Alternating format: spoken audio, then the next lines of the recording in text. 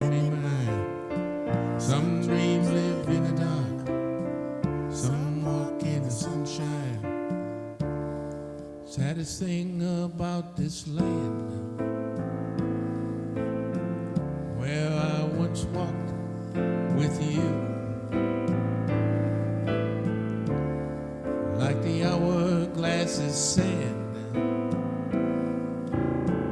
It passed away and was not true. Hey! Either kind will leave its mark. None of them can be mine. Some dreams live in the dark, some walk in the sunshine. Either kind will leave its mark. None of them can be mine. Some dreams live in the dark, some walk in the sunshine.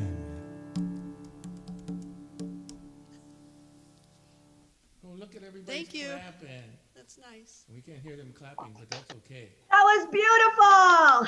Thank you, thank you, thank you, thank you, thank you. One more. That's one of my favorites. Oh, thank you. That would be nice in sign language. Well, if everybody shuts their screen off and you leave yours this is- on, Mona Jean, you'll see you signing next to them. But I don't know the next one. I just, that one was very pretty, you know. Some dreams in the dark. Some dreams in the Very cool. dark. That would be nice. It would work really nice, so. Go ahead and do another one, song, poem. You want to read a poem, Carolyn? Oh, how about if we'll do one more song? Okay, go ahead. Okay, that's great. This is a political song, so kind of aimed at all the right-wing assholes. Anyhow.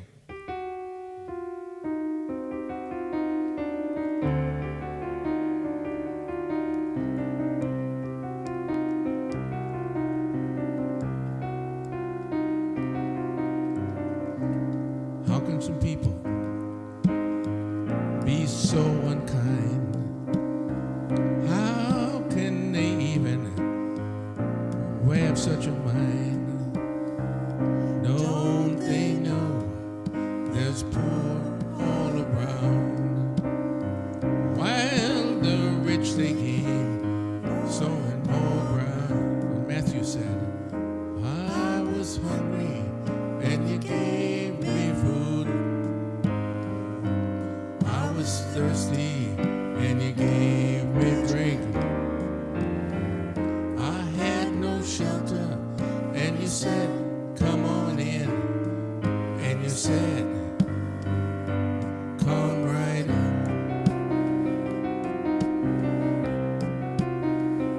But instead, I had a job and you took it away. I was old and you made me pay. I was poor and you took it away. Well, the rich they gain more and more ground. Matthew said, I was hungry and you gave me food. I was thirsty and you gave me drink. I had no shelter and you said, come on in. And you said, come right in.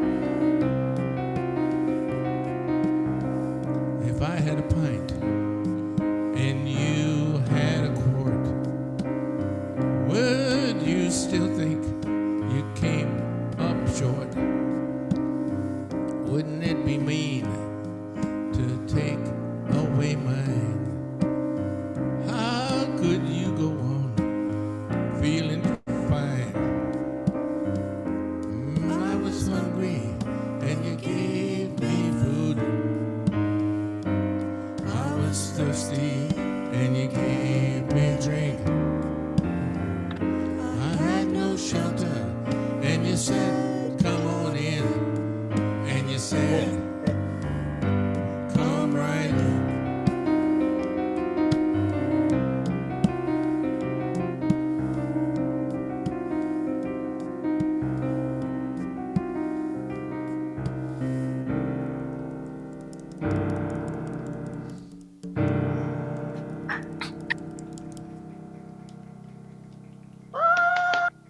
Yo, Thank you. Mona, That's I- Frankie. I That's got Frankie the talking K. I need to go in like 10 minutes, but I wanted to do the poem from Carla. I promised my grandchildren I would count them. Go ahead. Oh, okay. Is that okay, everyone? Okay. Let me Yeah, see if yeah, I it's can fine. So, share my screen. there you go. Hang on a minute. I'm going to try because then you can read along with me. So this is poetry, and I'm only reading the preface by my sister, who has been battling with terminal cancer for 6 years and is better. In fact, that cancer seems to have disappeared, which is cool, but it's been a hard struggle. And what's come from it is some amazing poetry, which I started putting together into this PowerPoint. So I'm going to read it out loud for you, but you'll be able to follow along. And I'm just going to try to scoop the screen over because it's covering. So this is the preface to her first book, which is called A Song Sung by a Fish. There are those things that can't be said simply. I think it's possible that nobody is born. We wheel around inside our mothers and only vaguely find one another, all of us twisting like swarms of Jonahs, turning this way and that in the skin of what either swallows us whole or becomes an ark. But a Noah is also terrified, anxiously watching the waters recede a little more every day, white-knuckled patriarch perched on the precipice of a vanishing oblivion. Whatever I write here is wholly a preamble, a song sung by a fish. If she were to die, this might write itself as finished, but it can't be done now. Nothing that breathes will allow itself to be summed up while still puffing. Every exhalation is a new letter in the alphabet of a life. Reading this now. For some period of time, I lived inside my mother, wearing the face of a wish. I remember the hushed sanctuary of 1,000 churches, the round braille of rosary beads passing 1 by 10 through your fingers. I'm sorry. Through your fingers as mysteries, back and forth, soft Latin waves of devotion. The Lord be with you and also with you 1,000 times, 1,000 times forever. In certain dreams, my mother wears a casual cloak of rainbows and has made a covenant. I'm echoing back at myself. Her world will never be destroyed by water. By proxy, I am safe. I am not safe. My realm is forged from water. I see her in fragments stitched loosely at the surface. I do not notice that those who walk on water keep their arms flung out wide, that they move in the shape of a cross.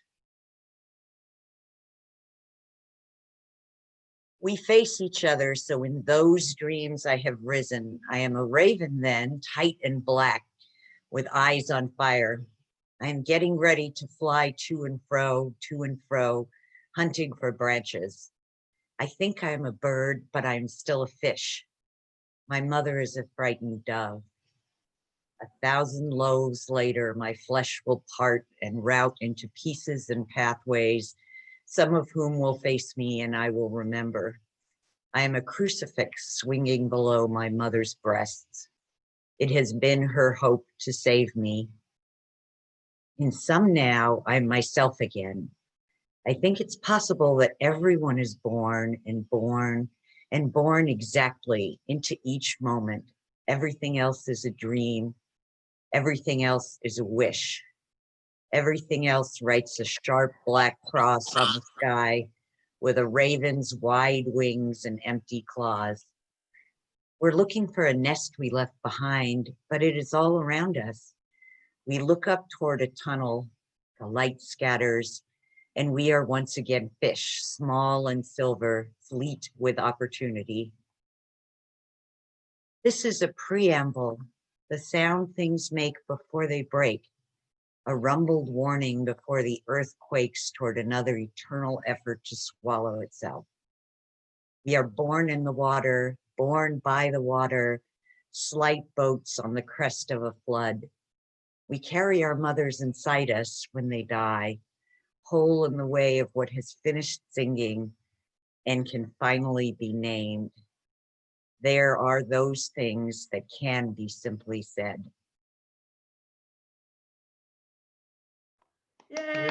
Yay! Amazing. Please, Bravo. please tell Diana we missed her, and thank you for sharing. Or Clara. Excellent. Sorry. You're welcome. Happy New Year to all of you. I have beer instead of champagne. I got water. I have wine. Yay. I'm gonna rush fermented. out, but thank you for inviting me. I love you all, especially you and Jeff. And let's hope this year is better. There's Oh, Jeff. yeah. Cheers. Yes, indeed, Bye, and girl. You look tell your fabulous. sister this will be, replayed, so She'll hate that. don't tell her. Okay, Bye-bye. Bye. Thank you. Thank you. Bye, Diane. Okay, next in the Detroit or East time zone segment, I'm going to ask Diane DeCillis. She said she had a great, or not a great, but she wanted to rant. And I thought, what a great way to get rid of 2020 than to start with a real ass ripper for Trump, who came back early to overthrow our government. Yeah. I don't know if you guys saw that, but he came back tonight because he's plotting how to overturn the election. Yeah. You so- wouldn't even Good luck with hang out that. and- Oh, there's Lou back there. Lou with this hoodie on. Hey, Eminem, 8 Mile. Okay, go ahead. Diane DeCillis. She has a brand new book coming out in April. Am I muted still, or can you hear me? Yep. Can you hear me? We hear you. we're Okay, good. very good. Okay, yeah, this is my farewell to 2020 and to the worst year of our life and to the guy who made it that way. And I took this inspiration from Sweeney Todd, the play, The Demon Barber of Fleet Street. And so this is called Madman at 1600. And I'm going to read a quote from Sweeney Todd. There's a hole in the world like a big black pit, and it's filled with people who are filled with shit. And the vermin of the world inhabit it, and it goes by the name of, you know. Empty streets, COVID's claim, bones pile up, Trump's to blame. He knew this deadly virus would spread its fire to soon ignite us. All was maskless, madman's eyes to animate his endless lies. Teeth bear down, white Stonehenge, chatter, chatter of revenge. Tangled fist, mano a mano, proud voice protect him like Barr and McConnell. I'll save you all, just take the bait. Look at me, ain't America great? No, we've lost our homes, our food, our wages, while children languish still in cages. Oh, sycophants, connoisseurs of Kool-Aid, he'll never save you, behold the graves. Dark brown shadows, oligarchs, making deals, black water dark. While he who's never fought for country parades around like Putin's monkey. No wit, no wisdom, not even funny. You fucked us all for the money. Goodbye, get out and make it fast, 'cause Sleepy Joe just kicked your ass.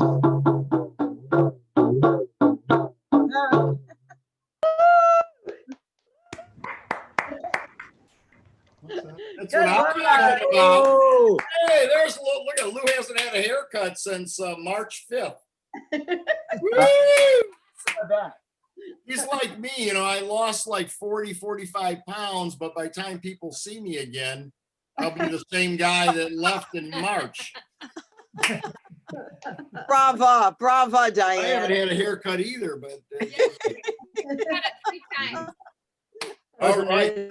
You want to read another one, Diane, or are we? No, I'm good. I just wanted to get that out of my system. Well, let me introduce to you another person coming from the Grand Rapids area of Michigan. Please welcome Diane DeCillis. I mean, Tony's wife. Linda Nemec Foster. New book coming. Hello. Hey, can everyone hear me well? I am so honored and grateful to follow my dear friend, Diane DeCillis, and I have a new poem, another rant, and this is about Rudy. Remember when he was sane and now he doesn't have a brain? So this is my rant against Rudy G.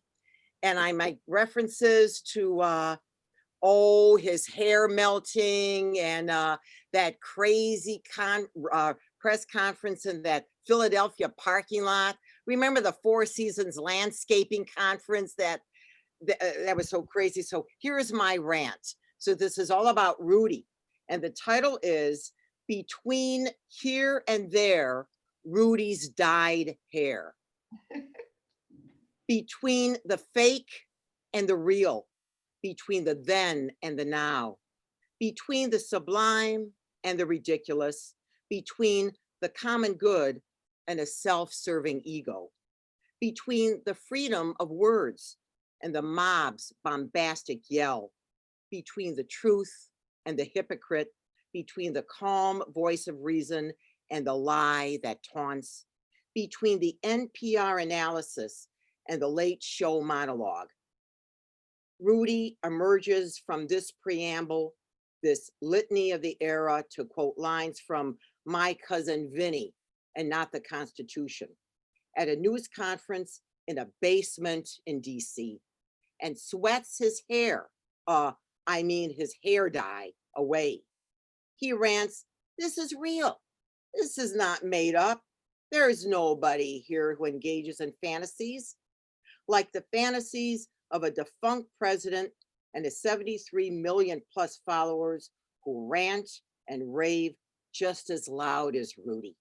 But maybe he sweats more than they do, as his face contorts and his lower teeth clench yellow, and his hair, his hair color, sweating down both sides of his face like mascara, like Hershey's syrup, like motor oil, like shit.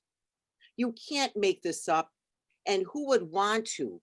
Only a fake lawyer between a rock and a hard place, between the alpha and the omega, between the yin and the yang, between the luxury hotel and a gritty parking lot, between the rule of law and a reality show, between the half-life of porn and the cremains, between sweat and the stained handkerchief, between the barely living and the barely there.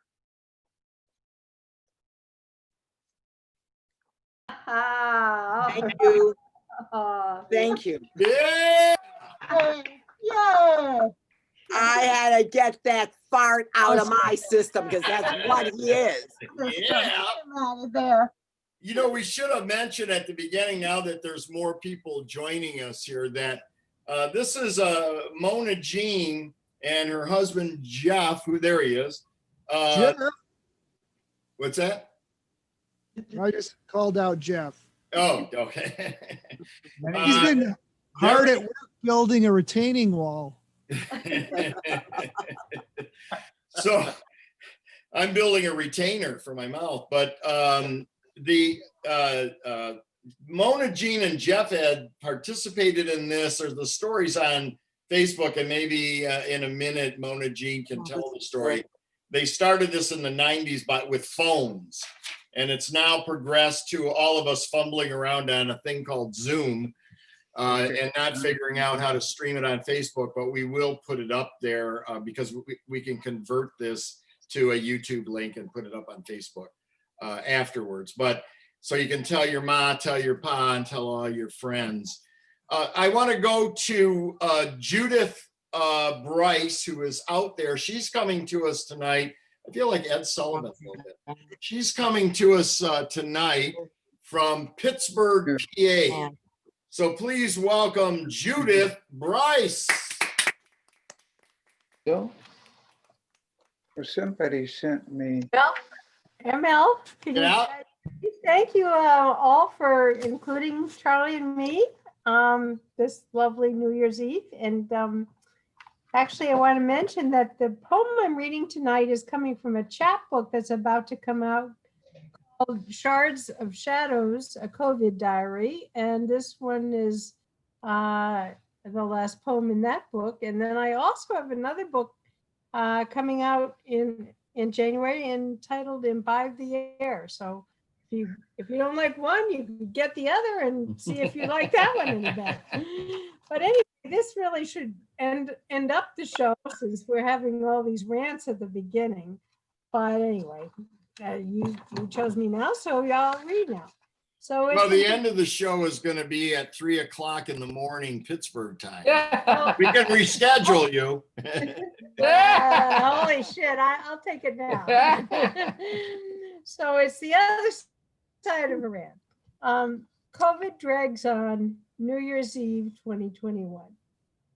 Well, going into 2021. COVID drags on.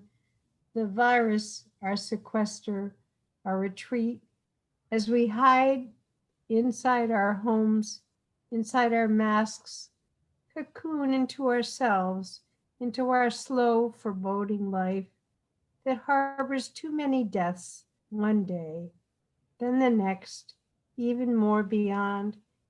And yet each morning brings new silent, new bright fingers of sunrise to chase all masked purple shadows, the gilded light basking our lives with joys of birth, of buds, opening to change, to surprise, its fruit, its glow, its loves.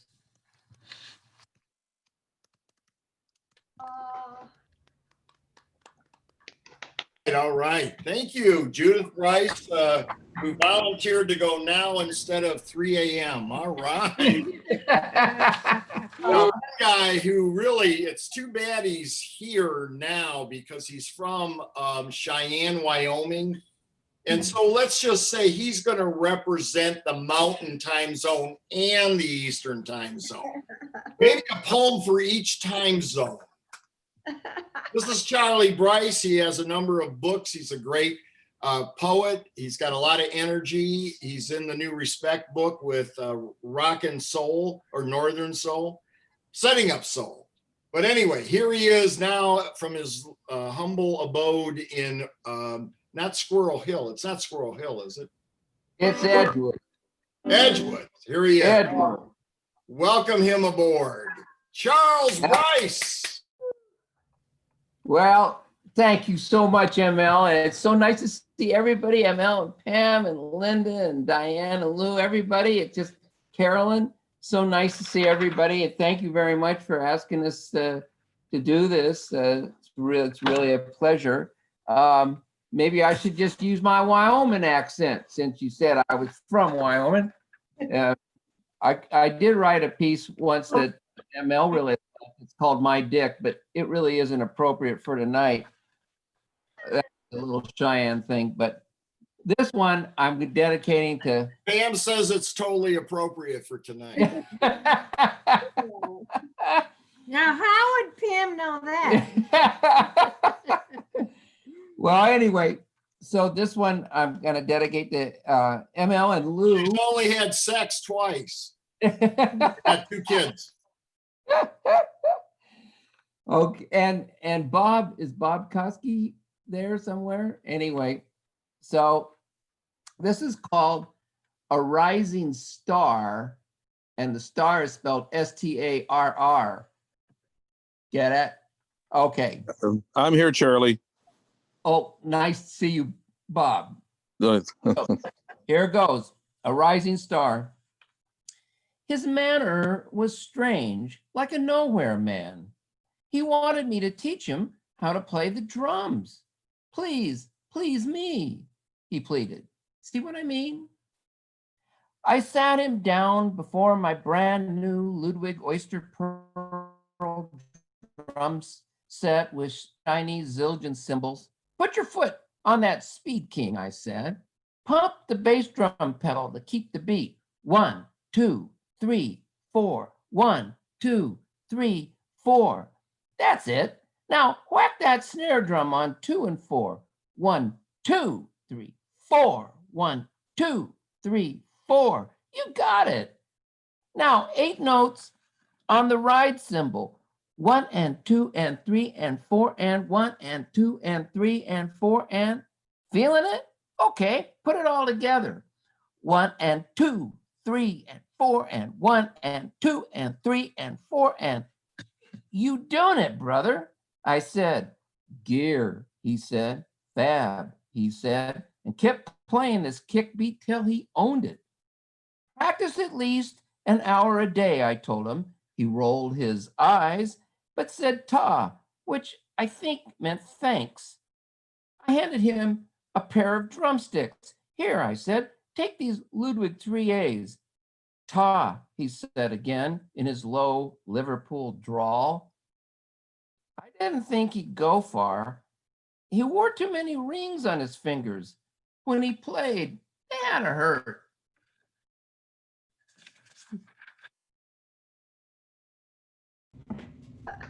Now you gotta do one about the Fargo. Do the one about Howdy Doody buried in your backyard or Jerry Mahoney. But do it with Fargo with a Cheyenne accent. Oh, wow, the ventriloquist. I could do that. Let me see if I can find it really quickly. I could do that. Hey, Murray. Nice to see you. Murray's in upstate there. Happy New Year. I don't know how long I can stay, but. Okay, well, we'll try to got 5 hours more. Yeah, well, I'm East Coast, so and I have a long night ahead of me. It's great seeing you, Murray. Did you find it, Charlie? Good to see you, James. Just one sec. I'll look one other place and then you might have to just go on. Just a sec. Well, let me read one and then you do the Mahoney one. Because I think I'm the last. And if we have a minute or two and Frankie and Carolyn want to do something, or maybe Frankie wants to play Walpurgis by Procol Harum. But I'll read. Hey, Okay, ML, I found it. Okay, you go and then I'll go. Just know that, you have 12 minutes before midnight, so you'll want to do your countdown. Okay, we'll do it All with right. Frankie. Here we go. You ready? The ventriloquist. I diligently practiced throwing my voice. My goal in life was to become a ventriloquist, like Edgar Bergen or Paul Winchell. My mother bought me a Jerry Mahoney dummy so I could become the life of the party. That was, according to her, the best thing that could happen once I grew up. Jerry and I became pals and often performed for my parents, who wouldn't look at me so that we all could pretend my lips didn't move. And one summer morning, cousin Terry, drunk, weary, and battle-scarred, drove his car into a ditch near Torrington, tumbled front over end and crushed his chest. 2 years after Korea, finally a casualty of that war. In the mortuary, I felt What we're having live, cheersing. We're not sitting here talking about, Lou? Somebody's not on mute. Something happened there. That's my daughter-in-law. Just go ahead. Pick up, go back a couple of lines. Okay, then one summer morning, cousin Terry, drunk, weary, and battle-scarred, drove his car into a ditch near Torrington, tumbled front over end, and crushed his chest. 2 years after Korea, finally a casualty of that war.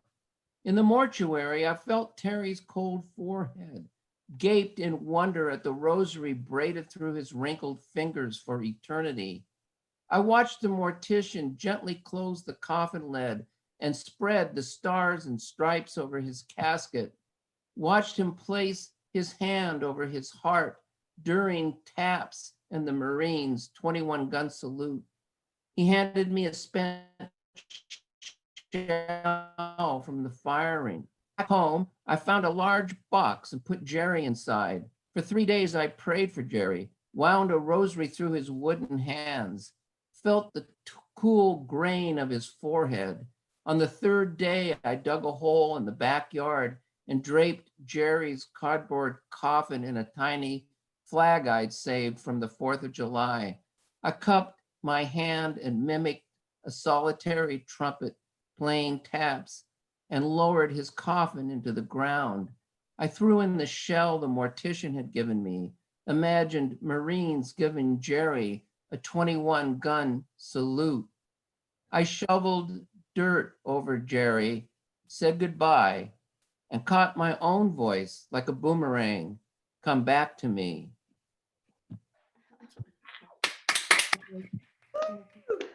There's Jerry Mahoney from the Western Mountain Time Zone. Here's my poem. It's entitled, I wrote this for all the assholes, especially in Michigan, that tried to kill our governor because she was trying to save their stupid ass lives. It's called No Shirt, No Shoes, No Service, a poem. No shirt, no shoes, no service, screw that. It infringes on my rights to wear my red Speedo in Target. No drinking and driving, screw that. It infringes on my rights to be drunk while trundling to grandma's. No smoking in the bar, screw that. Infringes on my rights to get lung cancer or whatever disease I want. No littering, screw that. It infringes on my rights to throw my shit out of the car window on the freeway. No dogs in the park, screw that. It infringes on my rights to be with man's best friend who often needs to shit. No public urinating, screw that. It infringes on my rights to liberate my bladder anywhere I want. No honking in hospital zones, screw that. Infringes on my rights to toot my horn wherever I want. No parking handicap zone. Screw that. Infringes on my rights to feel handicapped if I want to get a closer parking spot. No spitting. Screw that. Infringes on my rights to release liquid from my mouth anywhere I friggin' want. No guns on campus. Screw that. Infringes on my rights to threaten a bad professor. Taxes, screw that, infringes on my right to keep my own money to spend at the casino. No stealing, screw that, infringes on my right to grab free shit whenever I want. No pumping gas and driving off, screw that, infringes on my rights to drive my car with a full tank. No fault insurance, screw that, infringes on my right to cause an accident and flee freely. Curb my dog, screw that, infringes on my right to let my dog shit wherever he wants. Do not enter, screw that. Why are you keeping me and other people out, keeping us from being liberated? We want in. Okay, Frankie, can you do us Old Lang Syne or a quick song and then Old Lang Syne? To bring in the new year in the Eastern Zone.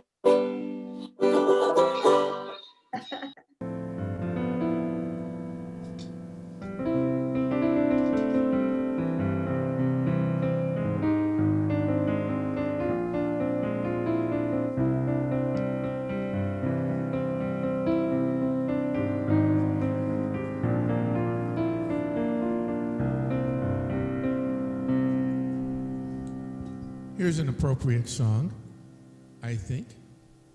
Carolyn, you ready? You have your thing patched together here? Here we go. Here we go. This is an ML favorite, and everybody can sing along.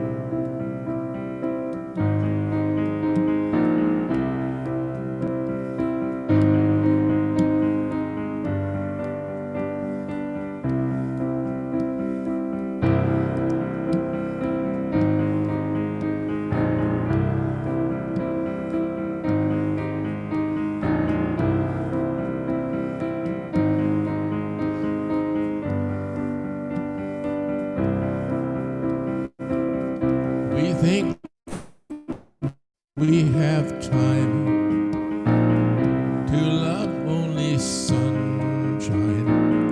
I had to learn the hard way to love the cloudy day. Where does time go?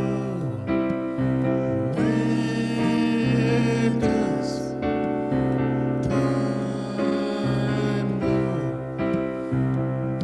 I looked for a sign to let me know we were fine. I made my way to restless skies to catch a glimpse of parting clouds.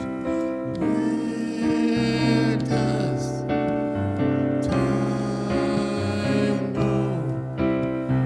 Where does time go?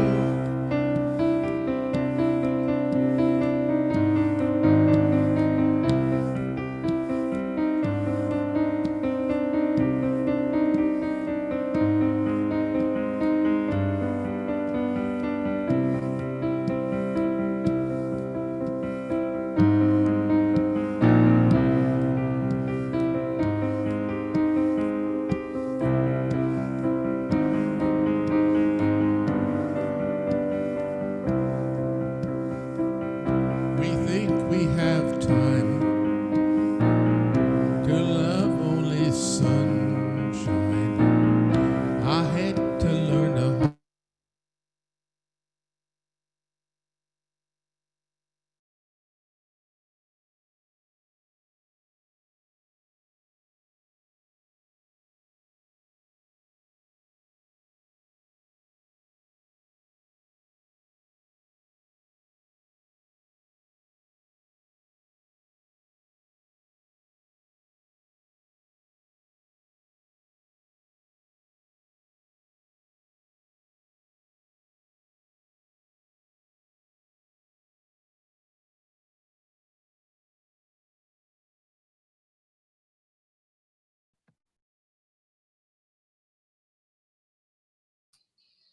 We lost sound, Frankie. Can you hear me? Shake your head if you hear me. He's muted. Oh, there you go. And I can't unmute him. Can you unmute yourself? Oh, there he goes. All right. We should probably get ready.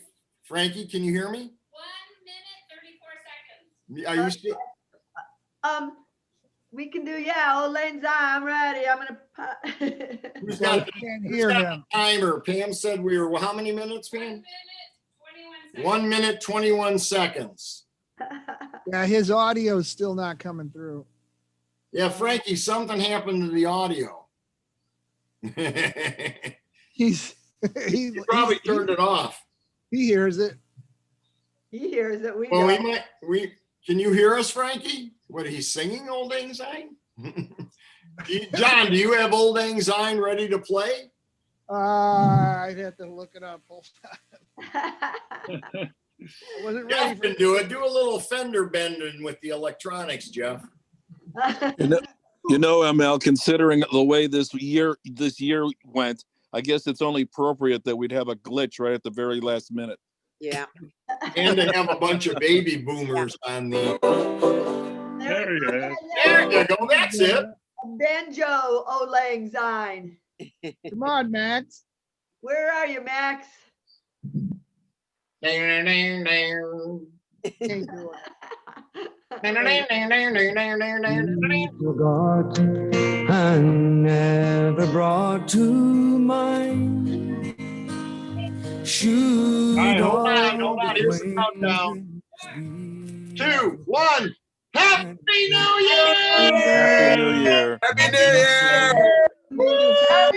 For Oh. old lang syne, dear, for old lang syne, we'll take a cup o' kindness yet for days of old lang syne.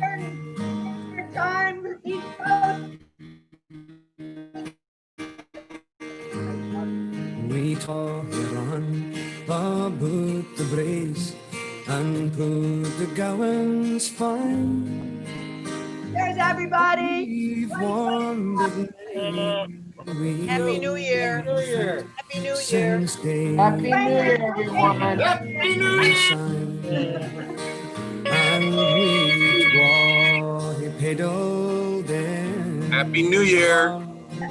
Frame on the sun till Hey, she's here. Happy New Year, Dad. but seas between us braid Lord since days of old lang syne. For old lang syne, Free to go. for old lang syne, we'll take a cup o' kindness yet for days of old lang syne. All right, everybody. Woo-hoo. That's how we do it, man. That's how we do it. Hey. Okay, now Happy New Year. Happy New Year. Happy New Year. Happy New Year. Okay, I want to tell you guys all a little bit about the you know, how this kind of came about, like ML was saying. And in the 1990s, there was a place in Santa Monica, and it was called the Electronic Cafe, and it was Kit Galloway and Sherry Rabinowitz, and they had met in Paris, and very romantic, lovely couple, and they were performance artists, and they did a lot of electronic stuff, and they did a very famous event that was called A Hole in Space. And they had a camera in Santa Monica and one in, I'm not sure if it was Amsterdam or Paris or something like that. And the people could see each other, which was really cool, you know, because it was live time like that. But what they ended up doing was establishing all these electronic cafes all around the world. Hey, Richard. And one of the things that they would do would be on New Year's, they would celebrate New Year's Eve in like all the time zones, almost all. We started in Japan, which was like really early in the morning, before breakfast or something like this. And we would celebrate it there. And I think there was a place in maybe Hong Kong or Singapore that was 3 or 4 hours or something later. And then there was a big wait for Europe until we got to Europe. And then we did all the time zones in Europe. There were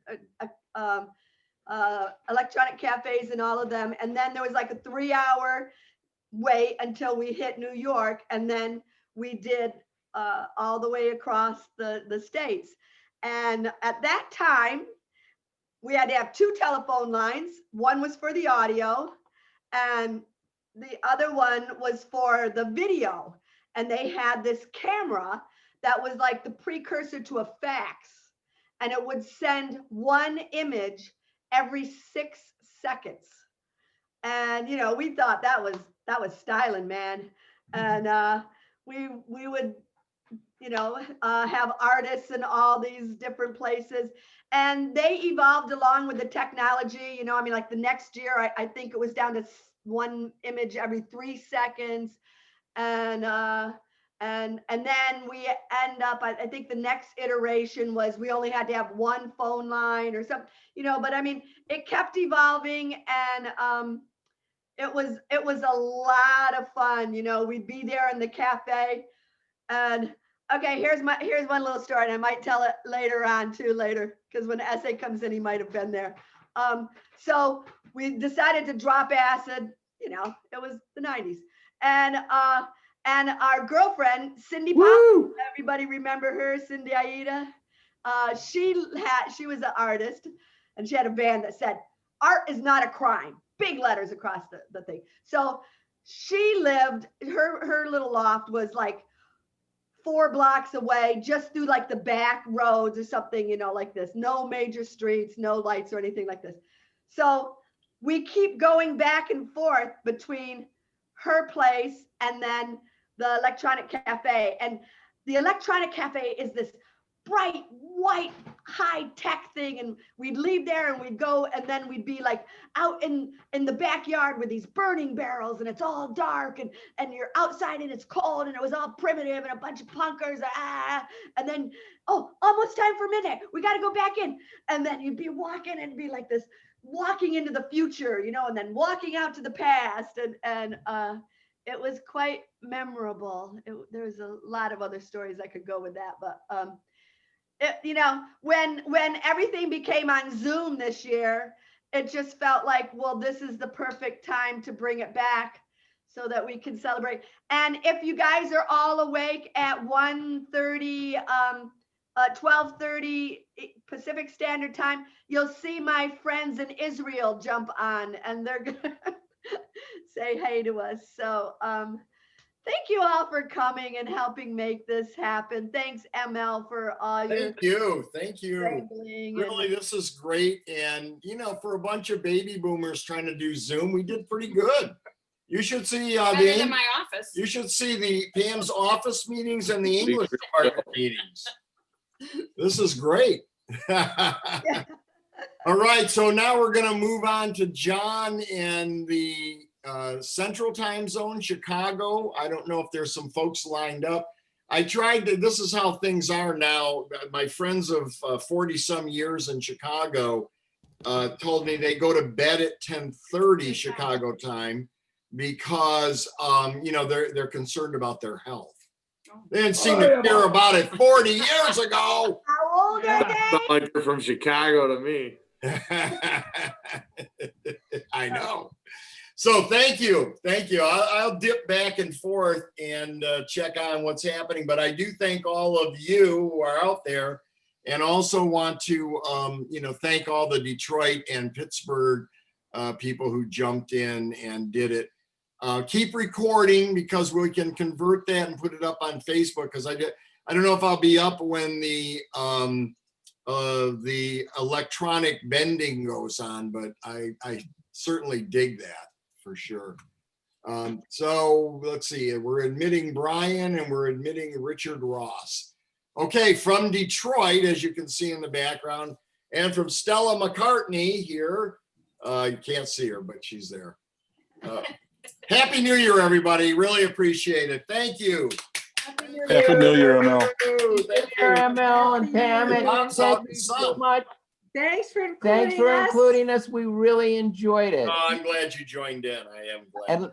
And let me say one thing, that poem, it was interesting that you wanted me to read that poem, The Ventriloquist, because it is the title poem of my 5th book, and I've dedicated that book to ML. Really? Oh Wow. That was kind of nice. Oh, how nice. Can I buy a copy of that? Your money's no good in here. Your money's no good. Pittsburgh, that's where I got my glasses. We know about you. You can get your copy at the library, ML. And as my friend in Chicago always told me, don't sign it. They don't give me as much at the used bookstore. All right. Thanks, everybody. Bye, ML. Happy New Year. Happy New Year. Happy New Year.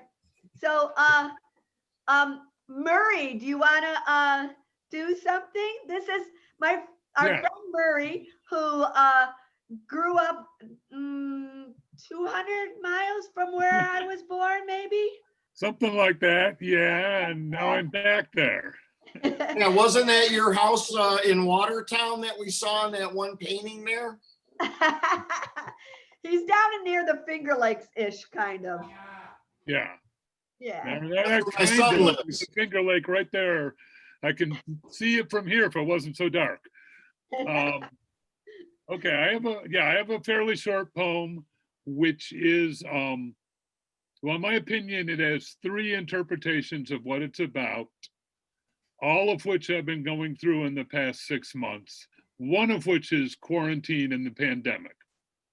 Okay, you can guess the others maybe. It's called Waiting Room. The silence is a forest of bare trees. A gray sky hovers near the ceiling. Through the glass, snow covers the car, the deck, the hillside. Or is that just a memory? There's no child to play in it, only photographs.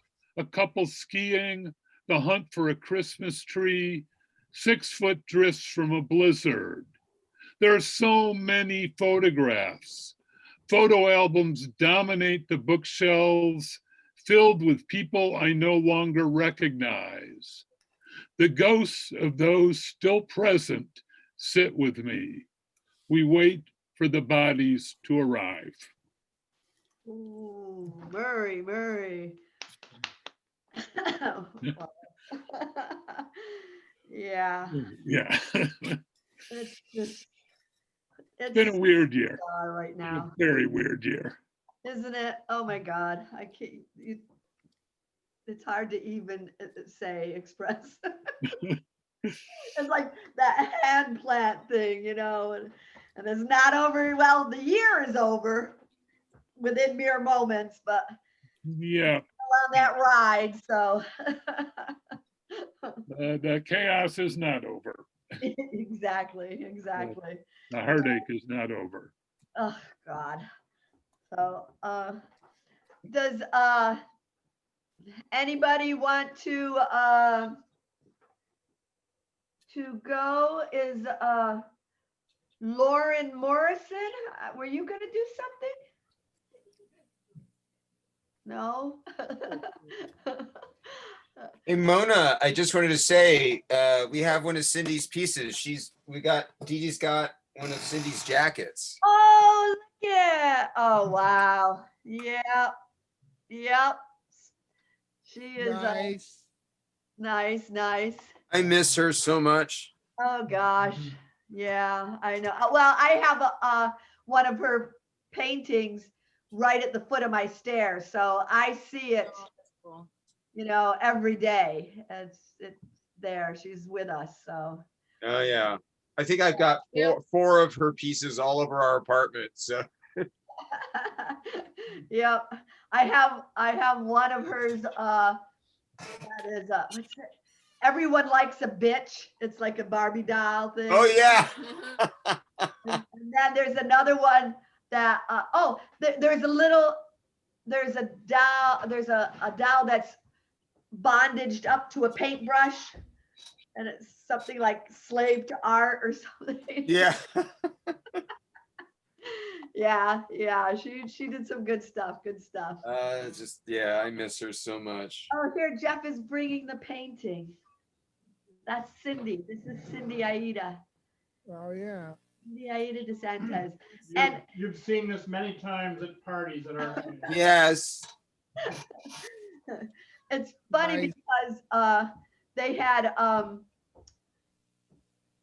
I bought a painting of hers that it was called Prima Vampirina, and it was her attempt to do this Degas ballet and ballerina, and it kind of went wrong, so she turned it into like a vampire and like this. And then when our fire happened, it got burned. So she says, "Hey, I have another picture. It's of a skeleton dancing, a girl skeleton dancing. I'll give it to you." And she pulled it out, and when she gave it to her, she's like, "Geez, I didn't even remember that it had a boy skeleton also." And it was like, "Yeah, that's Gemini." So it worked out really well. So That's cool. Yeah. Yeah, I have a piece of hers in my hallway, and I just, the other day we were pulling out the jacket and I just started to cry. We shared some very, very special times together. Well, you know, one of the parts of that story that I didn't say was one time we're driving back and forth from her house there, and she's driving the van, and I'm sitting up at like pretty much on the dash, and she's like, "Is that a dog out there?" And I was like, I don't know. We're driving like really slow, like probably 7 miles an hour, you know, and it's like, it's got to be a big dog. If it's a dog, it's not moving, and it ended up being a sawhorse that somebody had pulled out. Yeah. Probably should not have been driving in a car, but you know, we were young. Yeah, that dog ain't moving too fast. I have a question for ML and Murray. Is 2021 any better? It's going to be. I need word from the future. Well, the future is Detroit, and all will be well. Good. All right. Love Detroit to be. So far, it's doing okay, but The Tigers or the Lions? Maybe Tigers. Definitely never Lions. Hey, Buffalo's doing good. yeah, they are. It's crazy. I mean, yeah. Go Bills. Of course, the local news here, Rochester, New York has no sports at all. They will lead with girls lacrosse.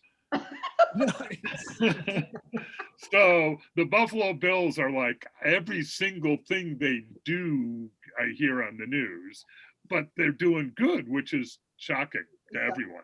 But wait a minute, you guys have a minor league baseball team that used to be pretty good. I think the Red Wings were they? Or Yeah, the Red Wings. Yeah. Well, yeah, they do. Okay. I mean, obviously, they actually haven't done anything this year. They're just minor league baseball. I'm pretty sure is completely shut down. But my son and I are fans. He lives in Syracuse. They have okay. the Mets up there now. Okay. And we've been to all the towns that have baseball teams, especially single A teams all over, but we've been to the Red Wings before. Okay. Our Bears might have a chance if they can beat Green Bay. Hey. Yeah. Yeah, I know. The Rams got to beat the Arizona without their starting QB. But enough of that. Okay. You guys, we have a few minutes before Hassan. Hey, can you hear me? I can hear you, dude. Okay. Hey, what's up, kid? Hey, son. I want to share with you guys a video that we just got made. This is like a world premiere, okay? So Jeff wrote the music for the Bolshoi Circus, and it was like orchestral, like a Cirque du Soleil thing, and then he transcribed it. That's probably not transposed. Wait, Olan, you lived in Homewood?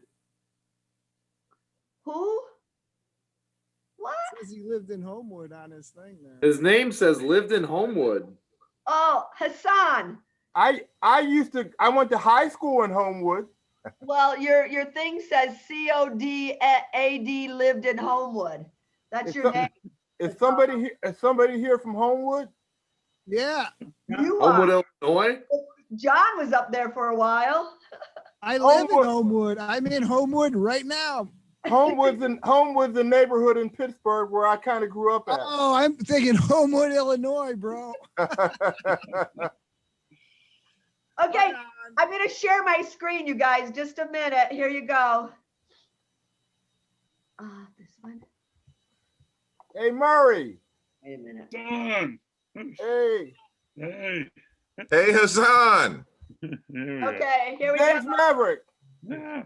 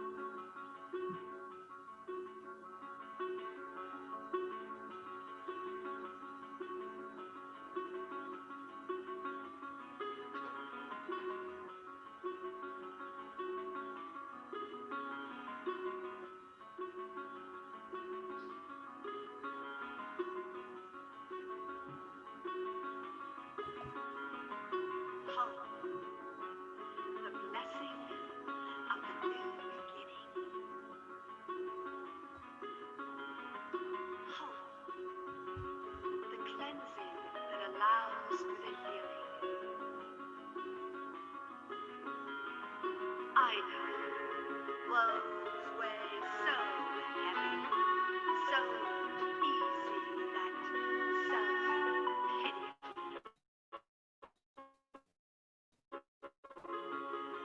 Melancholy, preferring eggs to that silly ass.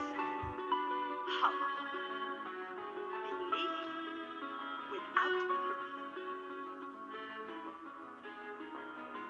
Hollow, trusting your own truth. It's the fear that's so overwhelming, and the dread. Fear prevents perception, prevents progress. Frustration delves you deep into depression. Decide to try and try and try and hope. Dream.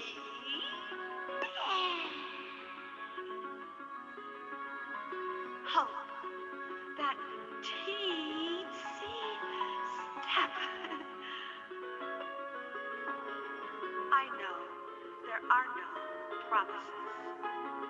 The point is to think positive. Take passions, put them in action.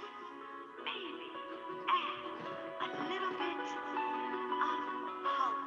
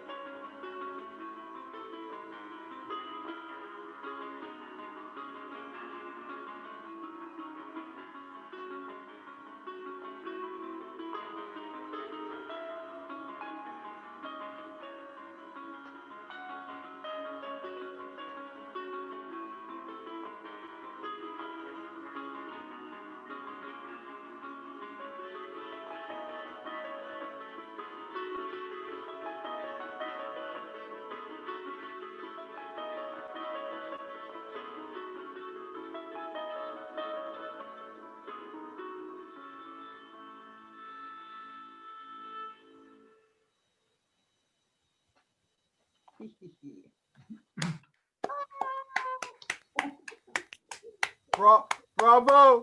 Brava, brava, brava. Beautiful, you two. Wonderful, wonderful. God, that added a little sensuality to our Zoom call. Thank you. You're welcome. Very nice, very nice. Thank you. Nice. Yeah, we did it Where was that? Where was that at? You shot it. at the little parklet down on Avenue 57. Oh, cool. Tierra de la Culebra, Yeah. Culebra, Viper in Spanish, Culebra, Tierra. It's a little parklet down there, and our friends just helped us with it. So we'll put it out there eventually there. That's excellent. But just a side note, Mona Jean, we will probably, if you're game, do another all access cafe online in like early February. So Awesome. I'll play. Yeah, and then we'll come live again, and we'll probably maybe kick off and have you and Jeff and Sean Forbes, and you know, that was the last live one we had. So we do them at Third Man in Detroit, and Oh, nice. yeah, so we're doing it. So people can stay in touch with Mona Jean's Facebook page and mine to find out. But anyway, I'm going to leave this running. Message. I'm going to leave this running so I can tape the whole thing. And when I get up to let the dog out and pee, I'll check in with you guys.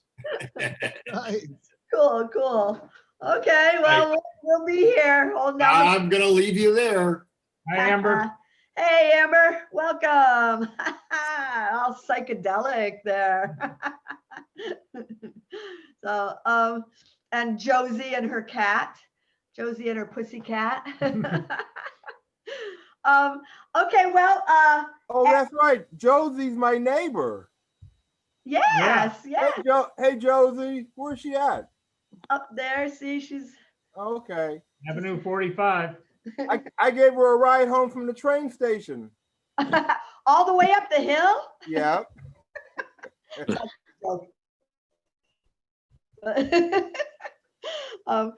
wasn't that far. No, it's really not. Actually, I can walk to her house from my house. Yes, you can. Yes, you Yeah. can. Yeah. So, are you ready? You want to do some drumming and a poetry or something? We're just. It was an inside joke. Oh, hey, Josie. Hi. Okay, well, Hassan Jamal, if you would like to do a little bit of something, we're just hanging out here. Hassan, and then where's Max? He's supposed to be next, and then James, and then Jane, and then Michael, and Bob Moss is supposed to do something, Doug Knott, and S.A. Griffin. So there's our lineup for us. There probably is some time in there. Somebody else, if you want to do something, let us know. Josie, you're on there whenever you want. If you want, put something in there. I can start it off. I'm scared to death, but. Honey, we've been going since 8 o'clock, so you're not starting. Oh, wow. Wow. Well, first, Mona, let me thank you and ML for doing this. Hey, ML, good to meet you. He's walking the dog or something. Oh, I saw his picture up there, I guess. Yeah. But, you know, Mona, it's amazing if Merlene Murphy could see what you've taken this to, you know? Wow. Yeah. You know, oh my God. She was on the cutting edge of this. So yes, she was. I just wish I was there to hug you for taking her dream. Yeah. You know, because she never knew it would get to this level. No. But with that being said, how much time do I have? Oh, 10-ish. Okay, I'm only gonna do a 2-minute solo and then 2 short poems. Works for me. Okay.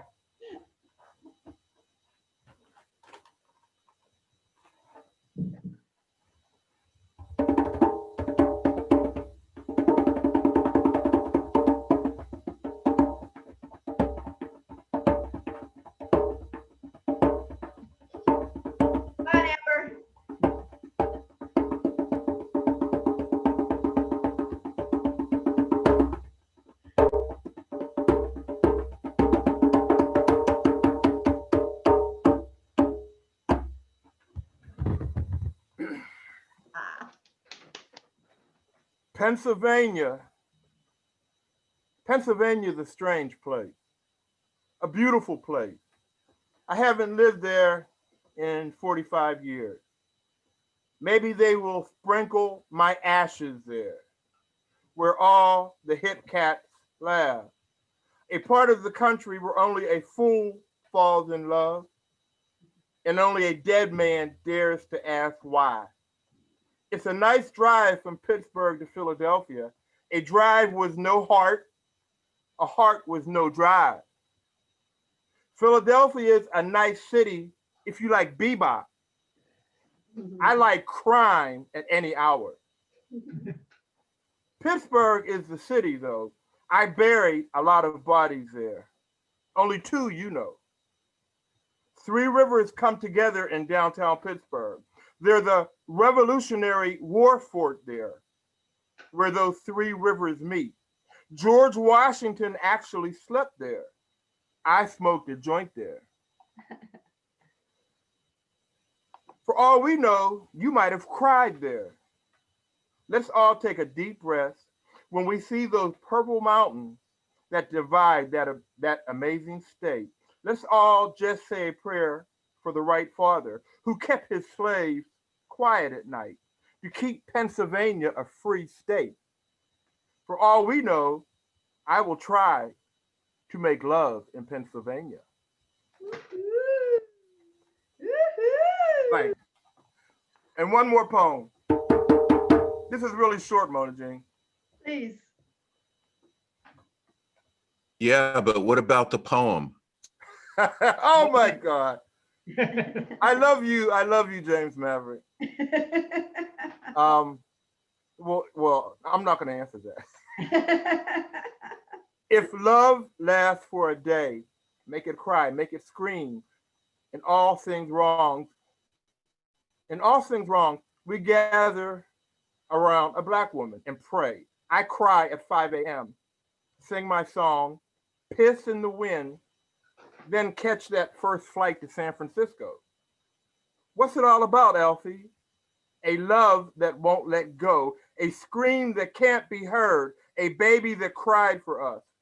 Call me when you're done. I'll be standing on that hill, I think, listening to Mr. Charles Mingus.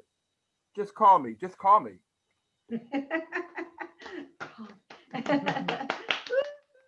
Thanks, guys. Thank you, Hassan. It's so nice to hear you and see you. I miss you bunches, damn. I love your Christmas tree in the background. It is. It's beautiful. Yeah. Jeff, did you grow that? Yeah. I've shorted it out a bunch of times watering it. Yeah, you shouldn't do that to electric Christmas tree. Well, yeah, that's advice I could have used a few days ago. Usually it has all sorts of decorations, but this year the only decorations on it are face masks. Actually, it's an amazing piece of art. Wow. It's pretty tall too, you know. I mean, it's like taller than me. But You're not tall. Michael Perrick. Such a It's punk. done.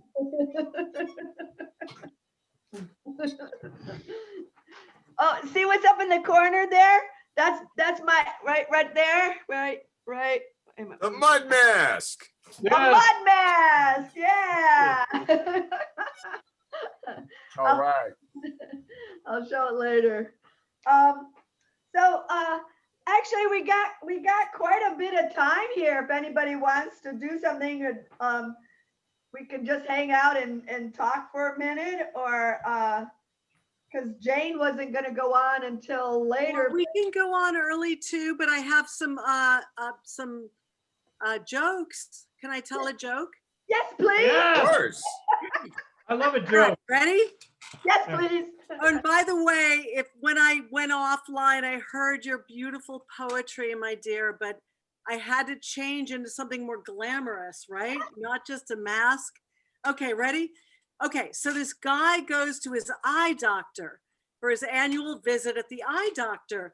And the eye doctor says, okay, what do you see? And he said, I see restaurants closed down. I see bars closed down.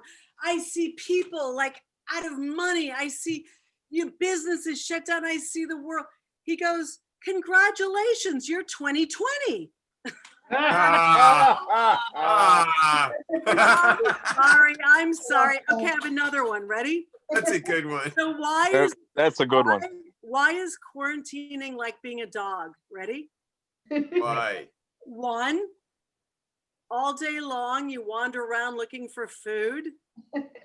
2, if you go out, you've got a 6-foot leash, and if you get close to a stranger, everyone goes, stop. And 3, you get really excited when you go for a car ride. That's true. Yeah, actually, that's true. Yeah. Isn't it? Totally true. We're going somewhere. You know, I get to put on real clothes and Wait, I have one more. Ready? Yes, please. Yeah. So this little girl goes up to her mom and says, Mommy, can you get pregnant from anal sex? And her mother says, yes, dear, that's where Republicans come from. Uh-oh. I think Jeff does not know any Republicans. Please tell me there isn't one online. Yeah, Highly unlikely. Doubtful. Not any here, anyway. Not in our little cocoon. No. They're all consorting with each other in big Every groups. day, our bubble we kiss.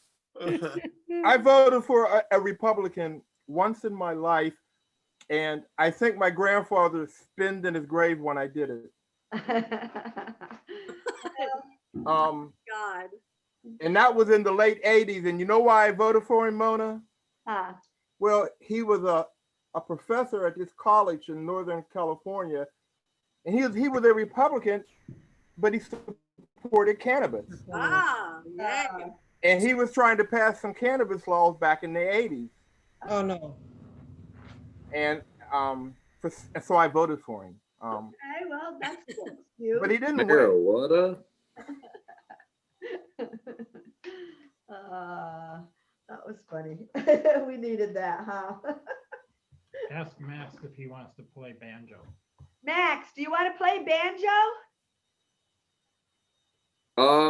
I could play a little banjo, Yes, please.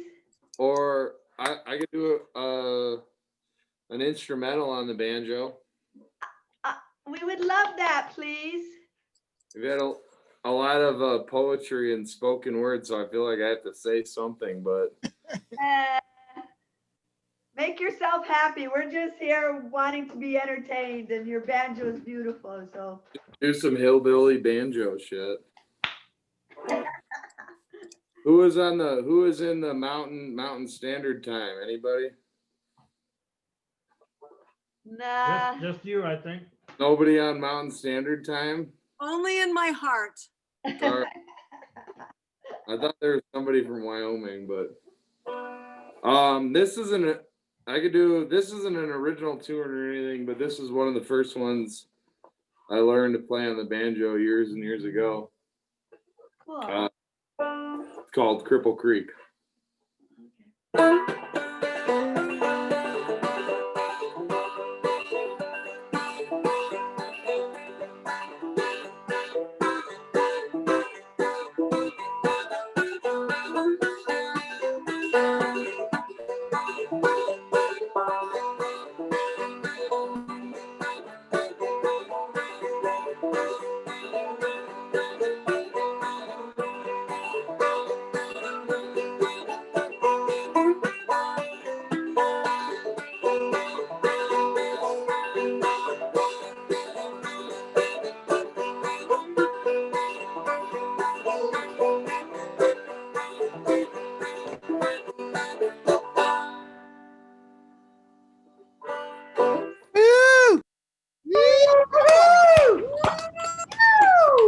One more, another one.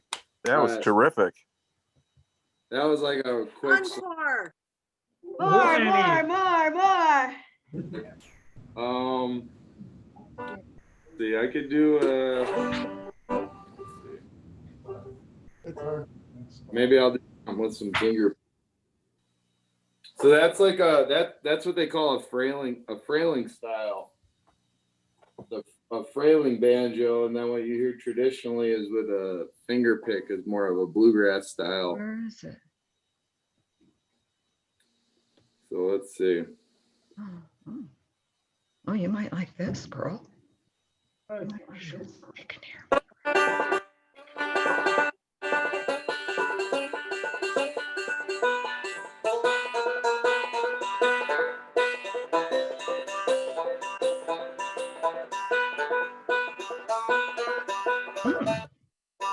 Lauren Morrison?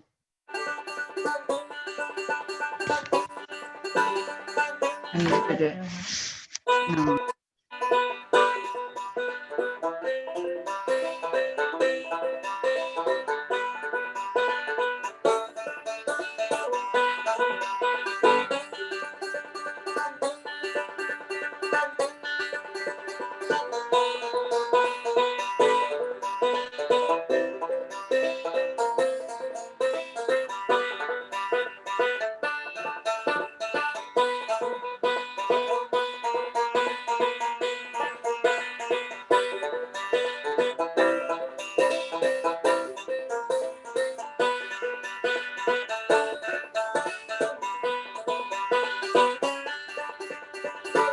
It's so small.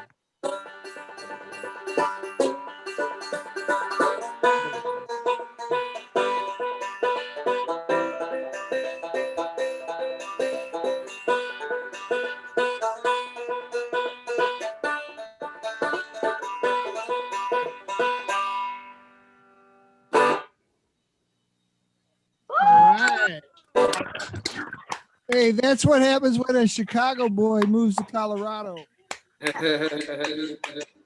Yeah, he plays up Hey. and gets a little screen fright. Rock on, brother. Oh yeah.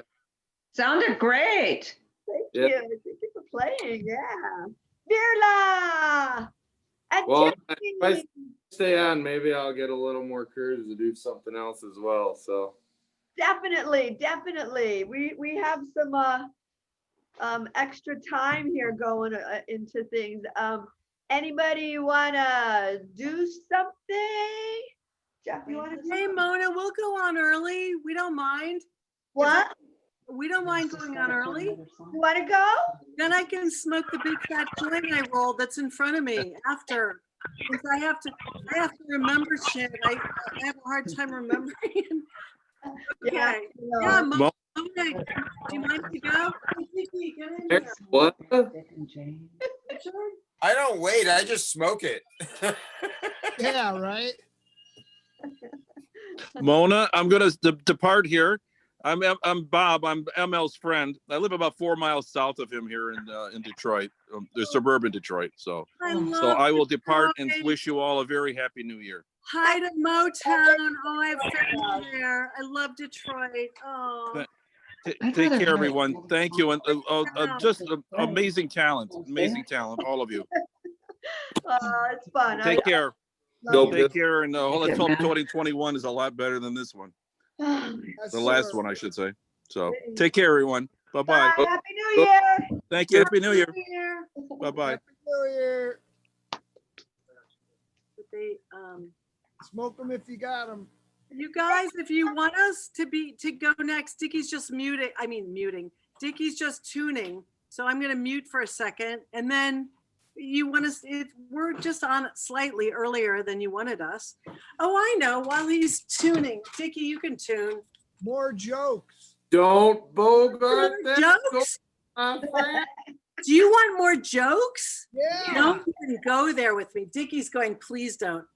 Tell you more Oh, I jokes. better mute it, right? All right, ready? Can I tell him a joke? Ready? Yes. So this blonde, it's a blonde joke. Forgive me, blondes, it's a blonde joke. This blonde is sitting at a bar with a man and they're watching the news, the 5 o'clock news. And there's a guy about to jump off a bridge. And the guy next to the blonde says, I bet you anything, he's going to jump. And the blonde goes, no, he's not going to jump. And he goes, I bet you $50 he's going to jump. And the blonde goes, all right. She shakes hands. They're watching the footage and all of a sudden the guy jumps.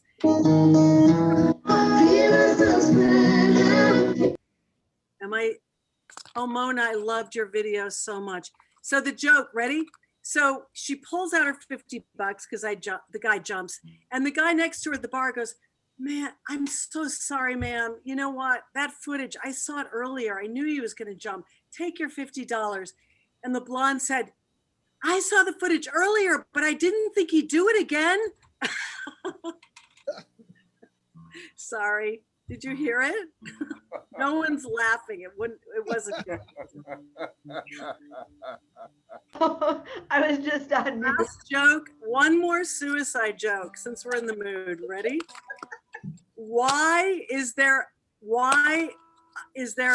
There's no statistics. Millennials are not committing suicide. Do you know why? Because you can't jump out of your parents' basement window. Sorry, that's horrible. Okay, so I'm going to give you guys a choice. Wait, let's just do People Are the Worst. Ready? This is a song we're just developing, but it's about these fucking asshole anti-maskers. Anyone who doesn't respect other people. So we're starting a new song. Imagine me as a total beatnik. Ready? I am. Faster. People are the worst kinds of people. People are the worst kinds of people.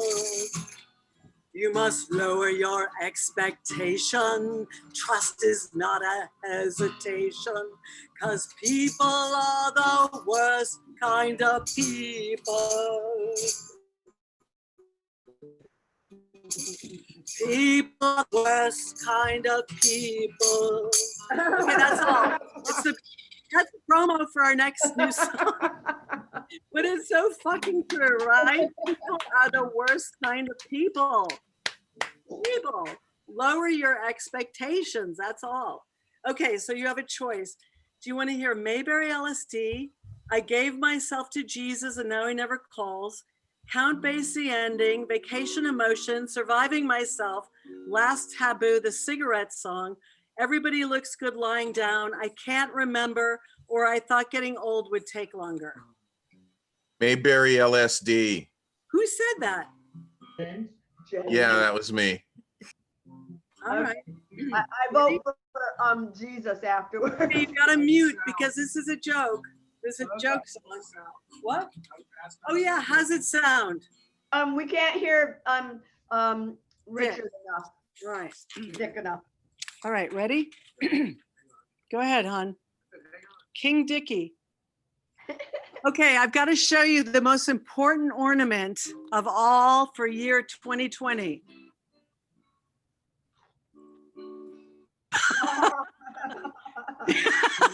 Do you see it? Yeah. And the Nutcracker is standing on top, playing a guitar, standing on top of the ambulance. It's like, oh God. All right, Mayberry, here we go. We're gonna find out. If you guys mute, if everyone mutes, it'll be easier. Ready? Mayberry,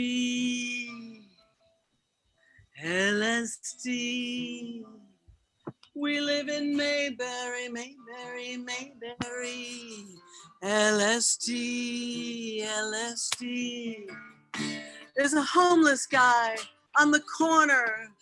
He's having an argument with a blue recycle bin. He's saying, hey, bin, you never did any time in Vietnam. And later I see him, I say, hey, Joe, I didn't know you served in Vietnam. You know, he said, no, but I have some really good acid called Agent Orange. Would you like to buy some? We live in Mayberry, Mayberry, Mayberry. LSD, LSD. We live in Mayberry, Mayberry, Mayberry. LSD, LSD. There's the Scientologists. They're buying up property all over our neighborhood. In fact, they bought that beautiful studio on Sunset where John Ford made Westerns and Audrey Hepburn made beautiful musical comedies. But now the word of L. Ron Hubbard can be broadcast all over the world. And down the street, they have a casting company. And if you're a really good Scientologist, maybe you can audition to be Tom Cruise's next wife. Mayberry, Mayberry, Mayberry. LSD, LSD. We live in Mayberry, Mayberry, Mayberry. LSD, LSD. There's Jimmy and Johnny. They're pushing their triplets, Manny, Mo, and Jack. Well, you see, Jimmy used to be a girl, and Johnny, I'm not sure about, but Jimmy's brother, Bruce, donated sperm to Amy, the surrogate mother, and she gave birth to the triplets, and they also adopted Heather from China. She already has a punk rock band and tattoos.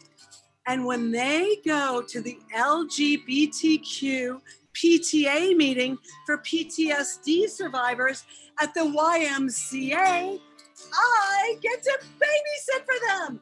Mayberry, Mayberry, Mayberry. LSD, LSD. Mayberry, LSD, LSD. The other day, I put on my brand new used Jimmy Choo shoes, and an evening gown I picked up at the Goodwill on Hollywood. And I jumped on my bicycle and I rode to the Silver Lake Reservoir.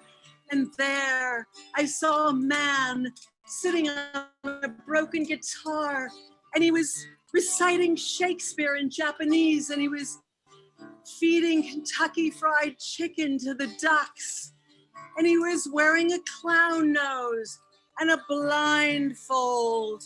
And he said to me, "Jane, long time no see." He lived in Mayberry, Mayberry, Mayberry. LSD, LSD. We live in Mayberry, Mayberry, Mayberry. LSD, LSD. There's Angeline. She's selling merchandise out of the back of her pink Corvette in the parking lot of Gelson's. You know, Gelson's used to be Disney Studios, and they made really good films like Snow White and the Seven Dwarfs and Pinocchio. I was just thinking, maybe Walt Disney made Angeline when he was really high. He lived in Mayberry, Mayberry, Mayberry. LSD, LSD. We live in Mayberry, Mayberry, Mayberry. LSD, LSD.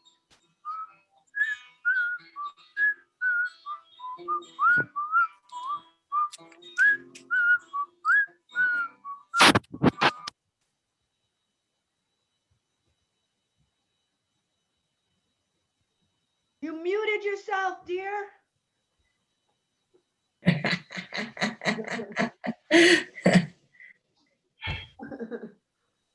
You're mute, darling. Not muted. I don't know what happened. Oh, we lost your sound, honey. Are you serious? Mayberry. Oh, there you go. There you go. When we got you all the way up to the whistling. Oh, that's okay. All I was talking about is chemtrails and bike trails and trails that, and then I mentioned you two running into you on the trails. I love Walt Disney inventing Angeline. Thank you. Do you want one And more song? You want another I feel song? like I'm on acid now. I know, me too. I like the visuals, the video effect. I once was having lunch with this producer, and all of a sudden he goes, "My friend's going to join us," and in walks Angeline. And so I got to have lunch with her, and She showed her face? She didn't hold a fan over her nose? oh, it was, she has her hair kind of always covered as she walks in, and always, those really big glasses. But she's the nicest person. Michael, I didn't even know that was you. Hi. She is nice. She's nice. Yeah. But she still does it, and it's terrible because she's in her 70s now. She's like 70, yeah, 70. Yeah. I think it's Does great. she have a pink Prius right now, or? She actually drives, she actually owns 3 Corvettes, right? But the contract is that she gets to drive a new car of every year from the dealership as a promotion. So whatever they give her, she also drives that around, but she's known for the Corvette. It's all because of her wealthy benefactor. And he basically enslaved her to the Angeline lifestyle and look. That was Dr. George Fishback, the weatherman on Channel 7. That was her lover. That was her weatherback. He died like 20 years ago, I think. Oh yeah. I And love his billboards kept, being good. Her billboards were going. It was all paid from the accounts and everything. But yeah, I got to have lunch with Angeline. Wow. What did she eat? I need to know. Oh, actually, she didn't eat. She came in, she had an iced tea, and had a few sips of it. We chatted. I ate. Me and this guy ate, and about 3 months later, he stole all my money. That sounds so Hollywood, Michael. It was so Hollywood. Michael, that's a good lead-in for a song we want to do called "Surviving Myself." Is that okay, Mona and Jeff? Are they there? No, you should go. I'm sorry. Yeah, just can we do another song, "Surviving Myself"? less than 4 minutes. Okay, we're ready. How's the sound? Good. Can you hear us? Yeah. Can you hear Dickie? Yes, better. All right. You've got to sing along though. All right, promise? I'm surviving myself. I'm surviving my hell. I'm surviving myself. And the hell with myself. Childhood neglect and abuse. Alcohol and drug abuse. I've been raped, I've been stalked, strangled and rocked, ridden hard and put away wet. I'm surviving myself. I'm surviving my hell. I'm surviving myself. And the hell with myself. Catholic school repression. Waking up, is this manic depression? Wasting time, hopping beds, letting bad love rule my head. What a waste, what a waste, what a waste. I am surviving myself. I'm surviving my hell. I'm surviving myself. And the hell with myself. I've always had such crushing guilt, so I run and hide under my quilt, wasting time writing ridiculous rhymes. But I'm fine. Yes, I'm fine. I'm fine. I swear I'm fine. My shrink said I'm fine. My parole officer said I'm fine. My guru said I'm fine. I'm fine.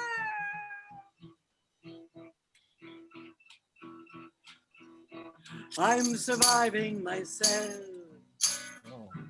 I'm surviving my hell. I'm surviving myself. And the hell with myself. All right, everybody sing along. I'm surviving myself. I'm surviving my hell. I'm surviving myself. And the hell with myself. The hell with myself. Where's our? Okay, we got a countdown. Yeah. Thank you for having us. Oh, thank you for playing with us. Oh, you're welcome. That's so funny. We thought we were going on at 10, but we got it done early. Now I can smoke joints. There you go. Smoke Oh. Okay, here we go. 1 minute and almost and 2 seconds. I have it. 1 minute and it's Central Time. Here we go. Oh my God! Oh my God! Here, let me see.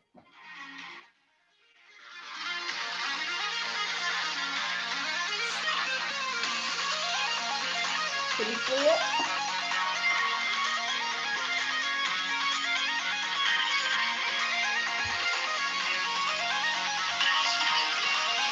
Woo-hoo! Woo-hoo! Woo! Diane, 24, 25.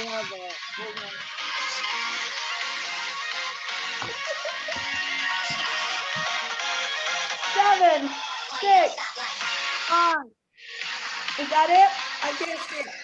4, 3, something, something, and 9, 8, Old acquaintance be forgot and never thought to mind. Old acquaintance be forgot. New Year number 2.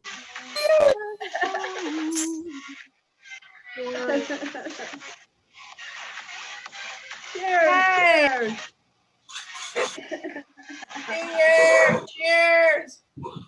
Cheers, Happy New Year, cheers. New Year. Happy New Year. Woohoo. All right, everybody. There we go. 2 down, 2 more to go. 2 hours. It's like a long time. So, I don't know, Richard, do you want to do one, or you look like you're still ready to do something? You're muted though. Or actually, Jeff said he can play the piano. Yay, piano. No, I was just holding the guitar. Don't worry about it. Oh, okay. You can see my kitten. You ready? Okay, I'm gonna turn this around, and you're gonna see the rest of my house that is not really company ready, but I want you to Now get my kitten instead. Here's my adorable kitten instead. I'm muted. So if you say, then you'll go on there. Is Jeff gonna play? Is Jeff up or who's playing? Jeff is gonna play the piano. Jeff's gonna play the piano? Oh, nice.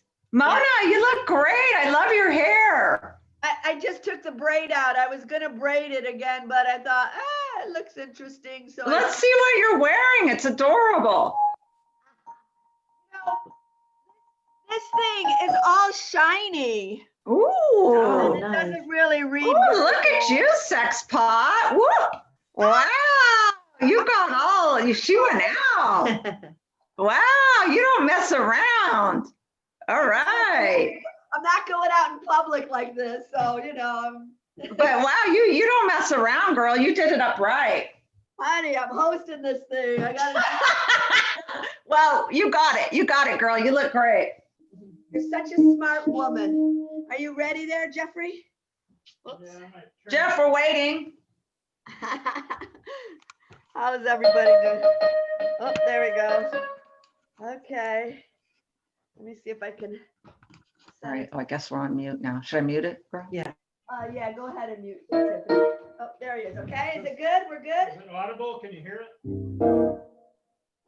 Perfect. Okay. Go, baby.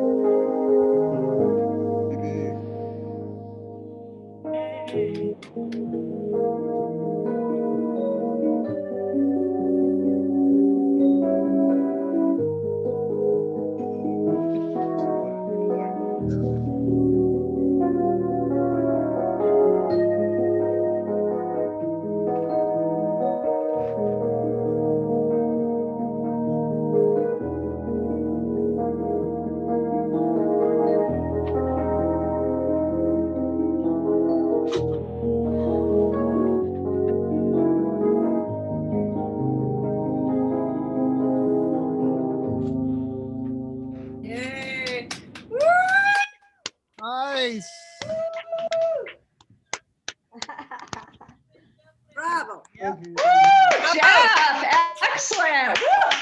All right, good job. Sounded great, Jeff. Oh, and Jeff dressed up too. Let's see you guys together, these get-ups. That was really great, Jeff. I was expecting something I could dance to, but okay.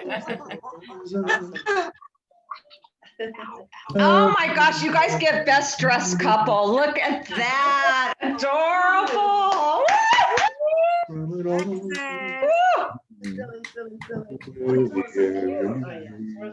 You guys look so cute. And Jeff sounded amazing. Yeah, that sounded awesome, dude. Linda, What? are you ready to rage? Get it out? Let me see. I can get some light on me. No, I really don't want to rage. Really, what I want to say is that, somebody's singing over me, so I can't really talk. Okay, who's making noise? I'm sorry. But I'm feeling, like, what do I have to complain about? I am so freaking blessed. I have a beautiful family. I have a husband who supports my every whim, my every wish, my every desire. I live in a beautiful house. I can do whatever I want. I'm retired now. I've got gelt. I have a son who just graduated with honors in psychology from University of Santa Cruz, right? He's got a beautiful girlfriend who's a beautiful artist. They just got their own place in San Francisco. Damn, what do I have to be cynical about, maybe because of the last fucking horrible ass, disgusting, corrupt, racist, distasteful, dishonest year, maybe. Okay, 2021, bring it on. That's it. Thank you, dear. Yes, we all know and need that. Oh my God. That's it. Hey, you forgot to say that you have awesome earrings, darling. That's Oh, one yeah, thing these you are from forgot to Tansy, brag my about. dear. Where's Tansy then? Is she here? She was invited. Thank you. Yeah, these are from her. Oh, wow, they're cute. Yeah. You know, I had to dress up, right? You know, I had to look smart. You know, it's New Year's Eve. I usually, Jane, you don't know this, but every year I have a New Year's Eve party.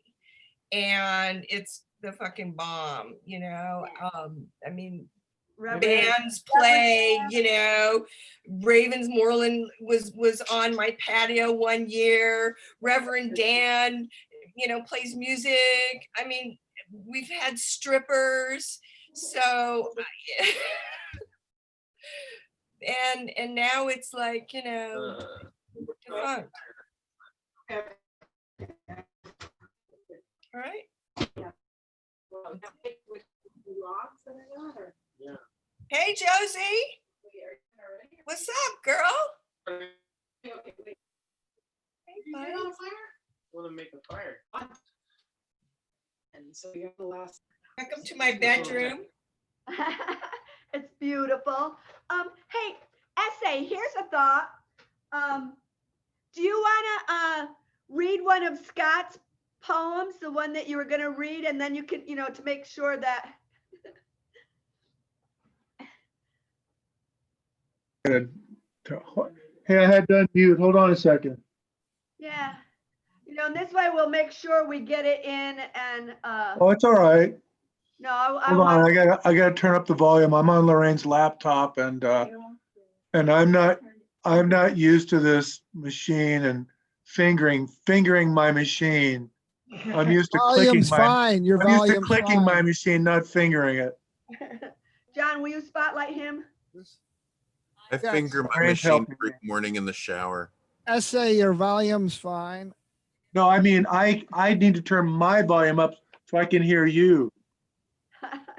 Oh, copy that.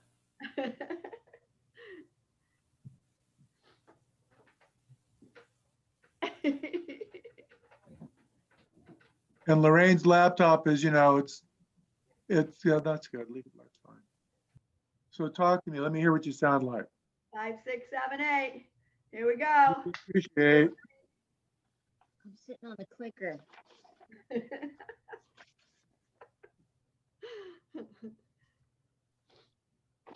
Okay. So this is a poem of Scott's that he wrote 10 years ago, but I changed a few obvious names to update it to the present so that it would be appropriate for right now. New Year hallucinatory hootenanny. Old Father Time sits on Donald Trump's lap, licking his right ear. There is true love on its bleeding knees, singing that in the days to come, pain will become pleasure, and vulnerable men and women will turn into hallways that never end. God becomes concerned about his rep as a no-hitter, and Satan will open a chain of cheap steakhouses on the side of the new ongoing process of a highway. Vegetarians will become aggressive and carry large knives. The moon will disappear and not return unless it is paid $10,000. The country will break into 3 magic doors labeled left, right, and center. Monty Hall will return to give us a chance on picking the right door. Death will celebrate its birthday by being put on a new stamp. The new year attempts to make a muscle and winds up pulling its hamstring. Sabbath candles grow in everyone's hair. Murder without blood will be legalized. Murder with blood will serve on a jury. Mitch McConnell will turn into a werewolf and never return. Yay! Music will download humans and rogue planets will demand their right to love and be loved in return. Come with me to a dead-end sea and we'll tell stories to one another about life expectancies and personal hygiene. Poets will become trees on the side of the road. Energetic blind men and women will build their homes in them, and the soiree will call on everyone to stand up despite the wind and cut loose with fractured hope. The new year is doing sit-ups on its prison cell, in its prison cell. Pain intends to stay in shape. Wolves howl their real names, and those names are artistically entered into love. Lovers cauterize their wounds, and you can jump up onto the wobbly table and raise your arms and surrender. The doctor is making house calls, but when he gets around to calling your name, he mangles the pronunciation and you miss your turn. Monsters lie sleeping in every heart, and the coroner is doing a post-mortem on every attempted emotion. The new year has bleeding bare feet and promises it knows where we live and is coming over for dinner. In the land of starving people, anorexia is a luxury disease, and the army has declared war on itself. Love is angry and carries a gun. The heart pumps validation and prays for durable weather. The heart, torn and dying, begins to sing, and even if the lights continually go out, you can still make your way to the bathroom without falling and breaking your bone. Oh my God, that was brilliant. Couldn't be written today. Shit. Here's our 2000 glasses. Oh, I like that glass. Oh, those are great. Nice edit. Those are great. And here's our 2000 glasses. I bought it. Oh, those are great. I don't think you can see We have to break them now. And our Mr. T thing that doesn't make noise anymore. Oh, that's funny. That doesn't celebrate New Year's. I love the Pity the fool. Pity Pity the poor fool does not celebrate New Year's. I say Scott's poem was so beautiful. Thank you. All these people got dressed up. Well, Scott was so beautiful. Look at this tiara. Is this cool? Wait a minute. Oh, that's a funny one. Oh, they went all out. Yeah. That's like a road sign says eat here. It's fun.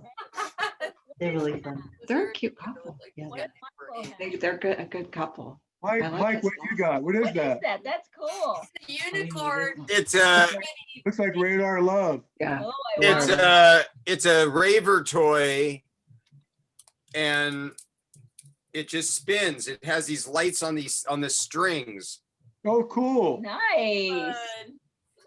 But yeah, it's really an interesting device. It's starting to run out of power. I have to figure out how to replace the The batteries. batteries are good. Do you need anything to help you to use it?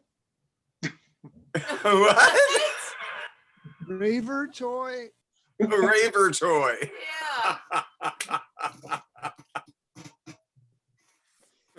I'll bet you do, Rave. Happy New Year. It's been a long time since I've been at a rave. Well, you look good, Mike. Thank you. You look great, actually. You look real good, Mike. Thanks. Kicking in. Yeah. Cancer's good to me, I guess. Oh gosh, that's wonderful. It's the cancer diet. There you go. Oh, I can't see Mike anymore. I'm just joking. No, I keep in really good health. The activity is stopped, and Yes. I'm just got to make sure not to get sick. And yeah, I'm doing well. How long you been in remission now? It's not remission. There's no cure for this cancer. I can just hope for it. Yeah, it's in dormancy. How long has it been asleep? About 3 months, 4 months. Yeah. So it's amazing. They have this drug that's been out for now just over a couple of years, and just happens to work on my type of cancer. Well, if you put that Rave thing up your butt and then inject yourself with Clorox, you'll be fine. Well, the Clorox method was the alternative. So if this didn't work, I definitely would have gone to the Clorox method. Oh, Jesus. I need a refill. Yeah, I need a little more too.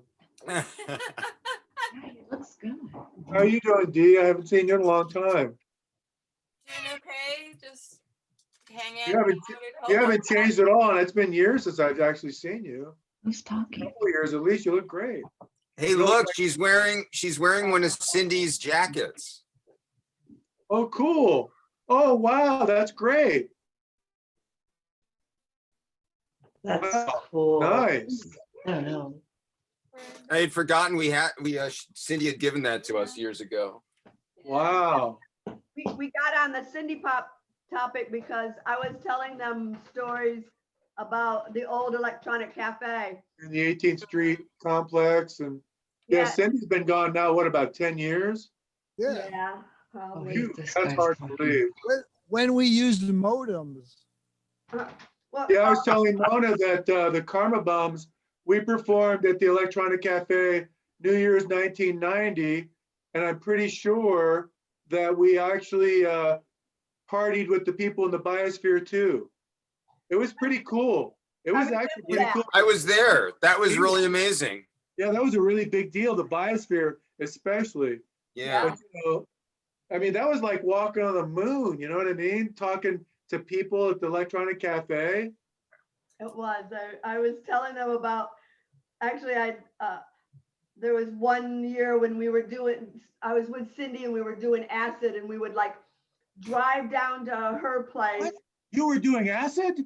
Oh my God. Have you seen Michael's Raver toy? And we would be like outside in the backyard, and it would be like fire burning barrels and dark. And then we would, and you know, between the hours, and then when it would get close to midnight in France or something, we'd drive back over, and you'd walk into the Electronic Cafe, and it was like all white and lights and brights, and it felt like you were like walking into the future, you know. We kept going in and out, back and forth, you know, waiting for the next hour to come on, and Well, those are kind of the glory days of the 18th Street Cafe, and that whole scene there was really thriving in the early to mid 90s, I think. they were doing a lot of really cool things. Yeah. Yeah. Yep. It was. Ford was doing, Michael C. Ford was doing it, Anastasia's Asylum, was it? In Santa Monica? Oh, right. Yeah. I remember that club. I want to see everybody. Where's everybody else? Oh, where's Mr. Knott? He's supposed to be here someplace. Not here. Not. Who's not here?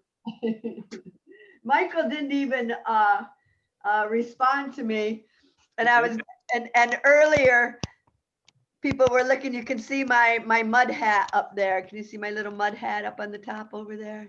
Oh, well, go back. Let's see your mic. Down there. Up there. Right there. Oh, there, yeah. I might be able to get it up there. Wait a minute. Well, because Mike's on it. He's got the full screen. Yeah, well, you can kind of see it, but that's my mud head. Wow, Jay. How do I stop being the main image? I like your atomic blast, Richard and Ross McBook. You can change your view, your green. I know. I mean, it's on my computer. I got a whole bunch of things, but I love the atomic blast. That's really cool. Cheers. There you go. Yeah, Amber's got some really psychedelic stuff. Amber, but are those your photos, right? Yeah. Yeah, I like that you can do that. You can make your own photos as the backdrop there. Mary Alice. For some reason, I can't get my version of Zoom to do that. I don't know. I need to make sure I check my version of Zoom, because ML was telling me I'm supposed to have some buttons down here to the right of. Yes, hit next to the stop video, there's an arrow. Hit stop on stop video, hover over stop video and you click the arrow. Yep. No, not that. No, not the filters. Rosie. We were talking about. I just learned it on my last Zoom call. Yeah, no. We were trying to share the Zoom to Facebook is what we were talking about. So how does this behave on Facebook as opposed to just opening up in Zoom any differently? Well, supposedly, and this is what ML was trying to help me with, is what I was saying is down on the bottom where it says reaction, closed caption. Oh. On his version, he has 3 dots to the right of reaction.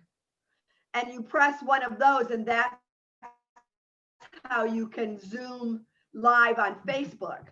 But evidently, I don't have that version. So I don't know. I'll have to do something.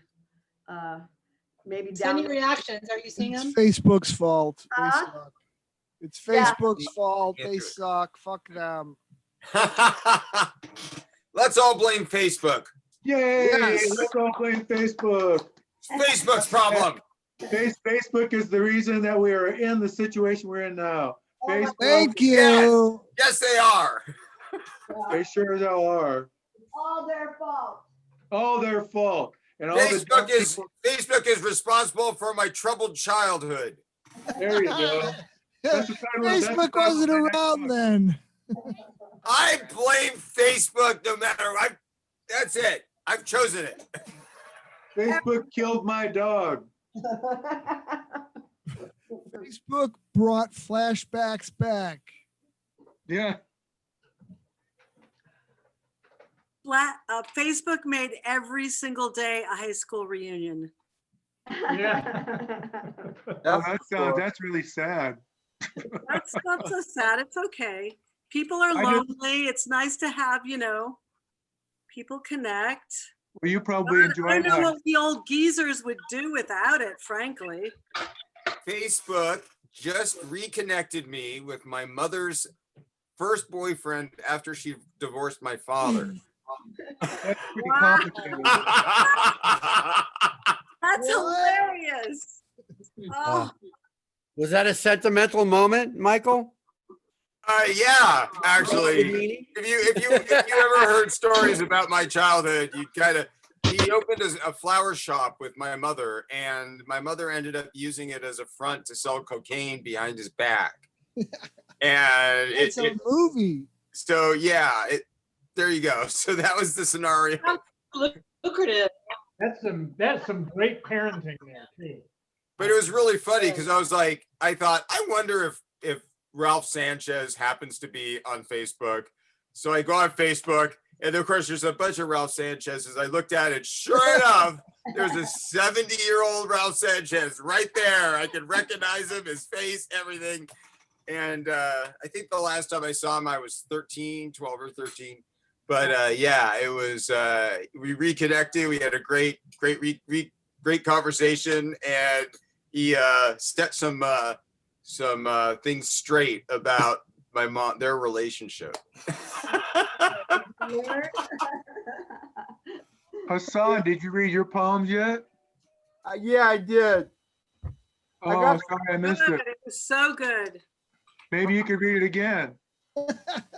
Well, I actually have a couple more. After a couple more. When This isn't our only Zoom party, James, did you do yours yet? Not yet. Oh, well, whenever you're ready, if you wanna, after, Hassan does, a couple or one or something, whatever he wants to do. Okay? You want me to go, Mona? Yeah, you go while James is getting ready. Oh, okay. From my only chapbook. Woohoo! Artwork by Mark Durham. Mark Durham. Yeah. All right. As I ride around, I look, I sing. What a problem. Might I be the solution? Los Angeles has been good to me. I love this city. The people are so fucked up. But LA is cool. Mulholland looking out over the city. Going up Pacific Coast Highway on a late Sunday afternoon. But I have to come back to all the fucked up. But I have to come back to all the fucked up people driving their overpriced, fucked up cars while lots of people in Los Angeles starve. But I love LA. I really do. I really do. I am not joking or kidding. This town has been good to me. Been here since '73. Will die here. Just don't bury me in West Los Angeles. That's fucked up. Yay! Son, that's awesome. You encapsulated the LA experience perfectly. Right? Author.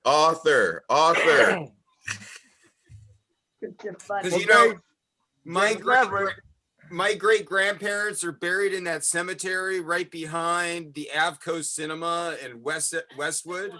You know that where I think Marilyn Monroe is buried there. Marilyn Yeah. Monroe and Wow. Hugh Hefner and Joe DiMaggio. Yeah. Yeah. And it's like, it's so sad because that used to be the nicest park. And of course, they blocked it in with these giant buildings. It's the strangest thing. Well, it's even hard to find that cemetery because they blocked it all off. Yeah. Mhm. Yeah, you have to have a map. James is gonna read a poem? Yeah, I'm ready. I think I'm ready. I'm pretty certain. There was a recent tragedy that I'd like to read about. May I share screen?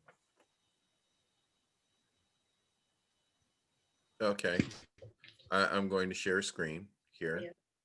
Okay, hang on. Here we go. All right. Just as certain as there were thorns on roses and claws on pretty kitties, Tabby was popular. You saw her at all the cool parties, the hangouts, and almost all the restaurants, whether they were the winsome mom and pop roadside diners or the hoity-toity eateries of the hoi polloi. I guess you could say that's what people liked about her. She didn't judge. And she was always there, like a chihuahua, but in a good way. And boy, oh boy, Tabby was hot, and she knew it. But she was approachable. She was the kind of dame that you couldn't miss. You would almost always see her in red. She looked good in it. Everywhere you saw her, she made eyes light up and lips curl up. Guys loved her and girls, well, girls loved her too. And that's the greatest irony, because someone in this city of angels had a beef against Tabby, and I don't mean hamburger, though she was good on that too. I'm talking about the kind of beef that was cold and rancid, bitter and forgotten, as if it were left in the fridge too long enough to intimidate even the dutiful yellow box of baking soda sitting next to it. The kind of beef that would push Tabby Scoe over a ledge and onto the pitiless pavement below. Even in death, Tabby looked ready for a night on the town, but for that lovely red frock of hers. It dripped tragedy into the gutter in much the same way it would have if it were on my Monday morning pancakes. It's like I said, she didn't judge. But someone's going to be called to account for Tabby Scoe's sad demise, and that's where this private eye comes in. My name's Witch, Sam Witch, and I'm the banker that's going to cash in that guy's chips. Oh, Lordy, was she ever good on chips? Oh. Bravo, bravo. Ah. That was hot. I love that You're gonna But enter that. approachable. You're gonna enter that in the Tabasco poetry contest. If there is one, hell yes. That's good. That is really good. Oh. James, I've always loved your delivery.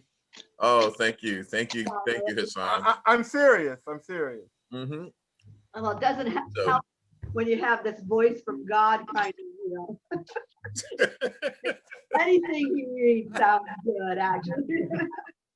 I'd like to condiment you on that reading. I mean, Hey, compliment. thank you. Oh. Nice. If you mustard, yes, if you mustard. If you mustard. Oh, no. You're too much for me. I got to catch up. Okay. Oh. That's salsa I can take. Don't spread yourself too thin. Oh no, I'd be in a jam then. Oh, we're moving on to other food groups. Oh, okay. Okay. Yeah, you might get in a pickle. Oh. Can I read one more poem? I would relish that. Is that a banana in my ear? Or are you just happy to see me? I'm both.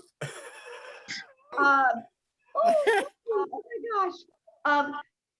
James, you got another one, and then Yes, I do. Okay, he's got another. Yes, I do. Okay, I got a COVID poem and I got a Trump rant. Oh, they both sound wonderful. Trump rant. Okay, Trump rant. This is entitled His Brand. This is his brand. This Burger King Arthur in a Bizarro Camelot, a junk food spread on a banquet table, snidely whiplash with a spray tan layered to conceal wrinkles and stay up with self-loathing. A Tinseltown mobster beheading hobby horses and flicking them out the car window like dying cigarettes into the tinder of tumbleweeds, sparking wildfires in his rearview mirror. This is his brand, the soap opera plot device, gaslighting amnesiac dowagers with brain aneurysms. He has the migraine headache when the damsel gets close to the truth. His Marlon Brando is a waxwork in a vinyl jacket, toothpick jutting from his lip and terrorizing townsfolk, rumbling in atop a Schwinn Roadhog with clothespin trading cards of Pee Wee Reese and Mickey Mantle against the spokes of his rear wheel. This is his brand, descending from the escalator, this penis behind a necktie with Gatorade hair. This is America in a Hollywood that's all Jack Palance and no Alan Ladd, no Harrison Ford and no Jimmy Stewart, just a broken-nosed Pinocchio pulling up to the curb in a Chevy Corvair with tinted windows and Mercedes-Benz hubcaps.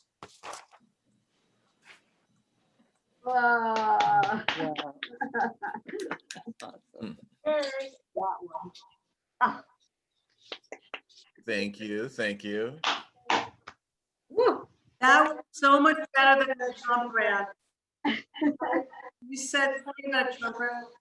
Yeah, that was my Trump rant. Way better, way more beautiful. Sorry.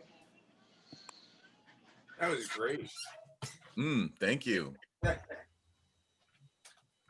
So, who's next? Oh, you want me to do one more? Sure. One more.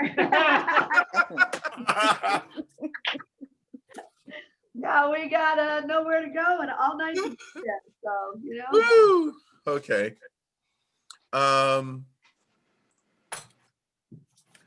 Let's see. Yeah, this is, I had a title for this, but then it sucked. So I'm looking for another title for it. That's a great title. Yeah, this sucked. Yeah, yeah. The old title sucked, so I'm using a new one.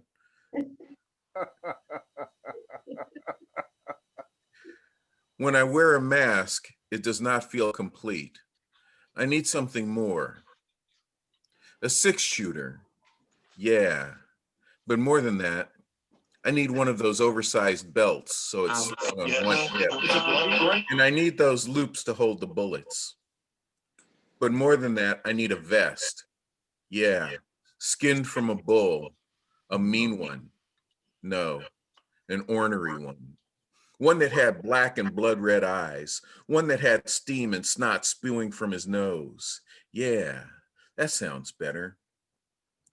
But I need something more. A pair of boots. Some Tony Llamas. No, some Wranglers. Yeah, I need boots that ain't pretty. Boots that belong to men who are hard workers. Now, what else do I need? I need a hat that says I'm an outlaw, even though I'm not. Hopalong Cassidy was a good guy, and he wore a black hat. That's the one I need. They say the devil is in the details, so I need a rabbit's foot to hang on my belt, and a name that goes with my reputation. Jack Rabbit Jones. Yeah. Not because I can run, but because I can draw a gun fast as a jackrabbit. Yeah. Now wait. I have to remember to say yup to men and yes'em to women and employers. Yup, that's right. Now, all I need is some open space for me to sit Indian style with folded legs so I can eat breakfast. Some Rice Krispies or malto meal that I can have while watching cartoons. Yeah. Now it feels complete. Now it feels normal. This mask I wear in the middle of an outbreak. Wow, bravo. Oh, dude. Yeah, wearing a mask. It's so weird how it's, you got, leave the house and you have to have it and then put it on. And sometimes I actually forget that I have it on, like when I'm walking around outside or something. It's like, oh my God, I could have had this off all this time. You know, it's just, It's so weird. You have to have it in your pocket when you leave the house. Mm-hmm. So many Yep. of them in the car. I've got 3 different masks for 3 different environments. Yeah. Oh, I mean, I've got one for like going to work, and one for casual contact, and I've got another one which kind of seals off of my nose to my chin and keeps it perfectly enclosed, and it has 2 breathable filters in the front, and I use that for when I have to do public transit or when I see people in the supermarket not social distancing. What's it like riding on the bus and stuff? That must be freaky. It's quiet. It's like Yeah, dead but I quiet. mean, are people far enough away? And Yeah, no.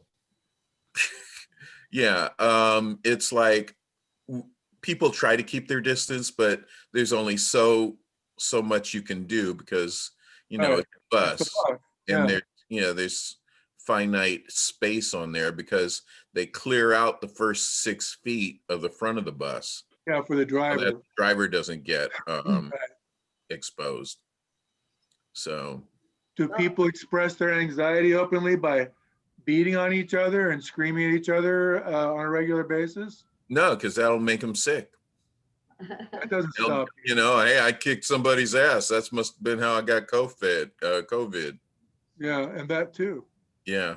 So yeah, people don't talk. They just sit and they wait for their stop, and then they get off. That's cool. Yeah, Yeah. we're hearing every day now about people getting COVID every day. Yeah. Yeah. Every day, and it's like people we know. You know. Yeah, that's what I mean. That's what I mean. People we know. I mean, Yeah. we've been hearing about people every day for almost a year now, but no, I'm talking about people that we actually really know. I have a coworker, a former coworker of mine, lives up in Lancaster now. He just got home from the hospital, and he lost 20 pounds. He was posting videos where he could barely talk. It's a hell of a way to lose weight. 20 pounds, and he looks like he looks like he looks like he got the shit beat out of him. Really, I mean, he's just ragged. He's been through an ordeal. Yeah, that is apt because the virus will kick the shit out of you. Yeah. Well, I've talked to people that say some people, cruise through, like he whose name will not be mentioned. Yeah. And the other assholes that surround him that won't be mentioned. Oh, you mean the flock of seagulls? Yeah, the flock of sea shit. His former boy band. Yep, but I've talked to people who tell me that they were ready to die, that you don't want to get this. It's the most horrible thing you could possibly imagine. Mhm. But yet, it's the dynamic of it within context of the virus itself is everybody's individual. Yeah. Mhm. Yeah. And then we hear about people dying too. I Yeah. mean, the way the vaccine is rolling out now, predictably is clumsy, unfortunately, with this Mhm. administration. But man, it's right there in front of us, and we can't touch it. Mhm. You know what I mean? And Yeah. we need it now more than Totally ever. unorganized. Yeah, Mhm. tragic. Here, I was going to show you the mask my sister made for me when I go interpreting. Oh, hey, that's dopeness. Yeah, so they can see it. Oh yeah, People cool. freak out on that. Mm-hmm. That's kind of interesting. The deaf people like it a whole lot, let me tell you. They just Very nice. lights right up when they see me. No, but I'm surprised they aren't mass producing those because then we could talk to each other. Well, You know what I mean? We there could see each other smile and frown, and it would be more human. Yeah. It's very true. I'm surprised I haven't seen more of those. I like those. We should get masks that have changeable emojis on it. They have those. Oh, things that you LED, can have- an LED screen. LED screen. They have the ones where you can have them ordered with the picture of your own face on it. I've seen What about those. someone Yeah, else's It's really face? bizarre. Valley. I like the emoji idea because someone could walk around with like a little eggplant right here. But I I'm don't surprised the ones that understand Montagine has that they aren't making those available to everybody. That makes total Mhm. sense to me. Mhm. You know, probably only a matter of. Montagine, can we buy those somewhere? Can we buy those somewhere? There's people online that are making them and you can buy them. My sister made that for me. Mhm. Made it's like very 4 nice. of them and gave them to me, and she's had no desire He to. needs to start making some more. Come on. She has no desire to mass market. Come on, get her going, Mona. And I had a lot of friends who bought them. I gave out a couple, but $20 a piece. it's a lot of work. It's a lot of work, man. Mhm. It's like all these Yeah. strings, yeah. So Now, besides the clear, The besides the clear strings part, suck. I don't like the strings though. It's got to be elastic on there. but does it have the 3 layers in it around the plastic or filter? Nothing. You don't need No, those. there's You no don't need filter, those. but when she made it, she made this in like April, you know, Mhm. so very early on. So, but she made it, to her face, and we're like the same size and everything. Mhm. So she made it so that it does tie. I don't mind the ties, and like I said, this was very early on. I'm hearing my echo. Mhm. Before we all became such connoisseurs of masks, but Because she didn't fill in the. she did a good job. By being in a war, you learn the names of foreign countries that you never heard of before. Now we know, ever since the COVID, now we know about masks and viruses and things we really didn't want to know before. Exactly. Very true. Yeah. So, Hey, everybody. Hello. It's not Doug Knott. Hey, Wow. James Everett Jones. ah. All right. Jason, hello, Jason. You guys popped in there, Jason and Yeah, Rachel. Jason's been here for a while, yeah. There's you. Well, Happy New Year, everybody. To be. Hey, Boynton. Hey, not. Looking sharp. I was just. I miss Boynton. Boynton is ready to play the cello for a piece. And I can't even get on an airplane and go visit him. Isn't that suck? I know. Well, Jeff's going to tell you about this song that he's going to play. So about a year and a half ago, we were, Mona and I did a show at Beyond Baroque that was curated by ML Liebler, who is one of the hosts of tonight's from Detroit. And there was a woman in the audience, and I was playing cello, and afterwards she asked me, she said, "Oh, I have a couple of songs and I'd like to add cello."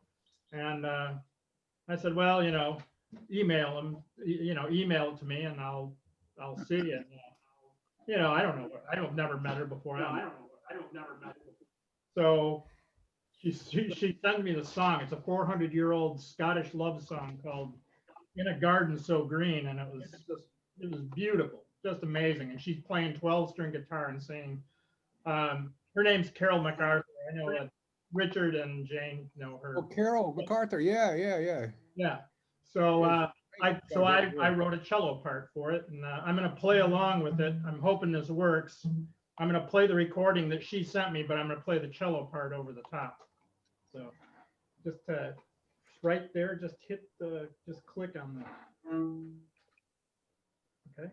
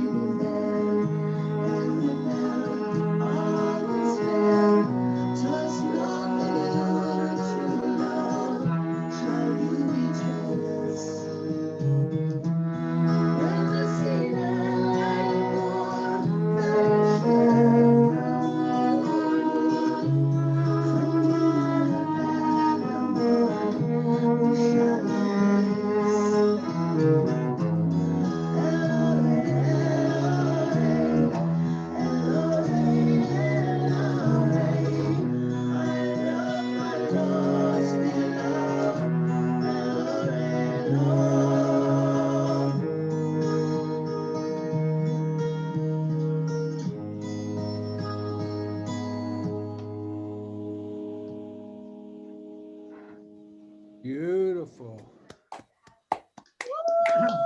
Great, fantastic. Beautiful. Yay. Beautiful. Yeah. Lovely. Beautiful. All right, nice. Very nice. Where'd you find that fiddle at? He How bought old is your cello? Not that old. I got it. I bought it 15 years ago. But I hadn't played for probably 24 years, and I was at a jam session. Well, in 2005, I was at a jam session. And I had never played before. I mean, I hadn't played. Tell me, started when you were 8. Well, I started playing when I was 8, and I played through college. You know, I took lessons. You know, and I played in orchestras and all that stuff. And then. And you're 40 now, so yeah. I moved to LA in '83, and I sold my cello before I moved here. And I was at a jam session up at Cal Arts in 2005, and I brought all my circuit bending stuff. The guy there was a cellist there, and he knew that I used to play, so he hands me in the middle of his jam session. He hands me his cello. Oh, I haven't touched this thing in so long, and I sat down and played, and I was like, "Oh man, I That's what she said. had a lot of lessons on this thing. I should get one." You know, I was rusty and everything, but I was shocked at how much I remembered, you know, like from decades of not playing. And so he hooked me up. He hooked me up with this Chinese American woman who lives in Alhambra, and her father sends cellos over from China, and they're making they're making really good instruments over there. And so I went to her house, and she had like 8 cellos there, and I played them and picked one out. So that was in 2006, and then she invites me to her master's recital at USC. I go and see her recital, and she's like this world-class cellist. Oh my God. Jeez, oh man.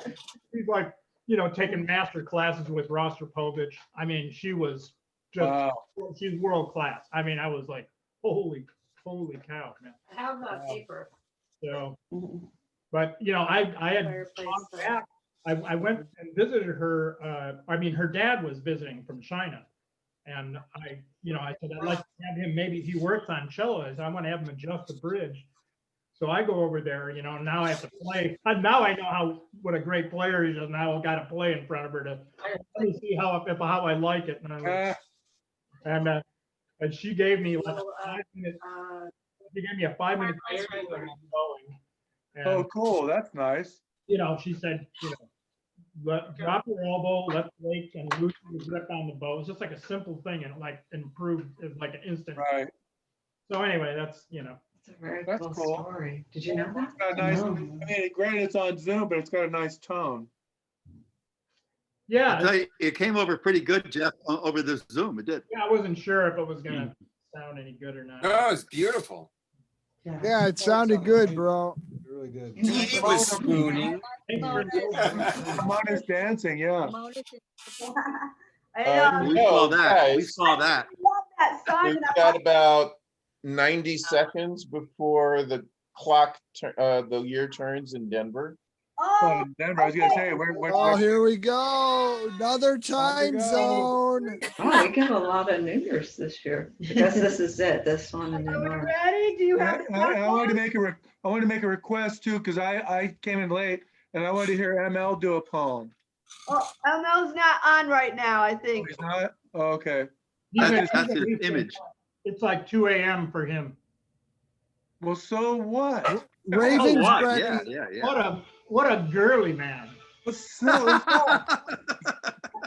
Yeah, what a girly man. Okay, What a girly man. Oh, here we go. Real time? Do we have Count it? it down, Mona. I got lots of friends in Denver.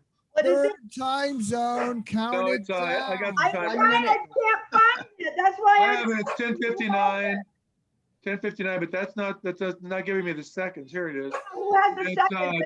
10, 9. I don't have a drink. 8, 7, 6, 5, 4, 4, 3, 2, 2, 1. Happy New Year. Happy New Year.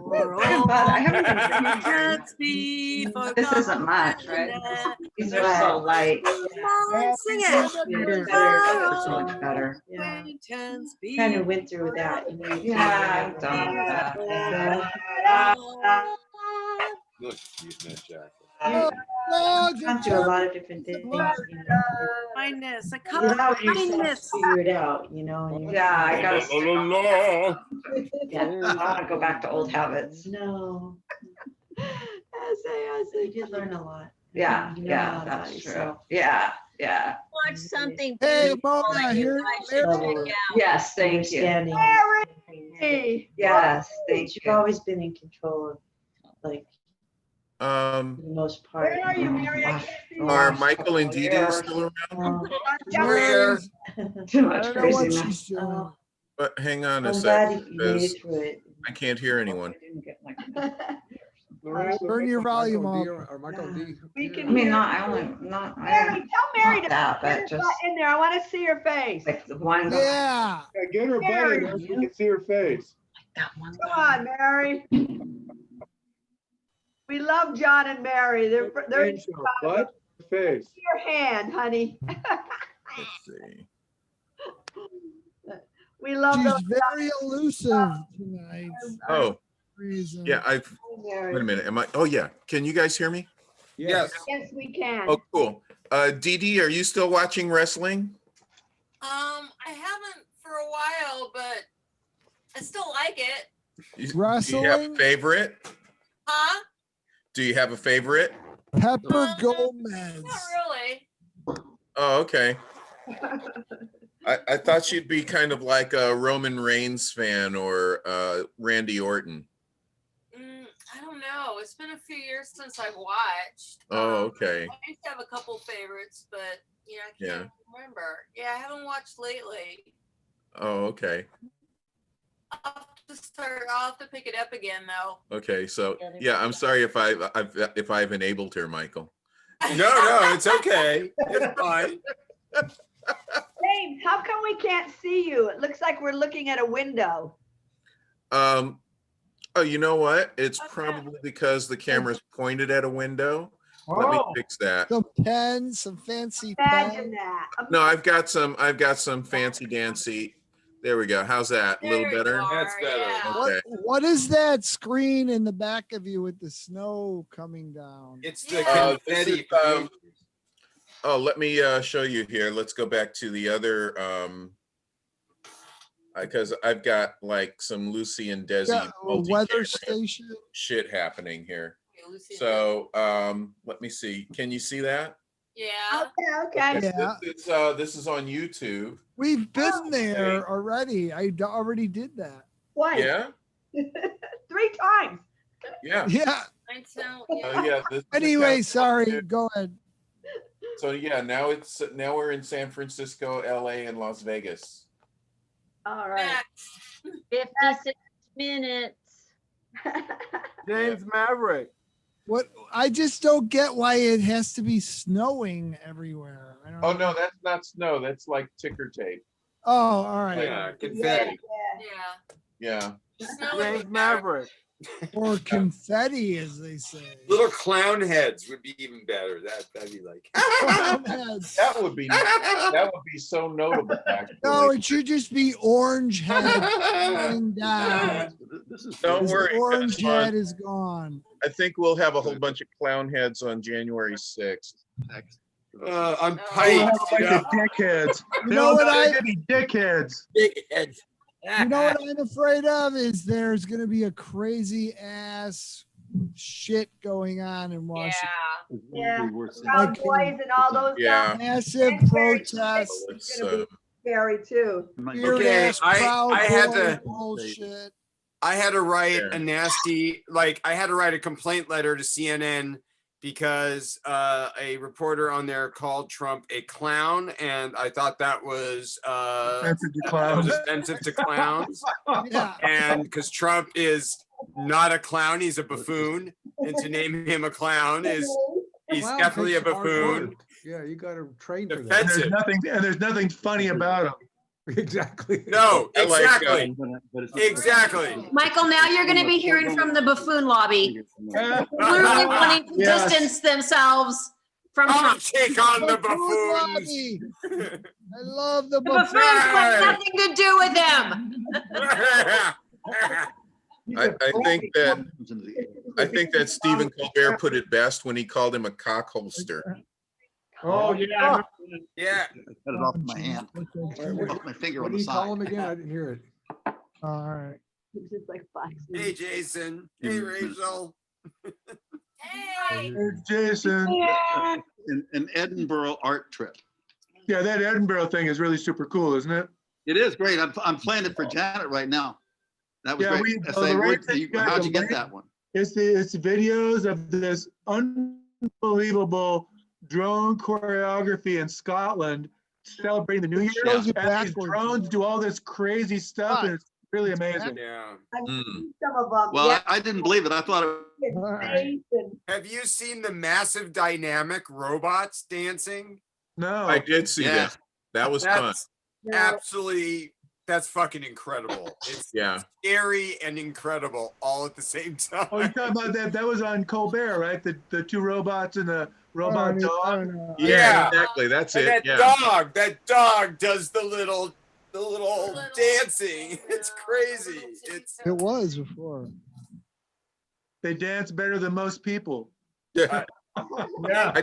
I still wouldn't wait, man. I'd take them out. Like, I'd be like Joe Morton in Skynet, just well, you know, just ready to there's that blow them away. There's that Chinese remote control. What they're doing is it's a company that's designing remote control systems that can be powered through satellites. Scary. And they've called themselves Skynet. Oh,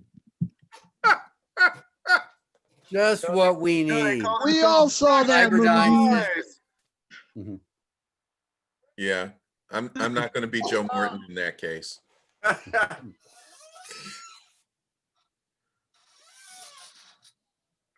You know what's happening. I mean, come on. That's the next thing. We have the pandemic. The next thing is either the zombie apocalypse or the robot uprising. So we're wait. headed for the robot uprising. There's a third one. There's a third one, Michael. They have this kind of like food thing in a bottle that they call Soylent. Oh, you're right. You're Yeah. right. Yeah. That's a real thing. Yes. Yes, it is. Real?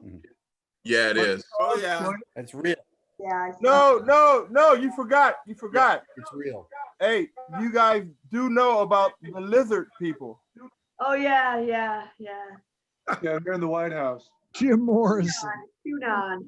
No, the guy who set off the bomb in Nashville was searching for the lizard people. Really? Found them, I'd say. Really? Wow. Yes.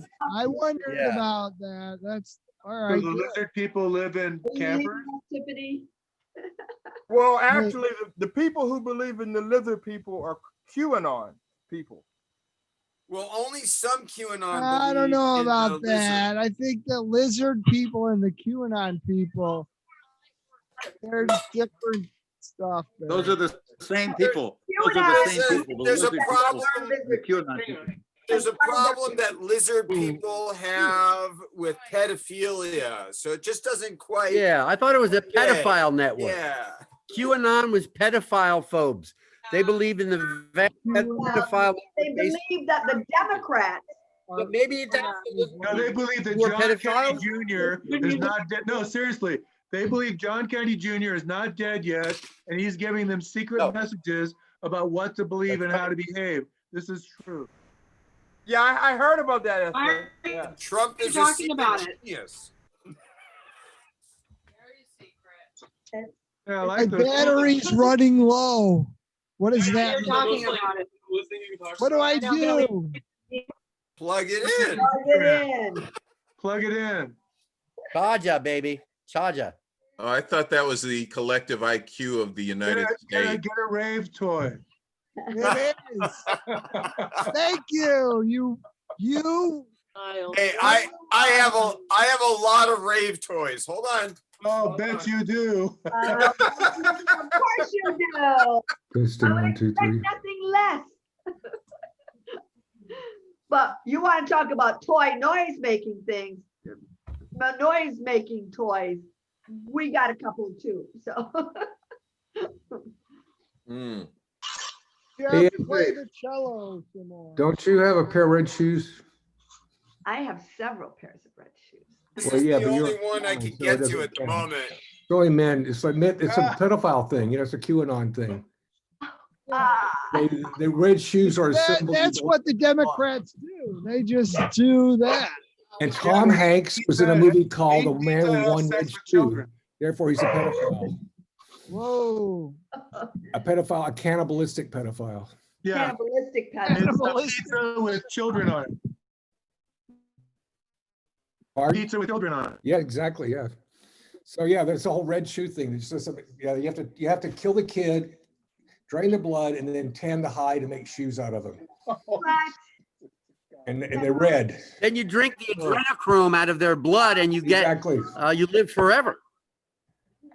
Are you guys- Don't you get it all down? You guys took the blood, the reptiles, adrenochrome. they're just kind of bringing it back. Adrenochrome? That's what it is. It comes from the. Yeah, it's the same thing.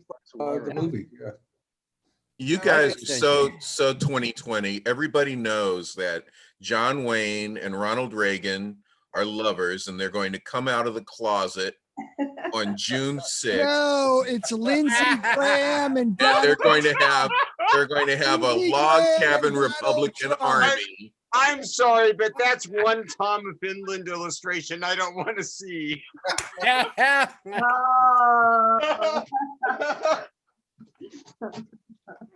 That is the new conspiracy Twitter thing. That's a bad one. Lindsay Mona. Donnie and Melania's a tranny. Okay, Mona, do you remember Come on, this? they're helmet? giving the bullshit to the Democrats. Give it right back. I just want to hear John Wayne say, "I wish I could quit you." That is a great Bumbler, Michael. That would be great for our marching band, Michael. Do you remember this helmet? No, it's This is left over from the Cacophony. It's a Small World performance at Burning Man. Oh wow! This is the Unity mouse helmet. I've kept it all these years. Wow. It's finally falling apart. Wow. Yeah. Here's looking at you. Where's Mary Alice? She left. There's a virtual. They had the virtual Burning Man this year, and they're doing a virtual. Oh God, that's Virtual decompression. yeah. No, well they're doing a celebration right now on Burning They Man. do the virtual Burning Man. They made a virtual playa and Mary Alice had a virtual tea party there. Wow. So it was They get like there's videos of the fireplaces that you can get and during the holidays. Oh yeah, I got that on my TV. Yeah, so that'd be virtual. Yeah. Just put a little wicker guy in the middle, and you got a Burning Man. And you could, I'll tell you, virtual can be helped by marijuana too. virtually enhanced, huh? Yeah. You know, Doug, you can go whenever you're ready. Yeah. Okay. Go for it, man. You want to do Well, it? I was having a hit, but I'll Well, I don't want to stop you there, man. 'cause Yeah, don't interrupt his drug use. Oh, man, let's watch Doug smoke weed. Yeah, come on. Let's all smoke with him. We all take a toke. Anytime Doug takes a toke, we have to take a toke. Can I read after Doug? Yes, you may. After Doug smokes read weed. now. Do you Yeah, need read time? while Doug's smoking weed. Go ahead, Hassan. We Doug only have needs 45 minutes smoke left. pot, so go. I don't want to steal Doug's thunder. No, read while Okay, he's listen. smoking weed, man. I'm hearing my name. Why don't I do my thing? Do your thing, Doug. I thought you were doing your thing. And you know Doug what? You, does his thing. Rated yeah, R. I am. I'm doing my thing. Really. Doug does I'm his now thing. virtual. I'm now virtual. And this one, I don't usually like write something and then read it because it's usually dreadful bullshit. But this is, I did write this one. And so it's about, you know, how they're all saying on journalism, what's 2020 like? Like it's an artificial division of time, right? But nevertheless, we all were here in 2020, presumably. So I started writing my history of 2020 today, and I got as far as March. But it's called, and pardon me, I apologize in advance. This is called 2020 Homeschooling Myself. Is lonely. I would play bingo with people in masks or shuffleboard with the seniors, but they're in creative detention and I am at large, truncated, mostly at home with my wife, the news, and the next meal, except I pound tiny poetic fists on the newspaper or MSNBC about the president and our national decline, which I believe is the dialectical movement of history. And after we've had it good, we have to have it bad. And my efforts are futile, except the lung exercise and shouting to liberal friends on the phone and productive trips to the grocery store where I buy things in big plastic container boxes that are themselves a symbol of why our fossil fuel society cannot endure. Fate sits there like a cat awaiting its time, but I am the dry type of cat food. I will also last a long time. I had early acceptance in the College of Lockdown this year. An adventure, I must tell, like the ancient mariner, to find joy under the bed. That would be an uptick on the seesaw on which we as a society now diddle. Middle of Feb, I was auditioning on stage for an old man part in a Steve Martin comedy, which I would never get because it required a consistent French accent, and mine is comic only for jokes. I was dying on stage artistically, and I suddenly fell down like I had slipped on a banana peel. My right leg just went out. I was 30 years older than anyone in the room, except my rival for the old guy part, and their young minds could not accept this happened. So the auditions went on, kids muffing their lines as stage waiters while the lead girl coached. My rival got the part, and there I was, lying on the floor like a big green pickle with clothes on. The director was afraid of a lawsuit, but I assured him I was a self-injuring guy. This was in the last days people were still walking around. But I was afraid I couldn't move my leg, so they had a fake stage wheelchair and put me in that. That's the funny part. But because I'd ruptured the main leg tendon, I needed to get out to my wife's car in the hospital and got the operation. And lucky I rehabbed 3 weeks in a wheelchair on a special deal in a local old folks home. And the news there at the old folks home about the human body was not that good. Going to the dining hall was like tombstones walking up out of the mist. I wheeled my wheelchair like a captain of self-preservation, talked politics with World War II veterans. Being Southern California, they were all liberal.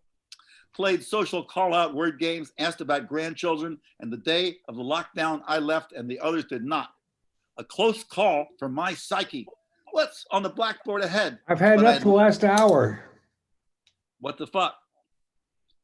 But I learned something about social isolation, confinement, and quarantine, which helped me gurgle creatively under the furtive tent of the new limitation. For purposes of mental encapsulation, people ask, what was this year, 2020? Only metaphors can comprehend abstractions like what is a lump of time. Consider a big bubble ball, the way we make circles in the air with our minds and jiggle them up. It's been easy to survive, but this year was a big round one, heavy and simple, like the journey around the sun.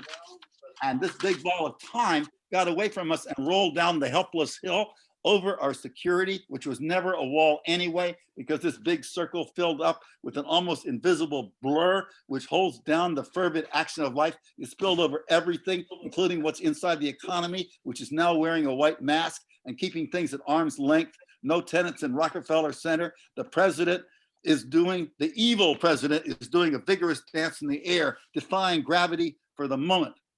I want to fall down and sleep, but I don't because I don't want to sleep forever. Death might come in his tacky black wheelbarrow. I don't think he's looking for me and the dry cat food. That's as far as I got in March. You can applaud softly. without I dirge. apologize. I thought I was on mute. Sorry. Okay. Well, no, you express yourself. No, I was trying to yell at Jane because she was yelling at me from the other room. So. Well, no, I loved it. What can I Sorry. say? Heckler at last. So. Anyway, thank you for listening to that, guys. And I enjoyed myself. Cool, very cool. It's very scary how much is true and real experiences in there, you know. That's what makes. Hi, I'm new to this group.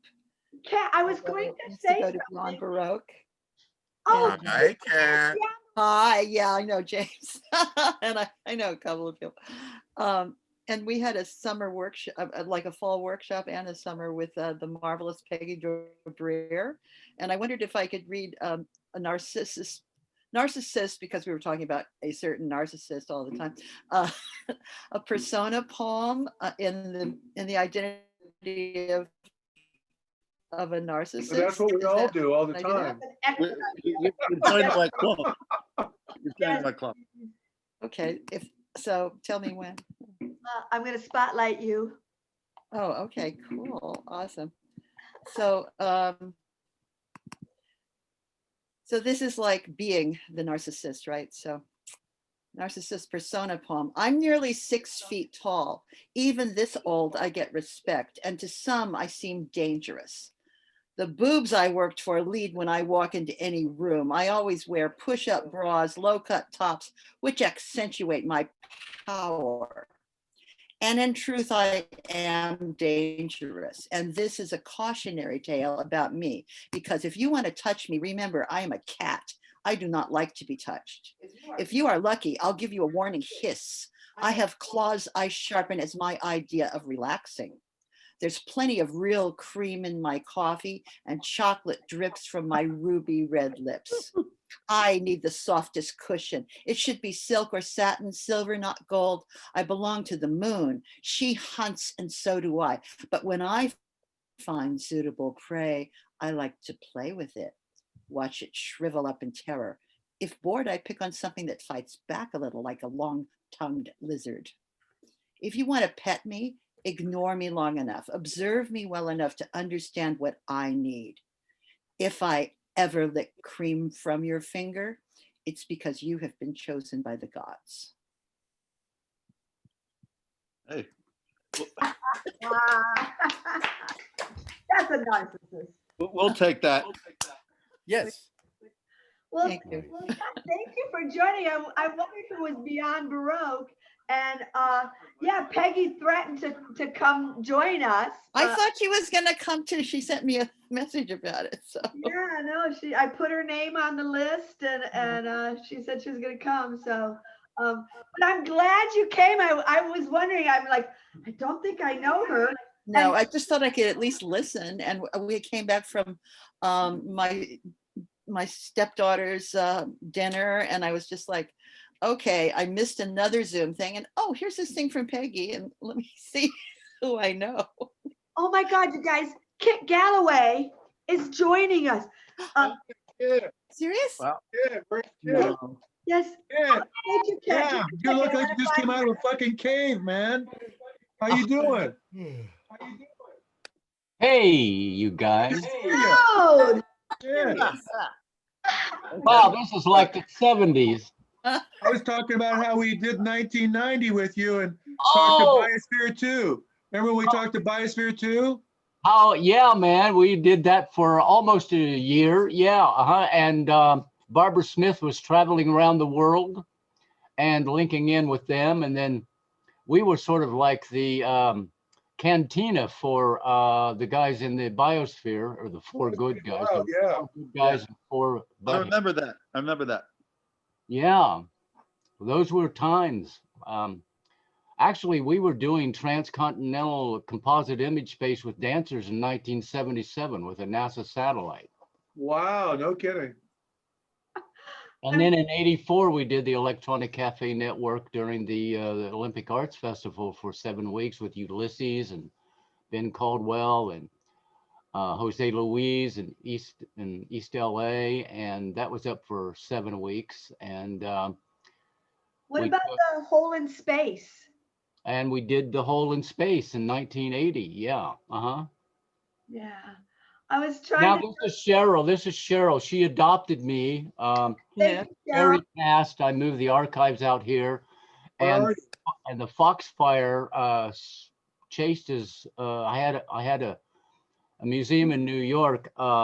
Rhizome paid to move our archives out to near USC in a storage facility because we thought we were going to get burned down. It's still out there. All right, cool. Where are you at now, Kit? Pinion Hills between Palmdale and Victorville.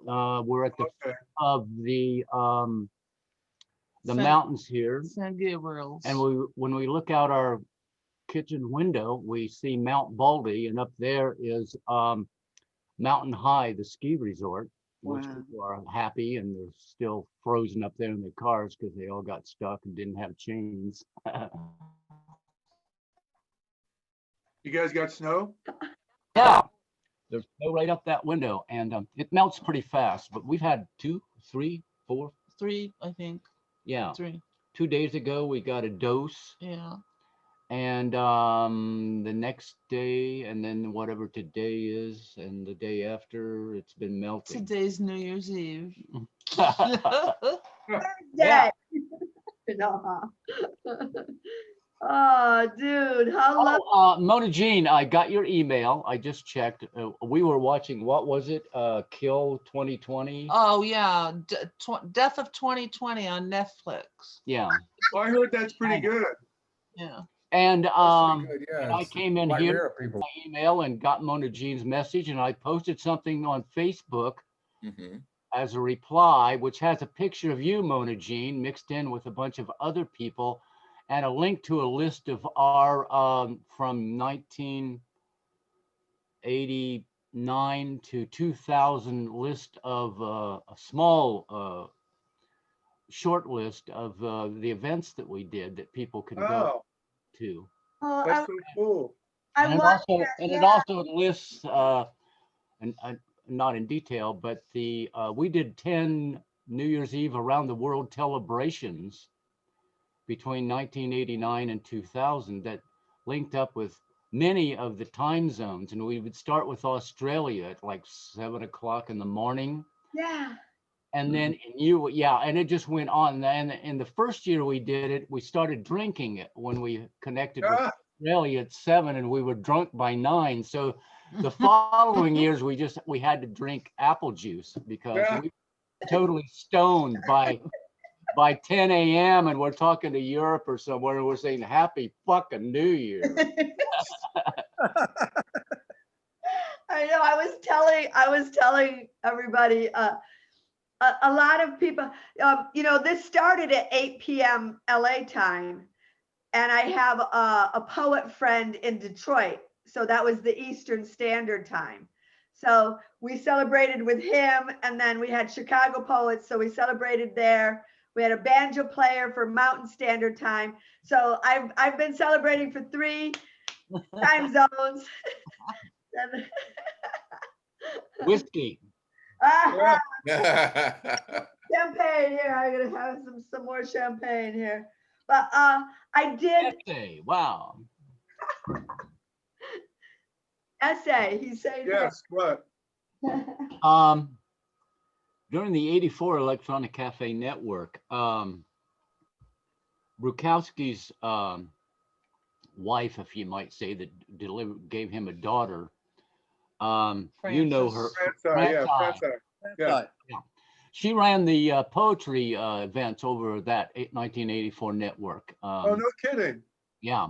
Cool. She moved into that place. Ocean Park. In Venice Beach, it was Ocean Park. Cake place. World Stage. Beyond Broke. It was on. Wasn't it on Main Street? No, Telegraph Avenue. Electric. Are you talking about the church at Ocean Park, Kit? Yeah, That's we know on that. Second Street. Cheryl, listen, Cheryl was on the city council. She got rent control passed Well, with a lot of other people. with a lot of other people. Come on in here, Cheryl. I'm coming in. I'm just Yeah. smoking. And she was a Southern California rep, driver, and all kinds of things for Cranston when he ran for president. And she was also for many years the public relations person for the Writers Guild. Are you done? She hates this. She's a hurricane. No.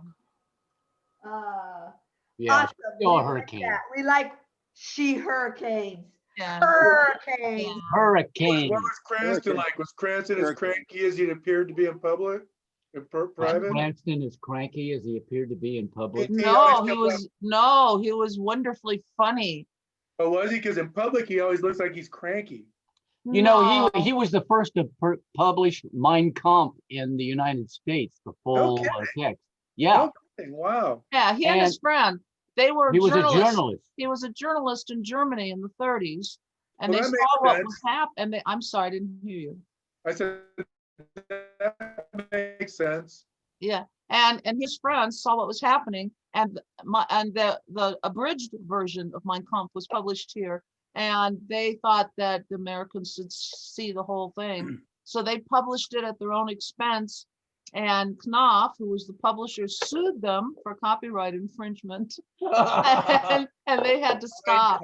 Wow. But they distributed about 500,000 copies before that. Yeah, I've always admired. I started smoking and drinking. That's my influence. I've always admired Cranston because Cranston's always come off to me as pretty sincere. Is pretty what? Sincere. Sincere. He was very sincere. Yeah, he was made of good stuff. He was a journalist during World War II. I mean, the guy's like got a resume, you know. Yeah. Yeah, he was a good guy.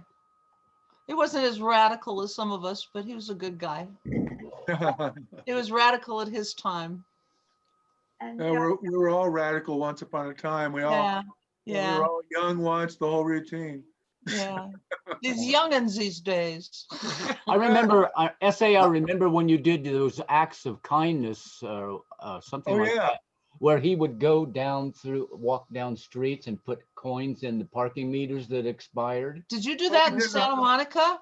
Well, no, what I did was on tax day one year, I took 2 blocks of Hollywood Boulevard and I had collected all these quarters in a jar.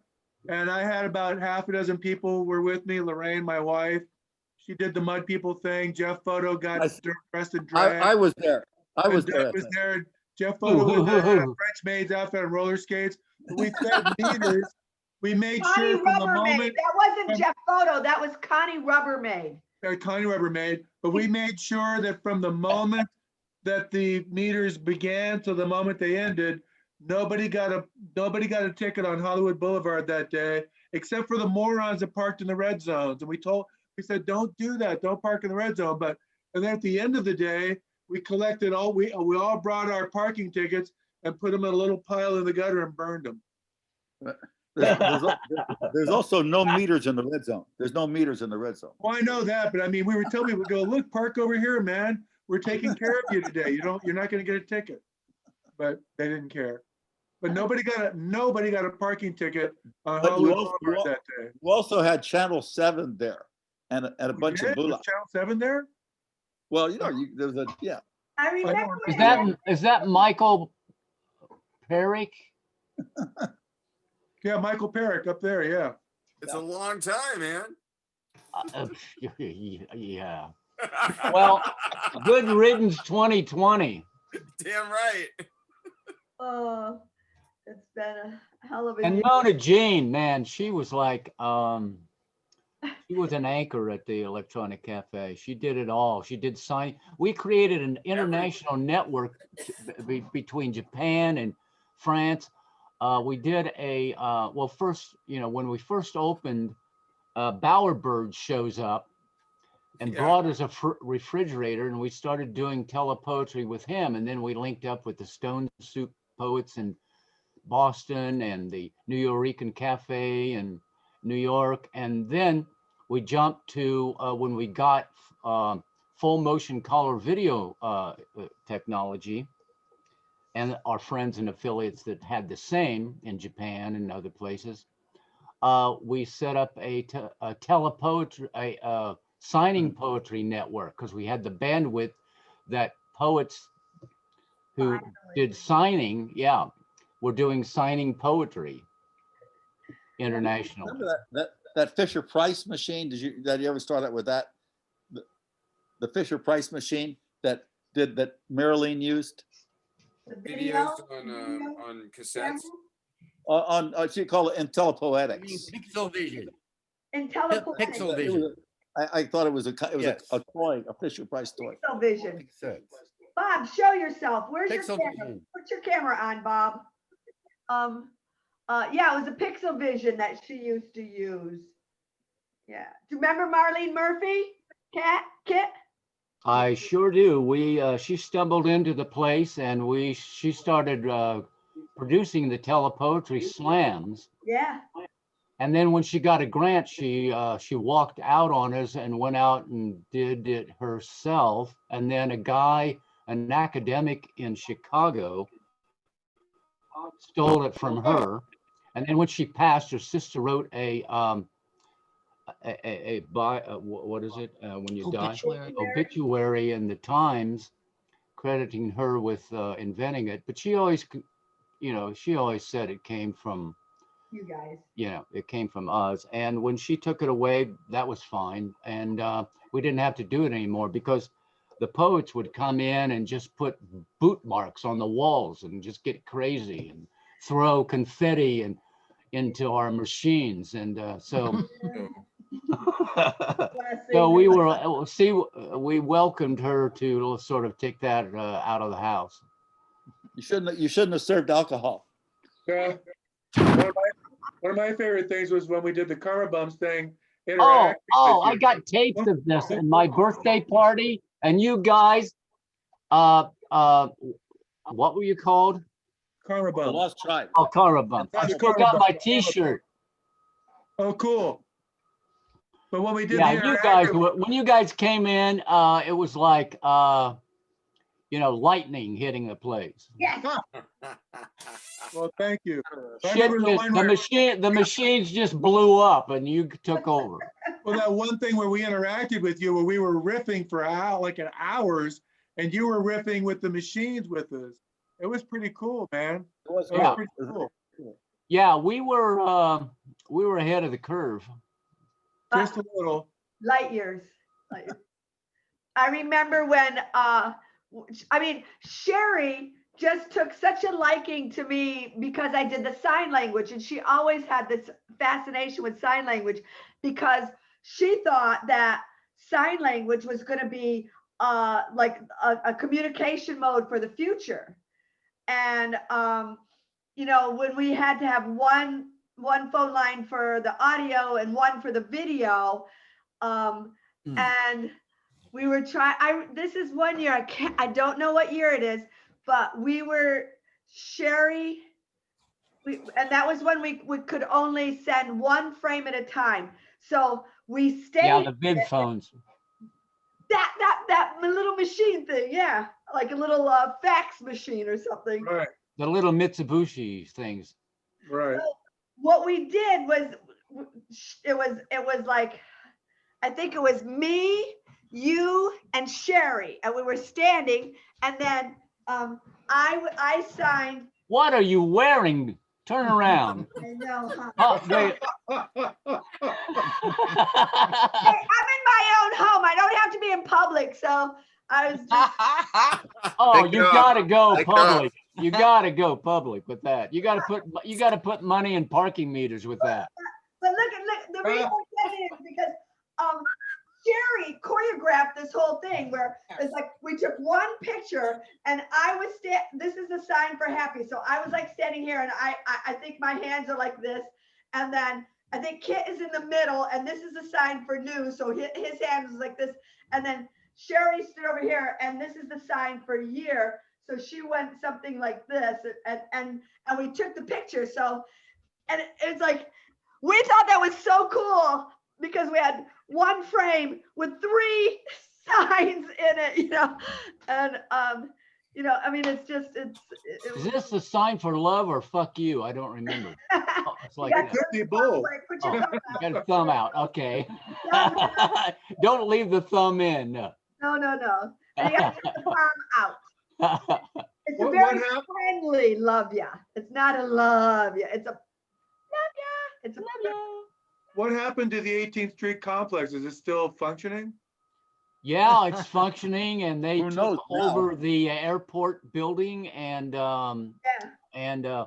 they're uptown. They're like one-stop shopping, I guess, for art in Santa Monica or Is something. it like super expensive to live there though? It must be. Oh, you don't live there. I have no idea, but we never paid the rent. How's the theater there? Our buddies with the theater.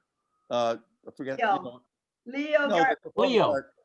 Leo Garcia he's they're still functioning. I believe. I don't think anybody can live in the art complex anymore. I think Well, it's that's sad because that was the whole point of the place, wasn't it? Yep.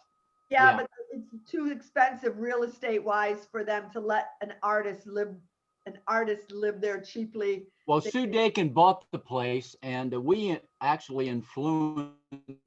They wanted to have something downtown close to the museums, and we said, well, we're not going to go there because in Santa Monica, you get to use the air first before you pass it on to those other sorry bastards. Okay. And so she bought this place, and we moved in, and there were all these ideals and things, and you know, the publishers of High Performance, they were there, and there was some sort of they tried to create some sort of group, and Mason, what was his name, the black Antar Mason. Keith Antar yeah Mason. yeah Keith Antar they got Mason. into some kind of a battle, and they just packed up and moved to Keith moved to the Bay Area. they Keith moved to the moved. Bay Area a long time ago, I think, and went into the he went into the straight world, I think, and got a job. Linda and her husband. Linda Albertano? No, the publishers of High Performance. Oh, Yeah, Linda Burnham.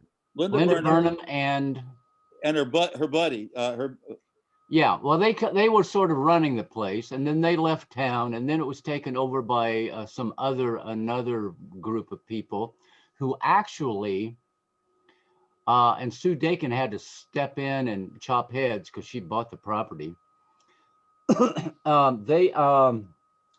They were actually, you know, if you have a nonprofit, you can't really profit from it. But if you have one and you're the managers of it, you can move it or sell it or do something with its assets.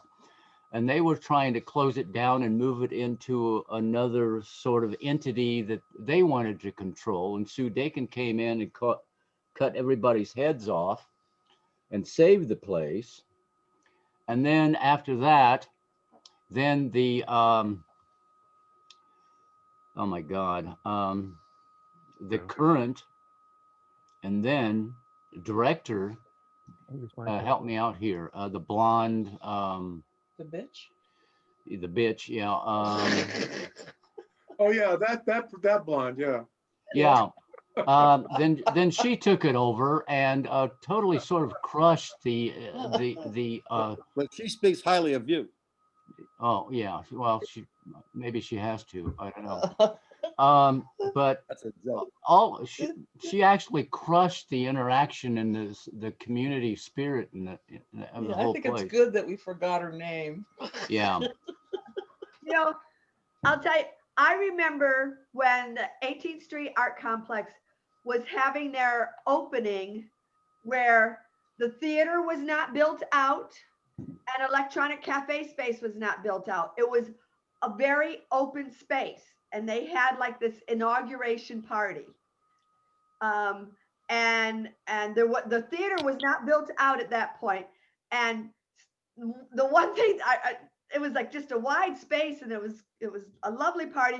And I remember at one point somebody picked up a 2x4 that was laying there. Oh. And rubbed it backwards. Yeah, at the Electronic Cafe, and we had the band with the Fat and Fucked Up was at our place. Yeah, they're great. And they were taking two Fat and reporters, Fucked Up. and Jackie the B. Spanish name guy from San Francisco. Oh, Victor de Suerno. Oh, well, Michael was in Fat and Fucked Up. Where? Let me see here. Yeah, that was my Josie Roth is in Fat and Fucked Up. She lives down the street from me. She was just on here. I'm gonna text her and say, get back on here, girl. So Kit. Wait, I gotta tell you that's all on videotape with the two befores and Fat and Fucked Up. Oh man. Kit, there's my son Spencer. He was in the Electronic Cafe when he was 4 years old. Spencer! Hey, where are you? He's down there. It says Sharon Griffin. There's my son Spencer. He turned 33 yesterday. And he was in the Electronic Cafe when he came to the big meeting with me, the big poetry meeting. You are fabulous. So nice to see you. Happy New Year. Well, thanks.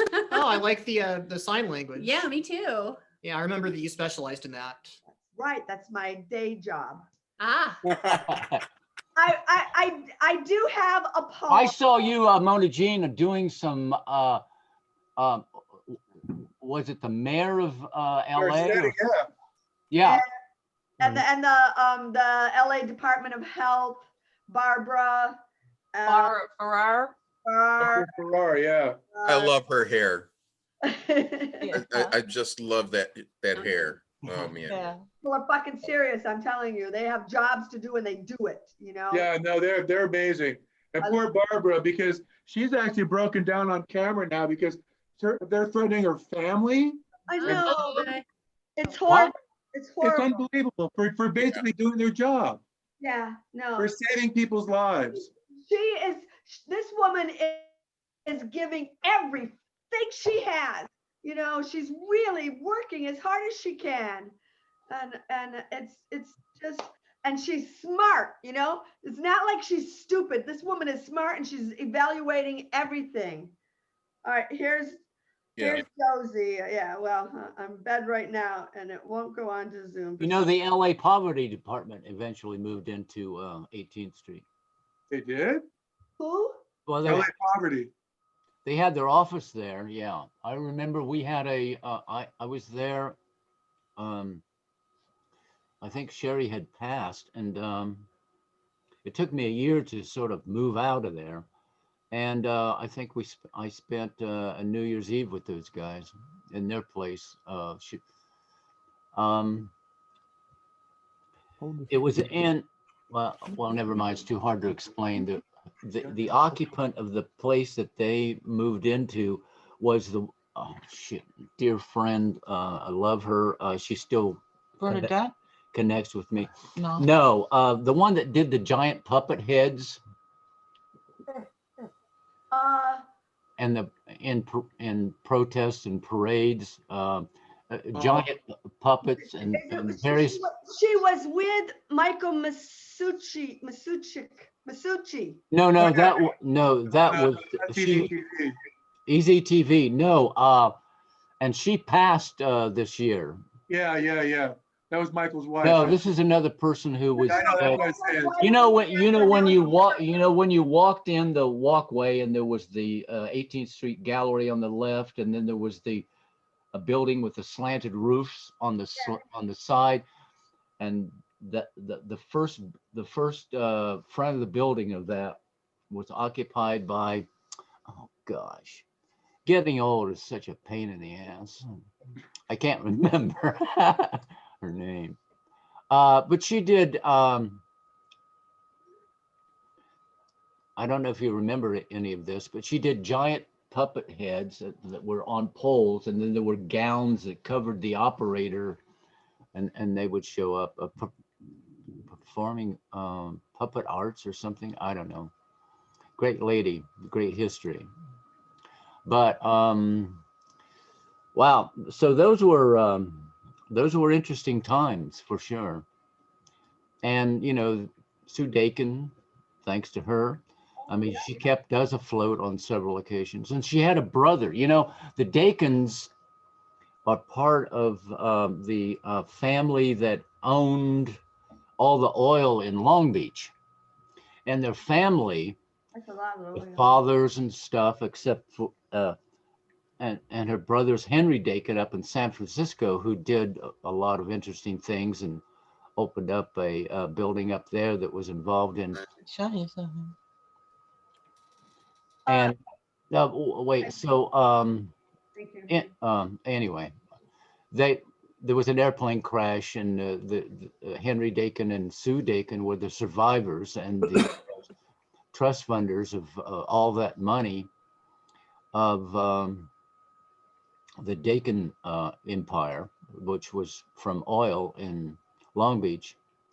And you know Dakin Toys, have you ever heard of that? Yeah. Dakin Toys was established when they got their drilling rigs, the drill part with the diamonds, from Japan. And at one time they didn't have packing material, so to ship it back to the United States. And so they got these miniature teddy bears from a company that had crashed and burned. And so they stuffed the drilling heads with little tiny teddy bears and shipped them to the United States.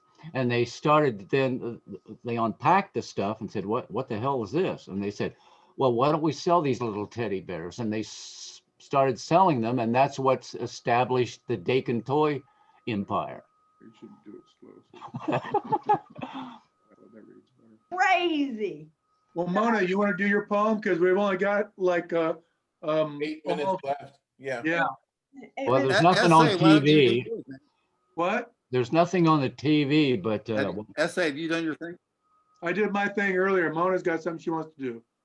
okay. Okay. Yeah. I mean, I want to do this poem.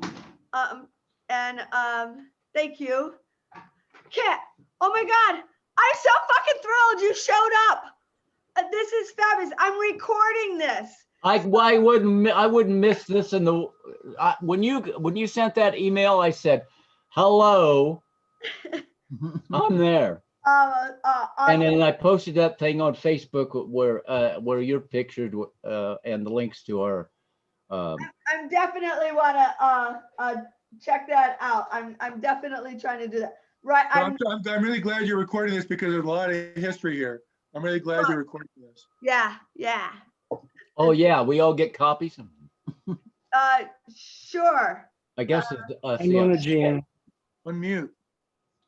I'm telling Sharon and Spencer to unmute. Oh, yeah, we were on mute so that we didn't disturb anybody. Well, we're all open. It's okay. Mona's gonna do something. Okay. Okay. Should we mute? No. Well, just be quiet. I'm going to try to do a poem because I'm going to do it in sign language. I'm going to speak it, but I'm going to do it in sign language. So, and the poem is a definite response to our the last year. I'm going to celebrate on the 20th of January.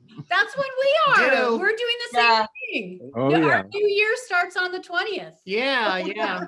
But this is the real New Year's party right here. Yeah. In the meantime, we're just biding our time. Well, you guys should have Biding our time. Oh, that's a good one. Well, you should have it done again on the 20th. You should do it again. Oh yeah. Go, Mona, go. Okay. Here we go. So. Oh man, sorry. Just one moment, please. Technical difficulties. Okay.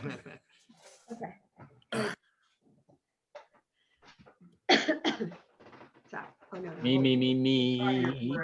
I don't want you going. Back off, I don't want you bitch. going. Get him in here. Sorry. She'll go Christian Bale on me if I get. So the idea of this is this poem is going to be signed and danced in a whole bunch of different languages at the same time. So far I have Hebrew, Israeli, which my Hebrew Israeli dancers are going to be joining us here at 12 30, 12, 20, 15 or something like that a.m. So like 20 minutes after New Year. It'll be like 6 a.m. for them or something like that. But they wanted to join and they wanted to do something. But this poem will be done with Hebrew Sign Language, Hindi Sign Language, Spanish, Mexican Sign Language, and Russian Sign Language. And maybe a couple more, maybe Korean or something. So it's originally, this is supposed to be a dance with everybody signing in different sign languages. But here's the, here it goes. Will there be a crawl translation running while you're doing this? We're running out of time. Okay. Oh, okay. Wait a minute, what time is it? Okay. We got 5 minutes. I got it. Shit. Got it. Okay. Yeah. Alone. At home. In my head. Alone. All alone. And all together. I know you're there. Out there, out of reach, and I know we'll be together again. We'll celebrate together again, all together again. The troubles that separate us, oh man, here comes Susie. The troubles that separate us will leave us. Our world has turned upside down. The commotion has calmed. And our thoughts have turned inward. And the reality is clear. All have become peaceful, holy, silent. And in this sacred silence, we sow these seeds of spirituality. Soon to bloom into this bounty of beauty in this sacred silence. The world open. We perceive. We receive and we conceive a new global enlightenment and learn new skills of connection. A new language of inclusion, a new global vision, a glorious global celebration together. I'm turning the computer around so you can see downtown LA. Oh man, you guys know, for like 5 or 6 years, I interpreted the downtown LA Grand Park station. Mm-hmm. That's it. I would be there. I was interpreting the Grand Park. We do this every year. Well, supposedly I've got a different time on the clock, but this time here is downtown LA right now. Yeah. Oh, no, so we'll go off of this. What channel? That was, I don't know what channel is this. wait a minute. That was from a long time ago. Okay, good. That helped me because I won't look at that anymore. So now we're back to Boomer, real time. Boomer. I'm sorry, James. Yeah, let's watch James's little countdown right here. So we got a couple minutes there. Yeah, which is ours. Well, we've got 1 minute. Oh, 1 minute. Yeah, this is it right here. Here, I'll turn it back around. This is. Oh, we can see James right here. Okay. I don't see him. Here, wait a minute. Let me pin him. I'll pin him. We're ready. Ready. Hurry up. There it is. James has got it right there. There we go. See? Yep. Here we go. Oh. Oh, it's getting close. Oh, yeah. 3, here we go, here we go. I can hear the fireworks in our neighborhood. Yep, they're in our Oh, yeah. school. They're definitely, Highland Park is alive all night. It's been. God, New York. Here What's we go. Oh, here we Coming go. up. Ready? Wait, here we go. Froze. It froze. There we go. Oh, 2, 8, 7, 6, 5, 5, 4, 3, 2, 1. Happy New Year! Happy New Year! Yay! Happy New Year, Steve. Aaron. Yeah. Everybody. Ah. Hey, Happy New Year to Spence. The networks are showing New York right now. Happy New Year. Happy New Year, everybody. Happy New Year, everybody. Please, everybody, have a wonderful New Year. Hey, Kit. Yeah. The first time that I've been able to do this with Spencer, usually we don't see each other. We call each other on the phone. I know. So this is like, this is a moment. Yep. Father-son moment. Happy New Year. Happy New Year, everybody. Happy New Year to all of you, and thank you, Mama Jean. Happy New Year, kid. Amel, you look really great, Amel. All you guys. Kit, wait, Kit. I'm not going anywhere. Oh, good. Okay. Because Josie just joined us, and Josie's my girlfriend from down the street with the fat and fucked up. Unmute. We were just talking about you. Okay. That would mute it if you touched Can you see? No, I see you. Okay. Okay. Josie. Her head is floating by the freeway or the bridge. Josie. I love it. You go, girl. He says he has footage of the very first event that was there at the 18th Street Art Complex before the theater was built out and Fat and Fucked Up played, and you were using the wooden planks, the 2x4s on the. He has video of that. Yeah. Wow. Yeah, it's digitized. Is that the Pasadena Suicide Bridge? Yes. I know that bridge anywhere. Is that one of your photos, Josie? Yes. That's what it. Yeah. It's fucked up. It's fucked up. Oh, your hair is flying. It's like you're flying. Yeah.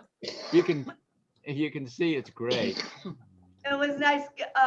Kit was just talking a lot about the old electronic cafe, the beginning of the electronic cafes. I just really wanted you to be in here, Josie. We play a lot together with her viola, and it's lots of fun. She was on most of the time earlier this evening. Oh, sorry, I missed it. Josie and I When have did you the same start? birthday. Josie and I have the same birthday, and for our birthday on May 31st, this last year, it was like kind of into the COVID kind of thing. But both of us, we have a birthday party together. We celebrate our birthdays sometimes together because it makes sense because we have a lot of the same friends. So, oops, I'm sorry, there we go. Can you guys hear me? I was there Yeah. at the party. It was a great party, and John Fleck I saw John Fleck about 2 months ago. He did the best on-screen Zoom performance at that party, at your party with Josie. See, and that's Josie and I did a Zoom party kind of like this, and a lot of the same people came and performed. And they were incredible. What? And he was the leader. Hey, Dad. hey, we're taking off. We're sleeping. Yeah. Okay, all right. Well, good night and Happy New Year. Happy New Year, everybody. Thank you. Love. Goodbye. Bye-bye. All right, bye. Love you guys. Bye. But yeah, Toodles. don't go if you don't have to. Just, I'm not going anywhere. So, I don't know. Can you hear me? Can you hear our neighborhood? Listen. Near our neighborhood. Our neighborhood is It sounds like my neighborhood. It's also in our neighborhood. Yeah. It's in our neighborhood too. In the neighborhood, in the neighborhood.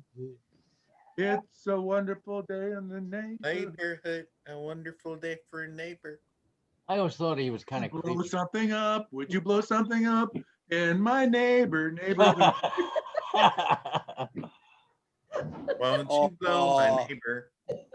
Yeah, won't you blow up my neighbor? Yeah, let's have a Won't you please blow up my neighbor?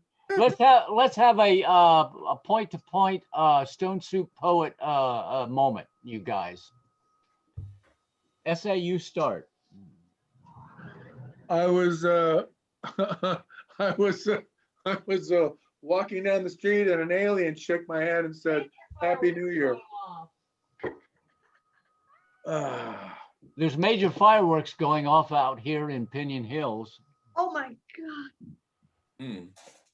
Yes, the alien would be so amazed at the amount of fireworks that is happening in my. You know, out here we look out over Edwards Air Force Base, and a company called Avionics.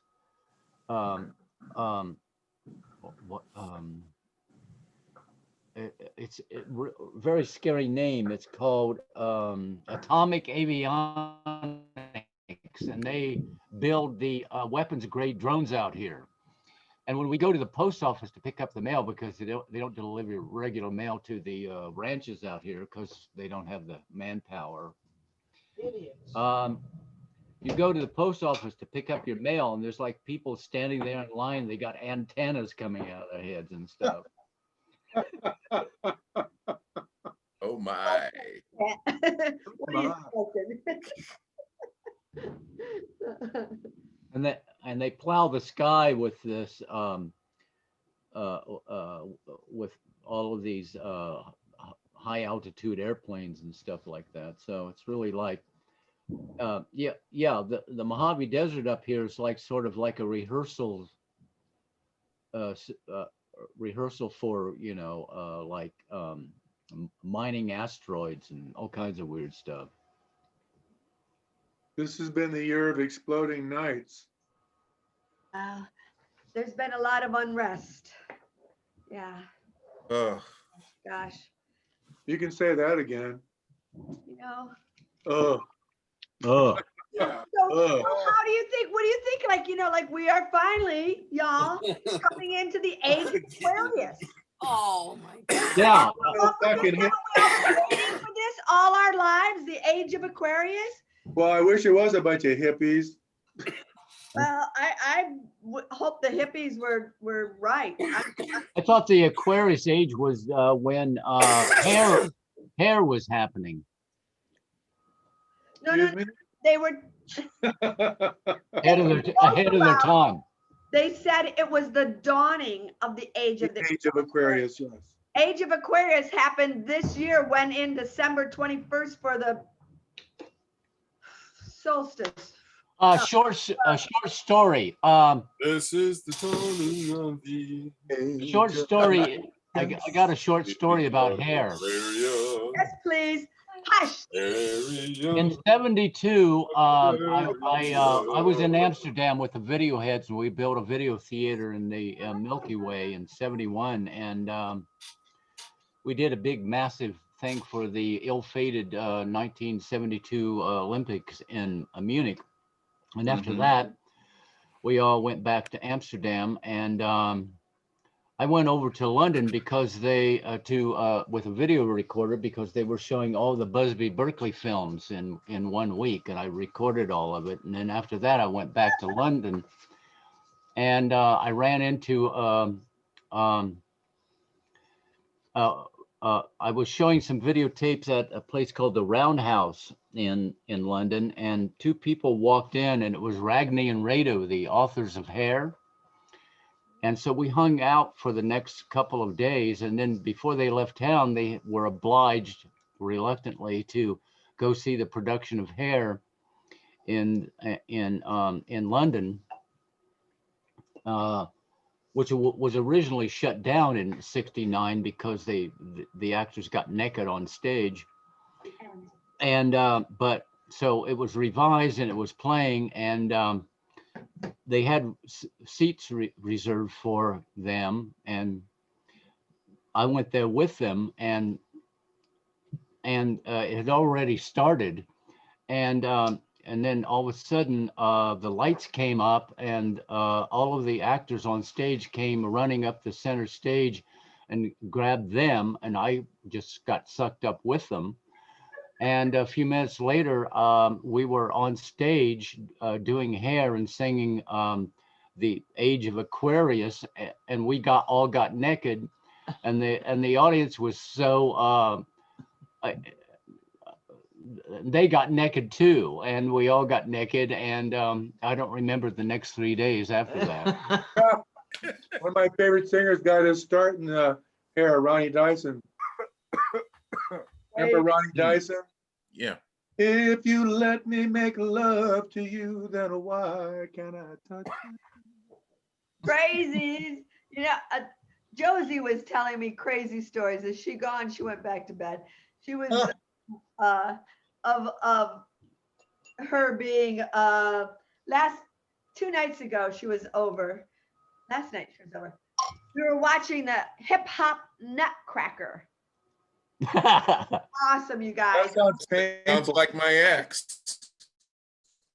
It was on Facebook.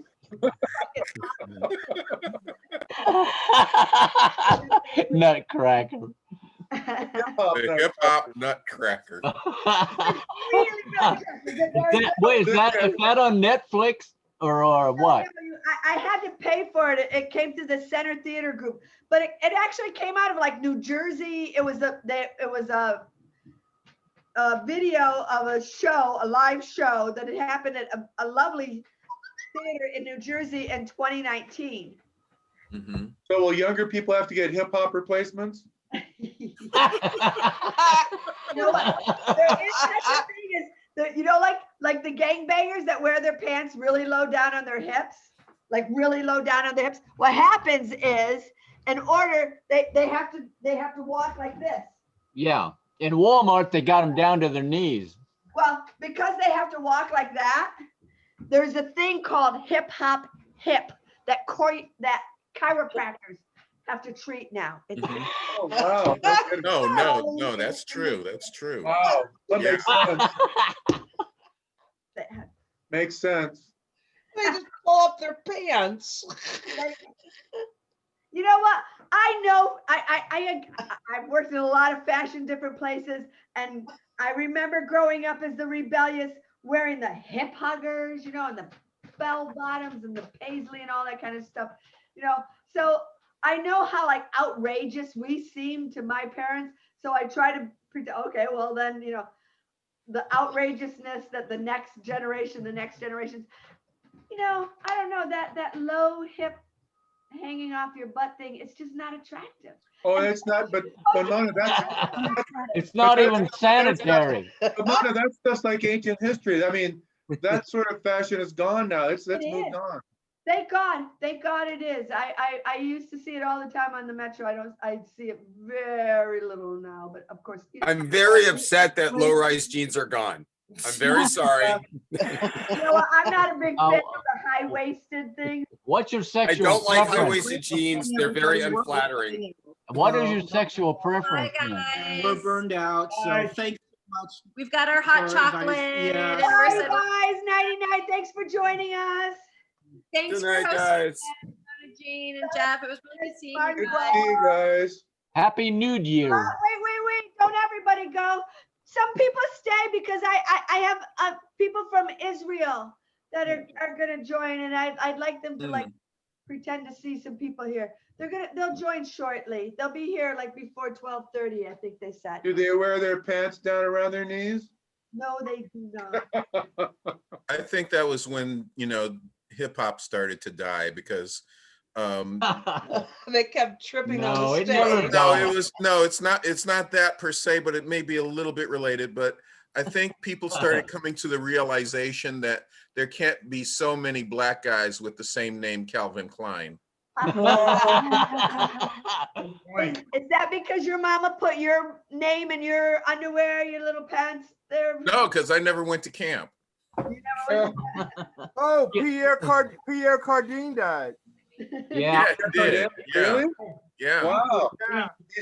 He's with Marianne now. I didn't know Pierre Cardin was that old. He was like 98. Yeah. Yeah. Well, Don Wells died. He died. Well, I'll tell you. You know, she didn't have to die. Don Wells, I know. In the argument, Ginger, Marianne, hands down. Oh, totally. Hands down, man. Oh, yeah. Hands down. Oh, yes. The baggage alone.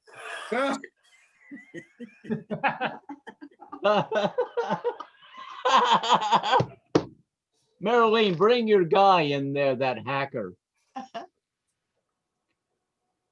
That was Yeah. Marianne redefined the coconut cream pie. Oh. Hello. Oh. The battle between Marianne and Ginger.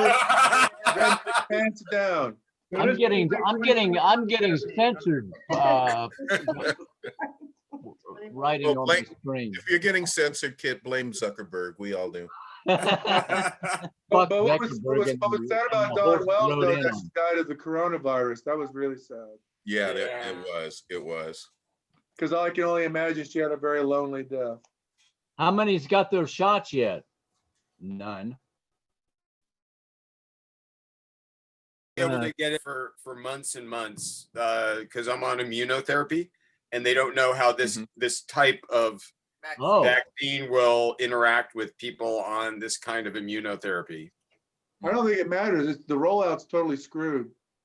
Yeah. Yeah, it's a train wreck. kind of got fucked up a little bit.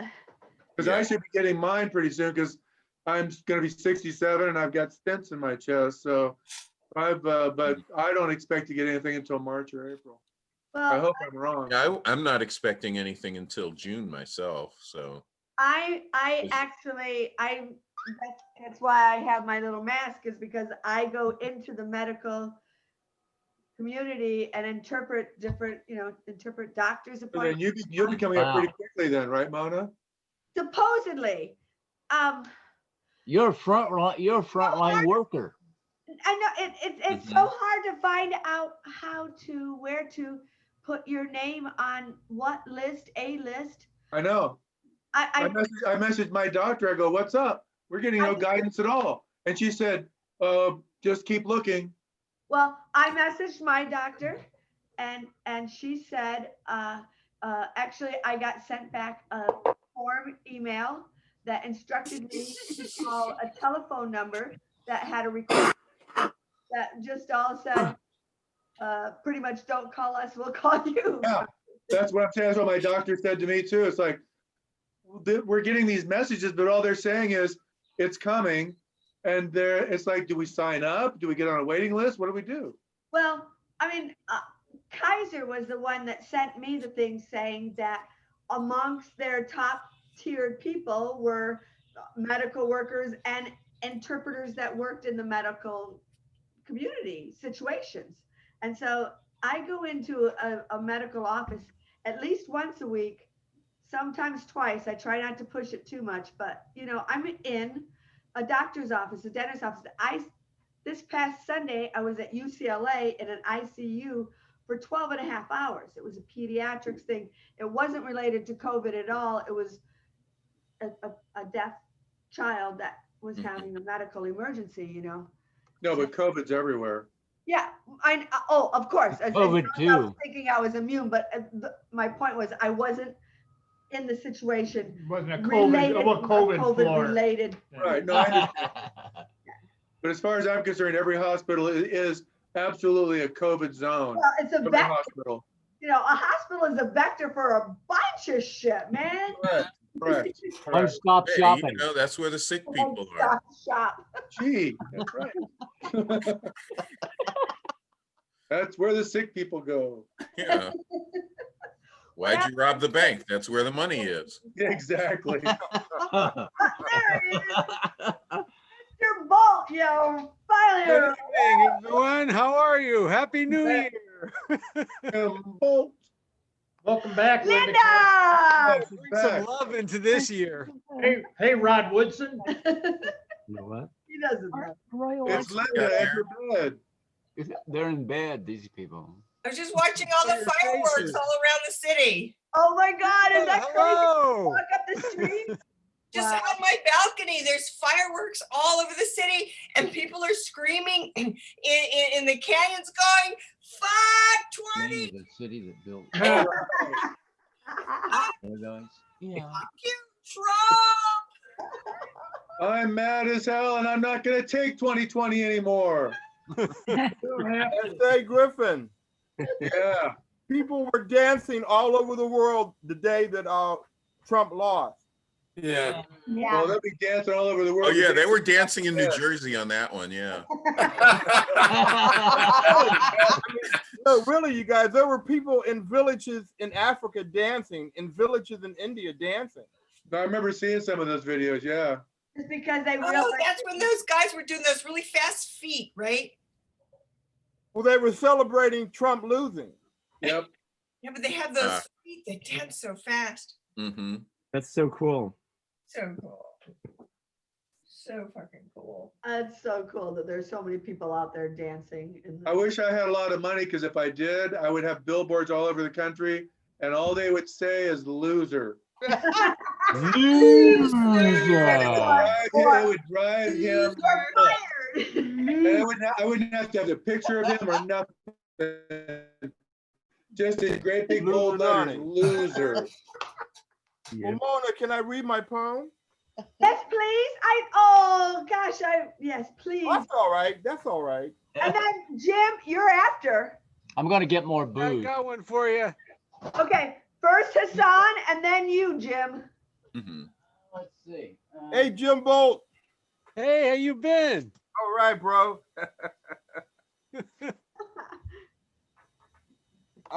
Okay, you ready, Mona? I'm gonna pin you. One moment here. Okay. You are now. Does this mean you're going steady? Go, baby, go. Well, everybody who knows me really good, like S.A. and James Maverick, knows how much I love riding these trains, the new LA Light Rail. But sitting on the train with my drum, it's Friday around 3 p.m. We're drumming at the lake, Echo Park Lake, beautiful Echo Park Lake on the east side of Los Angeles, my old neighborhood, where Cindy, my old roommate, would take her dog Puppy. Yes, the dog's name was Puppy. And Cindy and Puppy would take Baloney to the turtles that came out of the lake at 3 in the morning. That was before they drained and rebuilt the lake. Don't think the turtles come out at 3 in the morning now in the new Echo Park Lake. The train is coasting through the cornfield, getting me closer to Union Station in downtown LA, where I will catch the Sunset Boulevard Express bus for the very short ride up Sunset Boulevard to my beautiful Echo Park Lake, where Cindy fed the turtles at 3 in the morning, and where the hustlers hustle their bodies in the lake's bathroom late at night in the old Echo Park Lake. The cornfield is a huge field the size of 3 football fields, a little less than a quarter mile north of downtown LA. 90s hippies and young blonde anarchists grew marijuana and corn there in the 90s. As I hold my drum on the orange line here, as I hold my drum on the orange line as the train coasts by the cornfield, they have raves in the cornfield now, and thousands of young Angelinos converge there on Friday nights. I look at my drum. I look at my drum that was hand carved from a tree after being cut down by a tribesman in Guinea. My drum is a talking drum. My drum is a talking drum. Many in the West call it a djembe, but in Guinea, many still call it a talking drum. As the train goes by the cornfield, I put my ear to the top of my drum to hear it talk.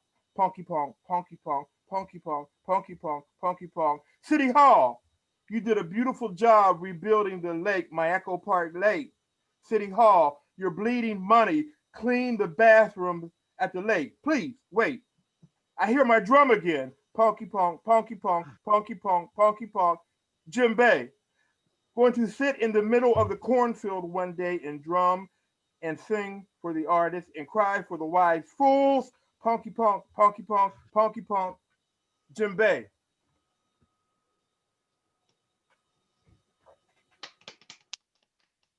Thank you. Thank you. That was just so good. Thank you, man. Blessings. Enriching. Oh, thanks. After all that enrichment, I'm just gonna keep it real simple. Dig this, man. 1st of January. January 1st, here we go, 2020, 21. Oh my God, oh my God, oh my God. We're alive. I want pancakes. Oh, I could use some of that. Oh my God. Kit. Holy fuck, I am so glad to be partying with you in 2021, dude.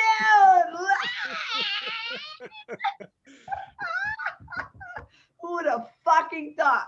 Not me, I'll tell you that much.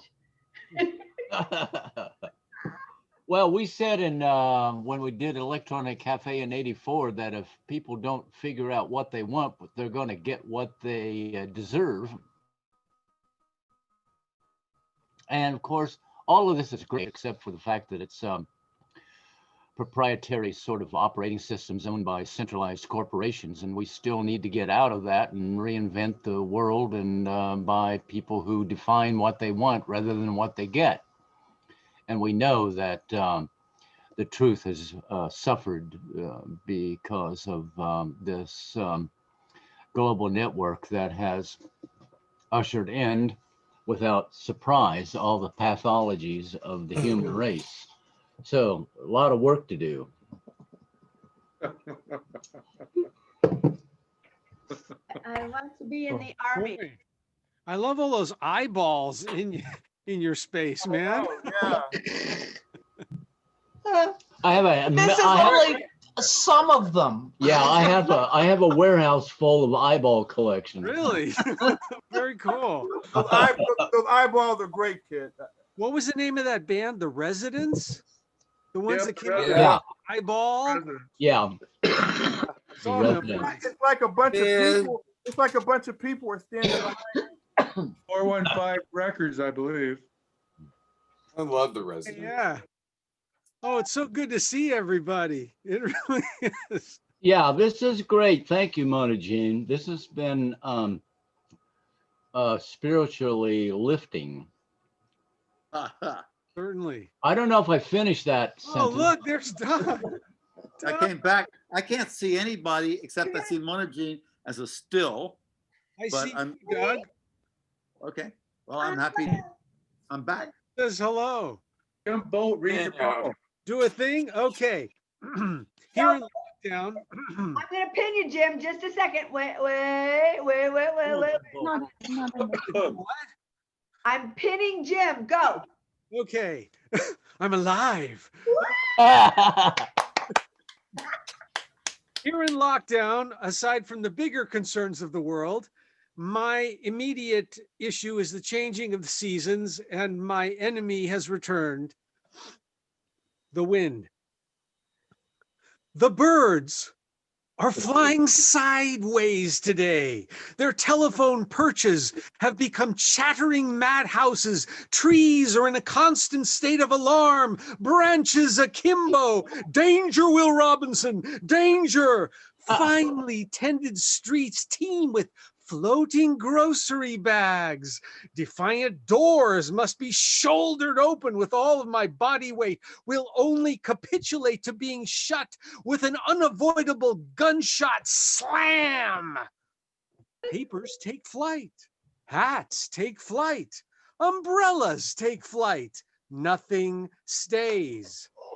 I'll end up in Oz, transported by a hurricane to do battle with badly animated flying monkeys. My nose will run and run and run. I have no insulating body fat and not much muscle. One gust and I am naked, chilled, on sudden alert. 2 gusts and I get religion. 3 gusts and I am angry, enraged. 1 man against the elements, Ahab against Moby Dick. I have no complaints on rain. A downfall purifies, brings lush green hillsides, washes my car, gives me reason to use my amusing windshield wipers, fogs up my windows, invites my toasty heater. Rain is lovely and sad, sentimental, an excuse to cry spontaneously and drink hot cocoa. Wind just fucks up everything. My screen just went crazy. What the heck? Okay, wind just fucks up everything. Another app just came on. Okay, hold on, I'm still here. All right, wind, as I said, wind just fucks up everything. All personal grooming becomes slovenly, unkempt, wayward, loused up. Roofs blow off incredibly expensive Malibu homes on the news. Who cares? They're so rich and well insured, it'll just give them an excuse to add a 3rd story or polo courts or covered patios. I slam things around. Things slam me around. Every errand outside my house becomes a punishment, an insult. I develop deep compassion for the 3 little piggies. I have met the big bad wolf, and he will huff and puff and blow your house down and your lawn furniture and your potted trees and your window orderings. Sure, it's beautiful afterwards. If you don't mind the tenement look, trash strewn everywhere. If you don't mind repotting all your mangled potted plants. If you don't mind medicating that instant cold. If you don't mind battening down everything as if in 0 gravity. If you don't mind repairing the new cracks above every door in your home. If you don't mind veering around the highway in a lethal, surreal bumper car ride. Well, I mind, God, I mind very much. There, you see, I knew he would listen.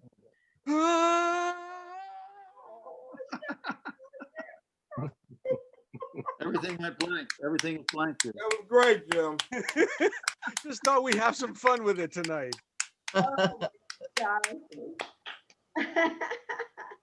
Thanks for letting me indulge myself. You did indeed, but it was glorious. I hate wind. I hate wind. Thank you. I wish someone would do something about it, but nobody ever does anything. I do my best. We've tried. The wind that really is bad is the pollen. That sucks. We've had a lovely time doing this. Did you where did you come in from there, Mr. James? You know what? It looks like you've been set up to do this virtual stuff before with your backdrop like that. Yeah, I stuck some, to cover up the madness behind me. I just stuck up some shower curtains. It doesn't look quite so insane. I need to get some eyeballs though. Those are. Ted Galloway has the eyeballs. He does. It's just good. I've been dealing with year-end things that have to be done before today, like paperwork that had to get done. And it just feels so good to see everyone and just not be just in my own brain, We've had a really lovely evening tonight. We started at 8 o'clock this evening with Eastern poets. So from Detroit and the Eastern Standard Time. And How cool. We celebrated, we had an hour of poets with them and we celebrated and the Eastern Standard Time, just like we used to do at Electronic Cafe. Weren't you ever there, Jim? Didn't you go there? Well, I must have been. I'm not sure I remember all of them. You know, the one that comes to mind is the Iguana Cafe. Comes to mind a lot. Oh yeah, that was This up was in, in 18th Street, Santa Monica. Electronic Oh, right, the Cafe. Electronic Cafe. Yeah. Are you talking about the place that Marilyn used to do her thing? Yeah. No, that was Highways, right? Well, Yeah. no, yeah. Well, Kit was the proprietor of the Electronic Cafe and the visionary behind it. Oh, right. There's Kit. So we were lucky to have him join us tonight, and we've been doing all this history. It's been very enlightening. Hey, Mona Jean, I've got to go because we actually have some guests, but I want to say thank you so much. And just being here was cool. And hello, everybody. And Happy New Year, Doug. I know. All right. Happy New Year, Doug. Love you, Doug. Have an explosive time, and we're going to be safe. That's my affirmation. Amen. Say hi to Janet. Happy New Year to you guys. As my ex would say, you can't fall off the floor. So this year is not going to be that. All right, you can't fall off the floor. Yeah. I remember having a discussion with this woman whose girlfriend was a psychiatrist, a psychologist, and she was like trying to assure her that, oh no, any sort of depression is just like a malnutrition or something. It had nothing to do with the mental state or anything like this. And she was asking me, and the whole thing we came down to is like, could you get out of bed? Did you feel like you didn't want to get out of bed in the morning? And I remember I'm remembering the whole situation. I'm going, actually, I think I would have been happy to be able to be in bed because it meant I would have gotten myself up off the floor. So, like. I've also advised them to quit heroin. Those were some dark times. I'm sorry, but those were some dark times. But it was like, right. I remember going, yeah, up off the floor would have been anywhere off the floor. Even in the bed would have been like an improvement. So, but. That's I don't know. How did we get on this? It's very depressing, Mona. Okay, I want to share with you. I am sharing with you right now. This is the only link to any sort of European tradition culture that my family has. So I have to preface it by saying, my dad's side of the family, we don't know shit about because his father was adopted when he was young, and the mother we don't know anything about. Okay, that's the dad's side. And then my mom's side is German. We know it's German and Irish. But Mona, if you do a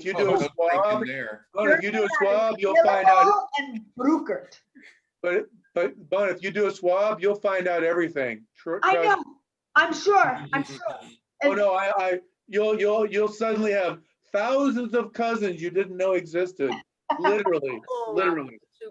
All asking for they're all like Irish and stuff. I have like cousins and everything. So wait a minute. Here, look at. I'm sorry, I digress. Is that sauerkraut? It's sauerkraut. Yes. It doesn't look And like it. called spare ribs, but they had to be pork spare ribs. Oh, cool. That sounds great. You know what?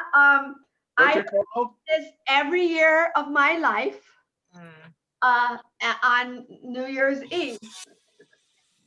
The reason you eat it is supposed to bring you like prosperity. And all it does is make you fart. Only That's the rich part. I have my little bowl of the spare ribs and sour because this is the only link to any sort of European culture that I have. This is it. What's it called? Spare ribs and sauerkraut. Okay. It's what? It's the only link that we bring from the old country. I have no other tradition. Sauerkraut and what? Oh, wait till you chew. We called it spare ribs and sauerkraut, but it had to be pork. I didn't find out until later that it was supposed to be pork. Yeah, my grandma was German. She fixed that. It's called Bonabrai, sauerkraut and pork chops. Yes. Yeah, it's really good. My parents are Irish and German. Mine too. Yeah. Yeah. No, we have Dylan. Ellis Island. Yeah, my mom's side of the family, my mom's dad is the German side, Bruckert, but my mom's mother is the Dillabaws, that Baugh up there, that also mingled. This is northern New York with the Macintosh apples, the Macintosh apples. That's me. Not apple. No, not that apple. Macintosh apples, Those like are Steve 18 Jobs apples. and then once you kind of like hit one branch of the cooks, and then they bring you back to the Mayflower. So the point is, I could be a member of the DAR, Daughters of the American Revolution. Oh, okay. Okay. Forefather It is. that fought for the Yeah, revolutionary liberation of the country. You can be a DAR. That is royalty. This lady Cheryl. Can you be a DAR? Yeah. Yeah, her family came over on the Mayflower. No, they were, the next ship over. Oh, the second load. Relatives that were cooks, like John Cook on the Mayflower. Those were like, some of like that. Yeah. Well, that and $8 gets you a decaf latte at Starbucks. I'm related to William Brewster. Huh? I'm related to William Brewster on the Mayflower. Oh yeah. Awesome. And the only cultural reference I have to cuisine is Kraft macaroni and cheese. Essay. Your family was on the Mayflower too? Yeah, exactly. Ho ho! What up, Yeah, the Mayflower made like 150 trips. Wow. Yes, we had frequent sailing miles there. I love that. Oh, you guys, look at my friends from Israel are coming in. They're going to join us. He's hearing, he's deaf. They're our age, and they're like UNESCO world famous dancers. So I asked them to come in. They're going to teach us a little bit of sign language and do an Israeli sign language and do a dance. I was going to ask if how do they differ in terms of how they sign? There's a Israeli sign language and American sign lange. What are the American Indian? It's done koshery. Oh, it's done right to left. Koshery. I'm too tired to make really good Jewish jokes. And never on the Sabbath. Fuck the Liebler. All right, here they come. What it is it's just this lucky thing where the wife is hearing, and there she is. There's Jill, Chica, and her husband is Amnon. Yeah. We moved it over to He said good to Amnon's every morning. Oh, well, that's them, but who's in that right hand corner? Them. So, But they're still ring, I guess. yeah, we're still at night. We're celebrating New Year's about 40 minutes ago. So what time is it in California now? 12:43 a.m. January 1st, 2021. But Jeff wanted to ask you, how's 2021? Is it much better? You guys are in the future by 10 hours. Is it much better? Much better. It's a whole different world. Well, you come from two worlds. Yeah, I'm not launching it over there, so I'm moving over there to where we can move a little bit more. I just let him in. Yeah. Okay. Okay, so I'm moving over there. Okay. Bye. You guys, this is so cool. I've been trying to do a lot of different sign languages with different countries. So, she's Jill and Amnon have been working with me on that poem that I did, the Alone, Alone, Alone. So she's given me the Israeli sign language for it. So, oh, there he is. And Amnon is deaf, and he knows American Sign Language, but he doesn't know English, and I don't know. Israeli. Yeah, I don't know Israeli Sign Language. So we're, everybody is, I'm going to spotlight them mostly because I need. Nobody's perfect. Okay, I asked them to do this dance. Jill, can you hear me? Whoops. Yeah. Oh, I can hear you. Okay, so you had can you see me? Because I have it different. This is so cool. What is? Okay, so okay. I wanted to see me too. No, that's what I'm looking for. I can hear you right now, so I'm interpreting for Amnon. Okay, because Amnon can't see me. And he's trying to rearrange it. Okay. Well, we'll let him try to set it up. Your show this morning was so. Yeah. How did you do that? You had a filter background on. What did you do? Were you there in the house? Well, no, it was in a small studio nearby. Yeah, it worked out really. It was like a small. So they had like a green. Just a sec, Amnon wants to see you. They had like a green screen, right? Right, exactly, yeah. And then you had like another technology engineer person changing out. Exactly, yeah. That it was done really well. It was really done well. I mean, the production values and how you streamed it on Facebook was awesome. It was very cool. So Amnon didn't want to do it because it didn't look artistic to him.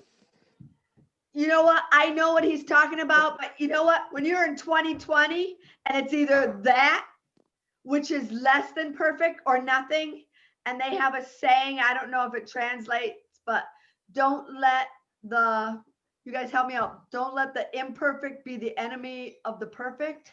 Is that what it is? Something like that? Like, if you can't be perfect, then fuck everything. No, you can't go that way. That's okay. Okay. Hi, Amnon, can you see me? So we're going to teach you a little sign language in Hebrew. Yes, please. Does anybody out there know any Hebrew? Josie, my girlfriend, one left. There was somebody here. What I remember from Hebrew school. Okay, so what we're going to do is in 1973, there was a war in Israel called the Yom Kippur War. And a woman here wrote words. It was more or less the same time that Let It Be was written by the Beatles, also in the 70s. So she wrote in Hebrew, Let It Be. But her words were different. It was Lu Yehi, like may it be. I changed it to may it be. And we're going to teach you the words now in sign language. So the words Lu is like this, Lu. Lu. This is an L, right? Lu. Yehi. Yehi. So it's like may it be. Lu Yehi. Ana. Ana means please. Lu. Yehi. Call everything. Shenevakesh, everything we ask for. Lu Yehi. Got it? Okay, we'll do it slow now. I'll sing it and then we'll put the music on. Okay, ready? Lu Yehi. Lu Yehi. Ana Lu Yehi. Kol shenevakesh. Lu Yehi. Okay, so when we do the signing and you'll hear the music, I'll put it on. We're just going to do a little bit of movement, but when we do the signing, join us with the signing. And maybe you can sing if you have a musical ear. And what we all wish for is our own private things that we all want for the new year, and maybe the global things that we all want for everyone. And hoping next year we'll meet together somewhere out in California. Las Vegas. Wow, you see the dirty dishes from last night. We had spaghetti and wine. Yum. Who cares? We don't care. You have the whole screen and Happy New Year behind you. Okay, so I'm putting on the music. I'm gonna turn it on and I want to hear if you can hear it, okay? Okay.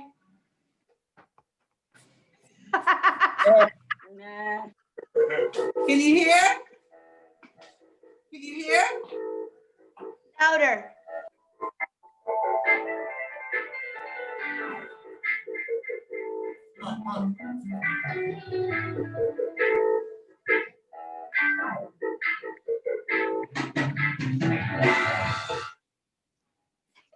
You can't hear? No. You can hear? I was talking to Anna and I said, sorry, your neighbors. Ah. And he says, ah. Yeah, no, but yeah, sorry.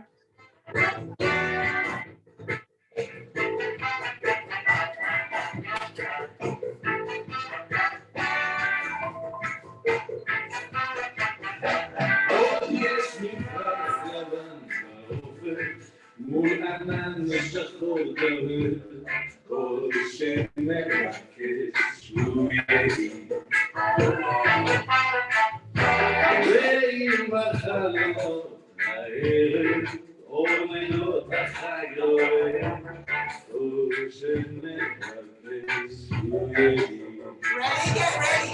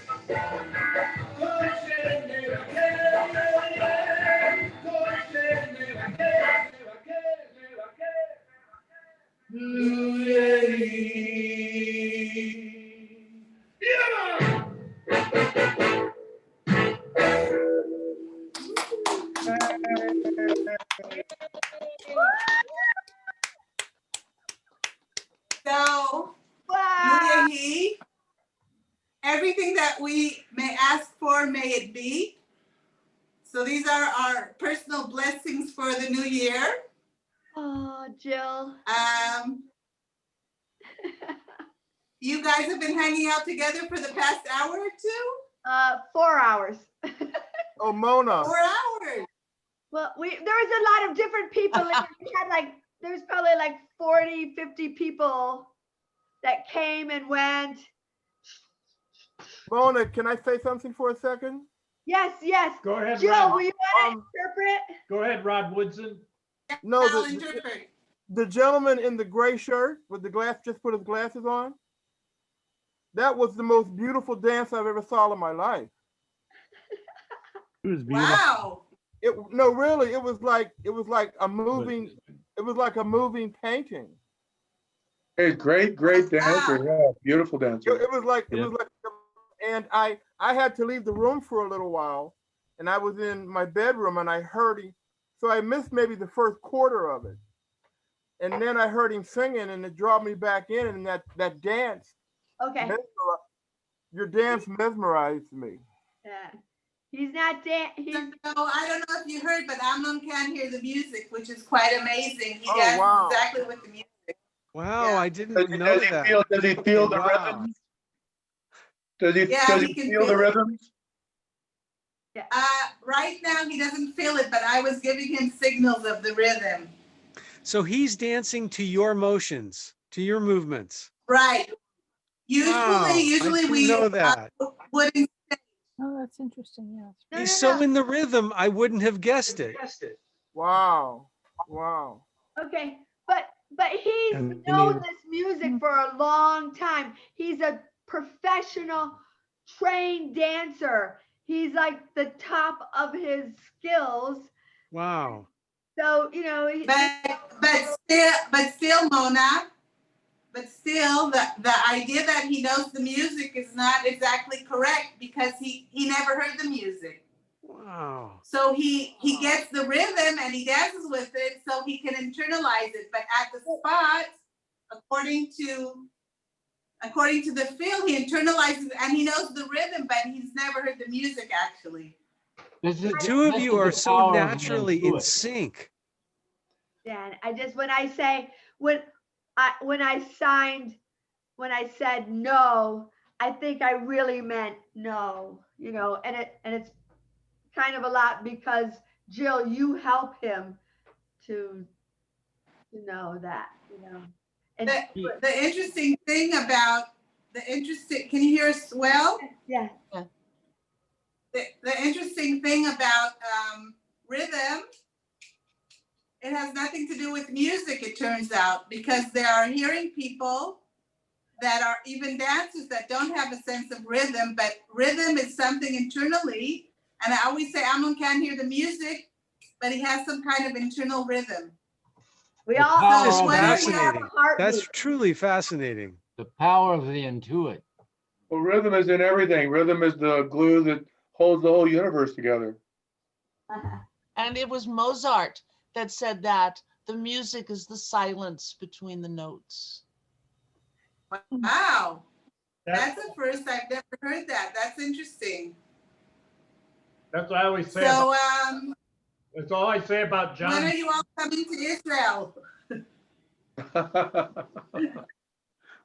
Tomorrow. Tomorrow's Shabbat. There are no flights tomorrow. That we couldn't get Max on this, huh? Oh. Well, you two are a wonderful duo. I love watching you dance. You're a wonderful duo. Yes, it was beautiful. Thank you so much. Hoping to see you when we come out to the States next year.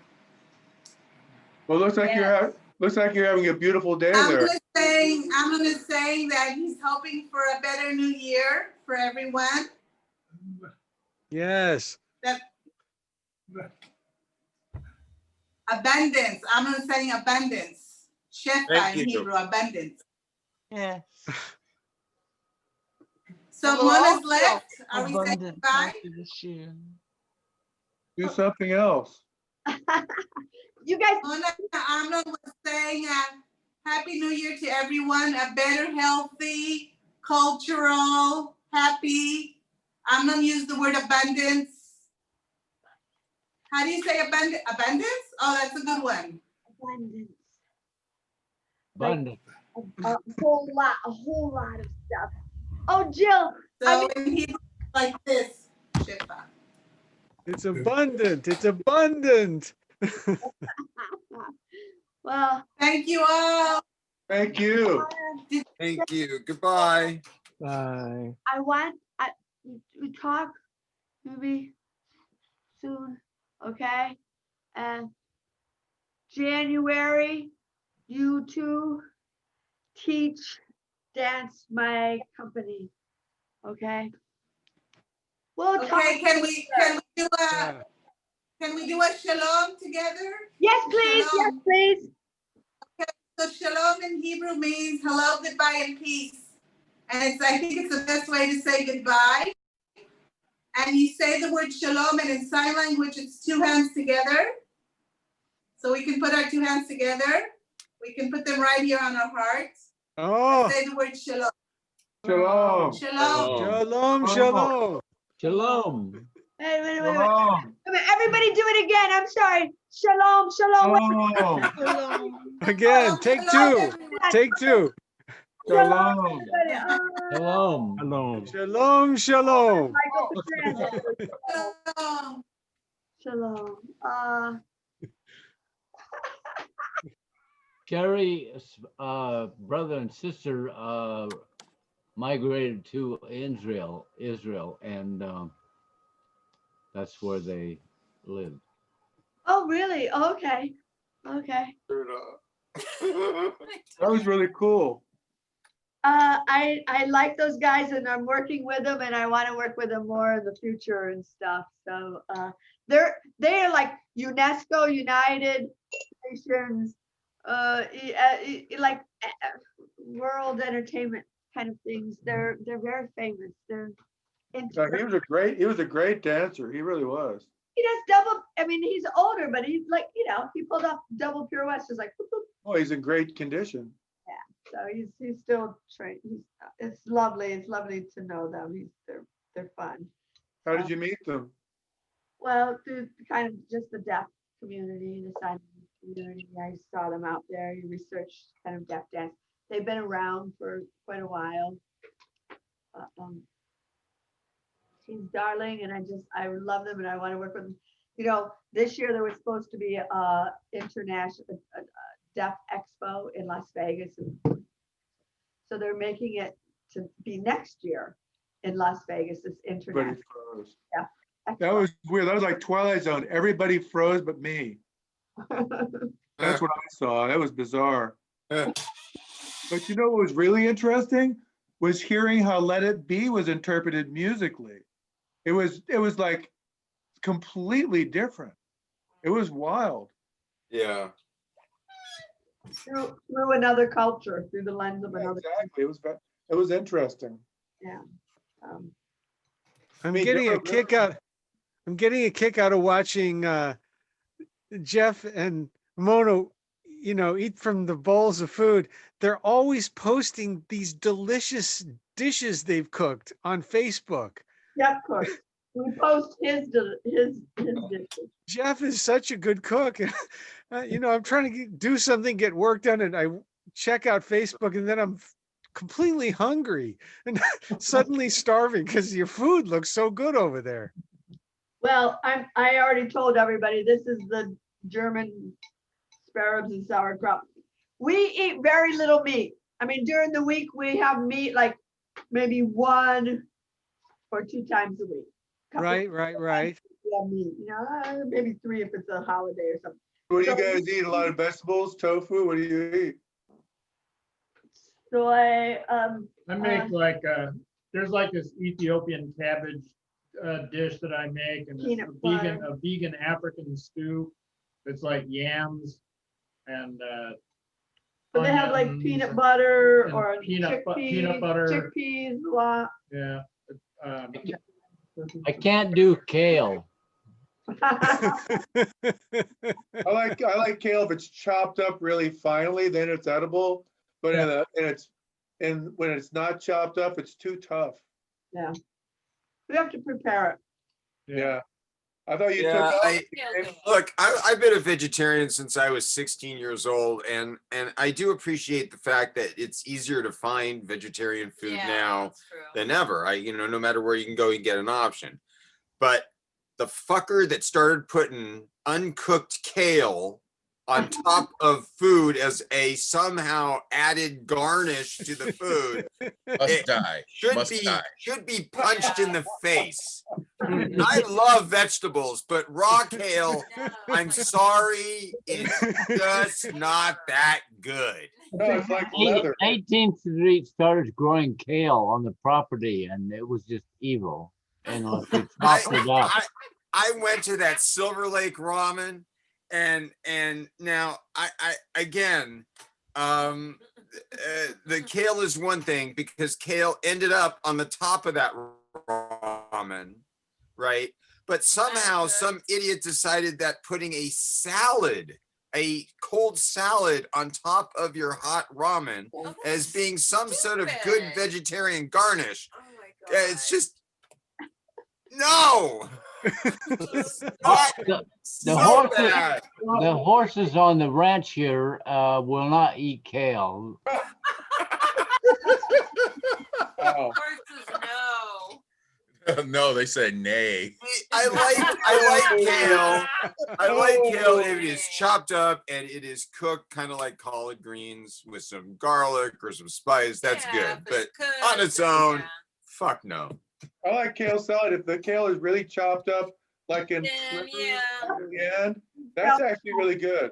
Yeah, you can make Even over ice cream, it's not good. Chard, Swiss chard is good raw. That's really good raw. Cabbage. Hey guys, I'm absolutely exhausted. I haven't had much sleep in the last 3 days. Thank you guys, Michael. So we're gonna go. Happy New Year. Happy New Year, guys.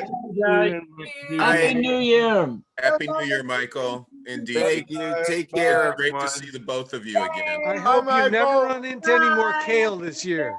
No kale. No Bye-bye. kale. I switched to chard.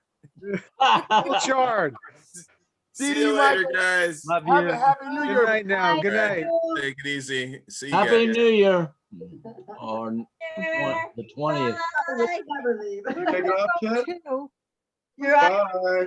Happy New Year. Very nice to see you guys. Happy New Year. Bye-bye. Thank you. Okay, bye. Happy New Year, you Bye. guys. Happy New Year, SA and Lorraine. Happy New Year.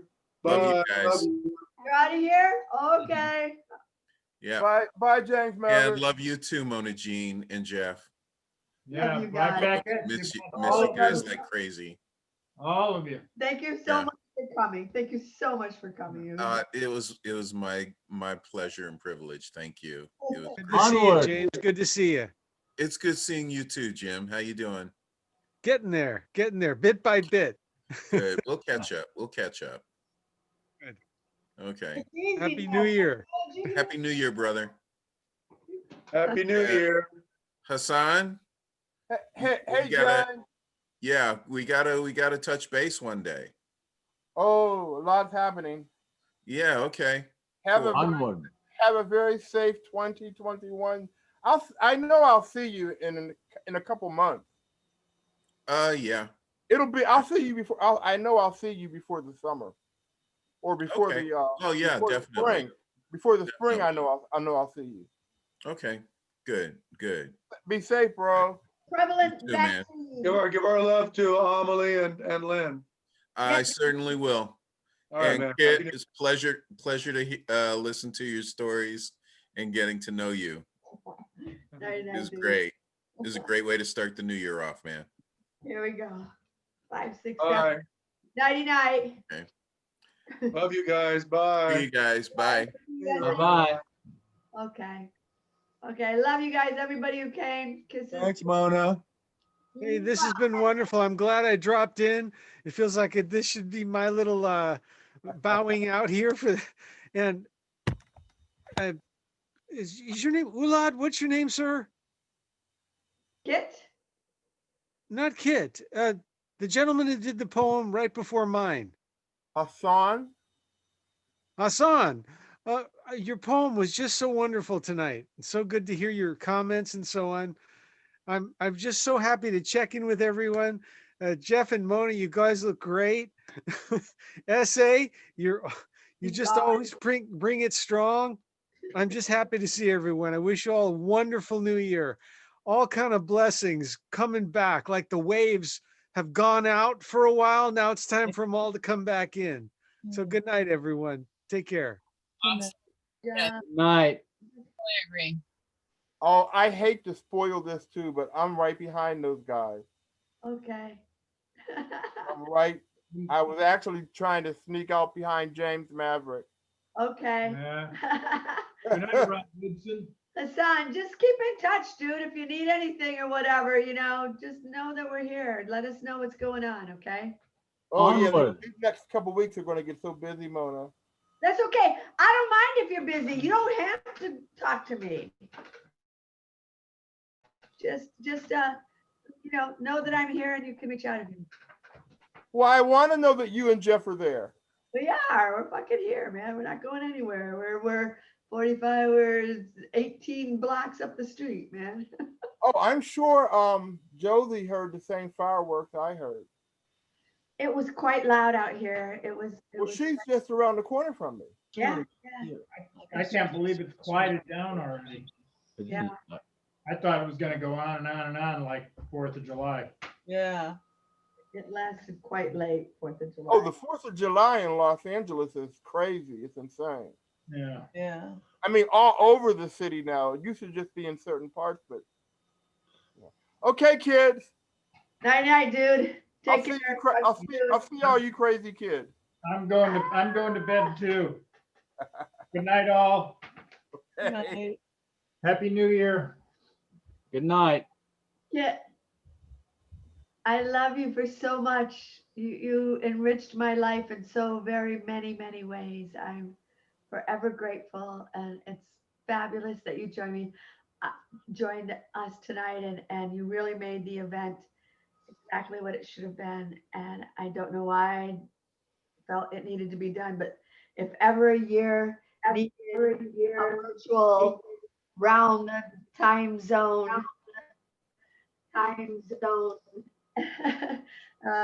celebration this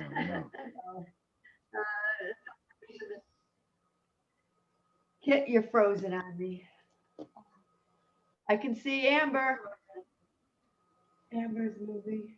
Ah, darn it. Kit, I can't hear you, and I only see a frozen image of you. Darn, darn, darn. Everything stopped. Yeah.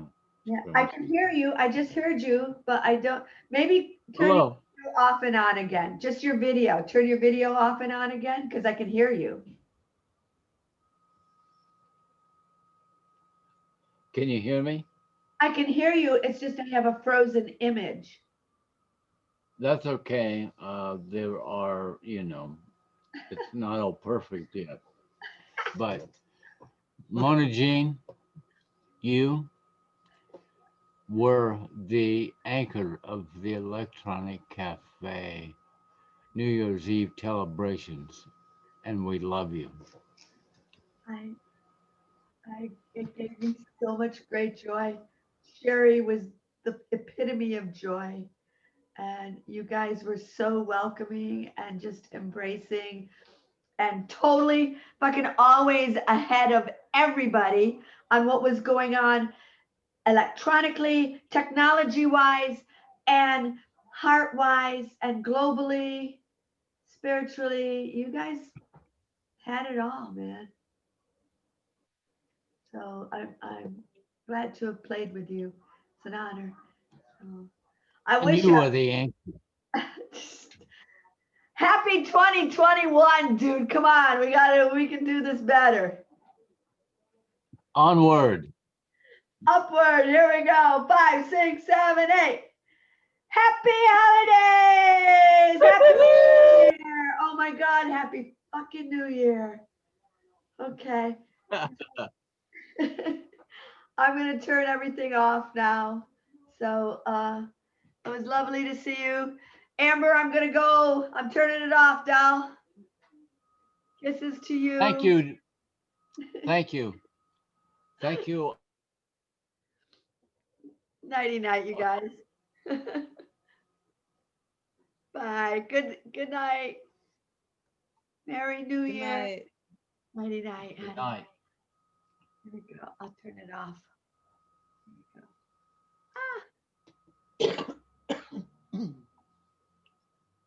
Okay, the recording has stopped. I gotta go to bed. I've been celebrating New Year's for 4 hours. I had a wonderful time. It was really cool. Kit, I'm gonna talk to you soon, really soon. I want some of your media, and you should have this. You should have this recording as part of your archives. Yes. Okay, nighty night. I'm Night night. God bless you. God bless you, Kit. Thank you for everything. Mwah. Happy 2021.